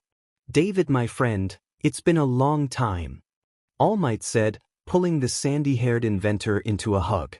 Good to see you, buddy, David replied, patting his back happily. Thank you for bringing him here, Melissa. He and I have some things to discuss, so why don't you show your He looked at the sharp-toothed, smiling boy whose eyes seemed to hold all of the evil in the world in a barely sealed glass jar just waiting to be unleashed upon the foolish mortals that dare cross him. New friend around a bit? Melissa nodded excitedly and grabbed Izuku by the wrist, somehow making the spawn of an eldritch being blush, leading him back the way they came. Time skip. And this is a helmet designed to increase intelligence gathering while in the field. It's unfortunately still in the prototype phase, but it should be ready in no time, Melissa said excitedly, Izuku staring at the device in awe. Izuku, who's this? A voice called out, sounding as if there was anger barely being restrained under the surface. Izuku whipped around to see Yanagi standing with Jairu and Yaoyorozu. Izuku chuckled awkwardly and stepped away from the excitable blonde carefully. Hi ladies, this is Melissa Shield. Her father used to work with All Might and she was just showing me around the convention.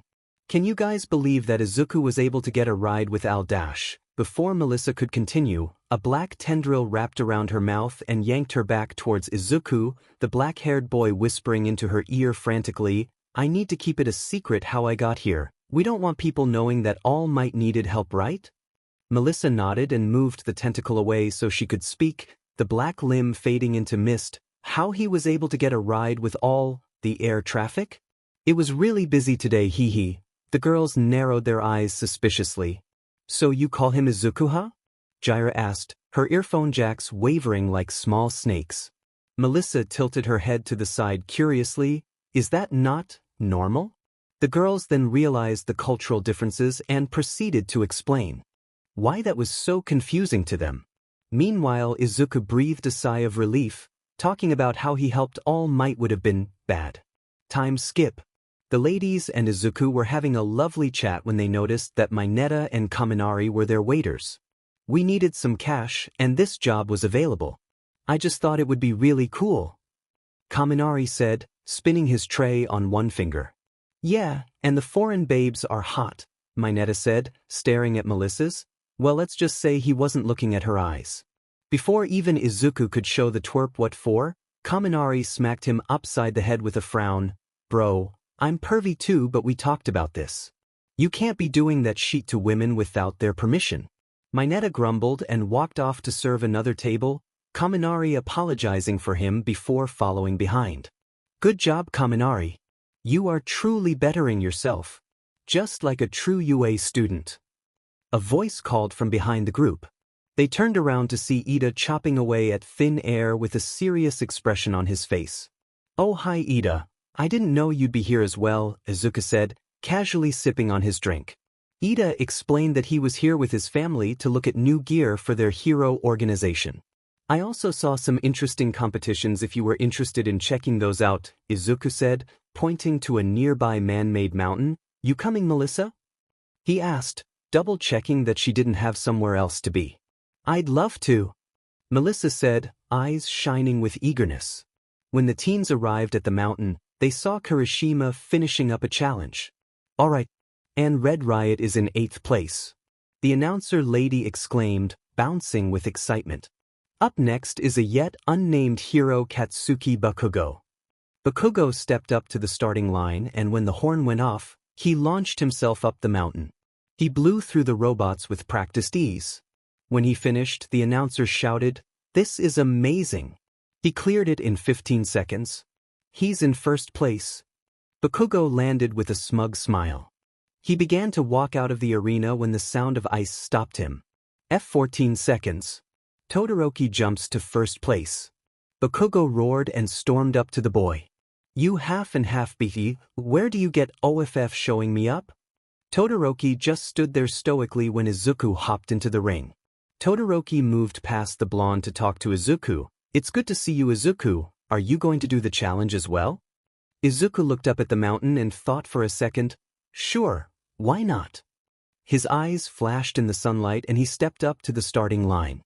The announcer counted him down, and when she said, "Go," he shifted slightly. From the shadow of each of the robots, a black tendril burst forth, spearing the robot before fading back into mist. The announcer was so stunned that she couldn't even read out the time it took for Izuku to destroy the robots. Izuku wiped a bit of sweat from his brow. The concentration he had needed was difficult. He smiled at the shocked audience and plucked the microphone from the announcer, and Entity gets the record time of a single second. The crowd chuckles at his antics and he hands the microphone back to the announcer with a smile and an apology. "Come on guys, let's go get ready for the gala. I heard their appetizers are to die for," Izuku says, a devilish smile on his face. "Meanwhile, I think we should call it off," David said, looking at his lab partner. "All Might is doing much better. I think that we can try again with the board now that we have more time dash." "No, David," his partner said angrily. "If we stop now, our years of research could be wasted. It has to be tonight. Besides, they're already here." The other scientist saw the look of fear on David's face and set a hand on his shoulder. "Everything is going to be all right. No one will get hurt and we will get our invention into the hands of heroes who will use it wisely. Come on, David, think about the good of the world." David nodded. You're right. It'll be. Still, even as he said that, David knew that something was going to go wrong. He just hoped that everyone would be okay in the end. And hey guys, for the sake of time and my sanity, I'm going to skip over quite a bit of the following scenes that aren't really any different from the movie. For example, when all of the heroes get captured, I don't really want to write it and we all know how it goes. Plus I want to get to the good parts faster, so if something isn't mentioned specifically then it happens exactly how it happens in the movie. Good? Enjoy! Not much surprised Izuku anymore. Years of dealing with his father and his father's minions through his dreams had left Izuku pretty used to the unexpected. Being the son of some eldritch deity? Weird but okay. Villains breaking into UA to attack his class? Please, he had been attacked randomly by killers often while growing up. All Might having a quirk that could be passed down and secretly looking like Skeletor? A little surprising, but in the end it made sense when he thought about it. Yanagi looking that good in her gala dress? Izuku was picking his jaw up off of the floor. He thought that he looked nice enough, the dark black suit and blood-red tie complementing Yanagi's tight red dress and black belt. But compared to her he felt like a slob. Everyone else looked good too, the boys in dressy pants and button-ups, the ladies in fancy-looking dresses. Does anyone know where Kirishima and Bakugo are? The boys were in fact lost. Kirishima had insisted on not needing a map, and now they were wandering around the building like it was a hedge maze. This is why you asked directions. Bakugo yelled, his scowl deep enough that his face seemed to morph around his eyebrows. Kirishima let out a sigh and hoped desperately that they would be able to find their way to the party soon. Before Izuku's group could head to where the gala was supposed to be held, a voice rang out over the loudspeakers, "Attention! Island is now on lockdown. Please remain calm." Melissa frowned. That's not good. I've never heard of the island going on lockdown before. We need to get to the gala. The heroes will know what to do. The students rushed through the halls, trying to reach the party, but as they did so, the heavy security doors closed around them. Finally they reached the room above the gala, a glass window showing them the situation. The heroes had been captured, including All Might. The hero in question was beginning to strain. He had been holding his hero form. For hours, and even with Izuku's healing, he wasn't fit enough to be buffed up for this long and it was starting to hurt. A light flashed in his eyes and he looked up. He saw that Izuku had gotten his attention with his phone's flashlight. Izuku gestured to Jiraiya, signaling that they could hear the hero. All Might whispered gently, "Students, it's too dangerous for you to be here. You need to escape and get help." Izuku shook his head. He held up his phone, the words big enough for All Might to barely read them. "No help." "Sheet," All Might cursed, racking his brain for something that they could do. Izuku got his attention again. "Permission to fight?" All Might hesitated. Could the teens really do it? He had no idea how many people the villains had or how strong they were. There was no other choice. "I give you all permission to use your quirks. Defeat these villains, young Midoriya, and keep your classmates safe." The shadows around Izuku flickered darkly and he nodded seriously. The demigod turned to his friends. "We're on our own. Let's kick some butt." The others looked a bit scared, but all returned his determination. Except Mineta, but he was a little beach, so what else was to be expected? Following Melissa's directions, they traveled through the halls until they reached a garden area. The villains had noticed them and started closing the blast doors around them, trying to stop their ascent. An elevator dinged and two villains walked out dressed in riot gear. The teens had hidden when they heard the noise and were planning their next move when they heard voices. "Just admit that you have no idea where we are either, Bakubro. There's no shame in it." "Shut the F up, shitty hair. I didn't ask for your opinion." Todoroki threw out a glacier, protecting the two boys from getting hit by a sound wave. Todoroki turned to the others. "Go. We can handle these two. We'll meet up with you as soon as possible." He made a platform of ice that took them up to the catwalk high above the gardens, giving them access to the ventilation systems. From there they lost Iida, Yaoyorozu, Jiraiya, Kaminari, and Mineta. They stayed in a room full of robots to distract the enemy from Izuku, Yanagi, and Melissa as the three continued to ascend the tower. The small group ended up on a balcony. Above them was another area that they could get to, but they needed to use Yanagi's quirk to get there. "You can count on me," she said, a slight scowl on her face. A bunch of robots appeared suddenly, but before they could attack Yanagi, Todoroki, Kirishima, and Bakugo showed up.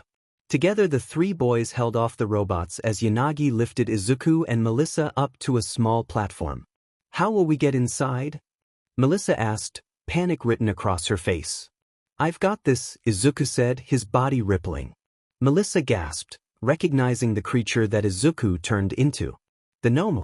Izuku used the Nomu's power to burst through the wall, gesturing for Melissa to follow him.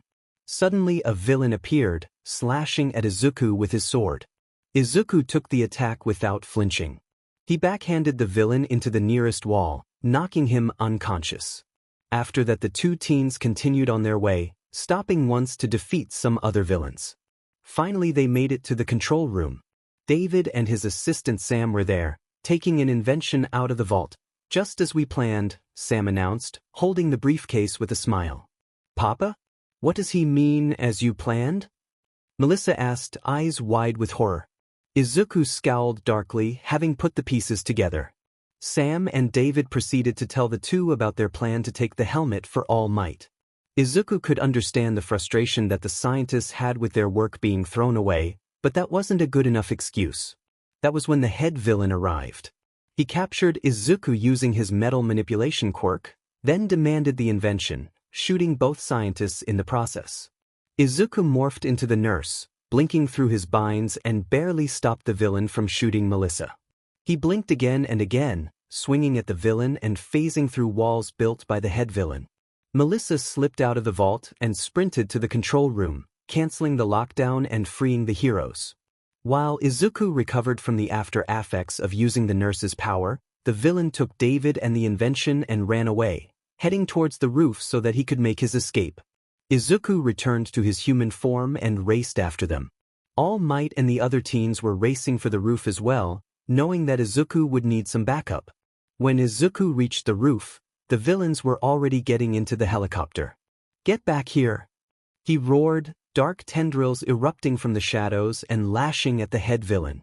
The villain used his quirk to deflect the eldritch limbs. A pillar of steel burst towards the young hero. Izuku dodged to the side, running toward the helicopter, trying to get to David. The villain stopped him in his tracks by pointing his gun at David. "Haha, and this is why the heroes are always weaker than the villains," metal tendrils, not unlike Izuku's own, bashed the boy around. When the villain finally got onto the helicopter, blood pooled around Izuku's limp body. David was gritting his teeth and crying. Izuku's body cracked and twisted, his bones resetting themselves. He growled darkly and used a tendril to launch himself at the helicopter. The helicopter jittered in the air, struggling under Izuku's weight. The villain tooted, "You're brave, but stupid." He raised the gun to Izuku's head. But Melissa exited the elevator and watched as Izuku's body crashed to the roof. She ran over to the young man, tears streaming from her eyes. She collapsed to her knees next to the boy's body, reaching out a hand to touch him. Before she could, Izuku lurched up and spat. A bullet pinged against the dented metal and the demigod screeched, dark tendrils reaching up for the helicopter, but falling just short. Izuku shook his head, seemingly regaining control. "Not now, father. I'm not in the mood to deal with your bullshit." Suddenly All Might soared up the side of the building with a booming laugh. "Fear not, because I am here." He threw a punch, the air pressure causing the helicopter to spin out in midair. All Might grabbed David from the spinning aircraft seconds before it exploded. "Oh good, we did it," Izuku said, falling back. "I need a vacation." Out of nowhere, a metal tendril slammed into All Might, knocking him back. Another bit of metal snatched David out of the air and brought him to where the head villain was. The villain smiled. "David Shield's reputation precedes him. Give up, heroes. I heard of All Might's condition, and you cannot win." Izuku looked up at the man. This was going to be his hardest fight yet.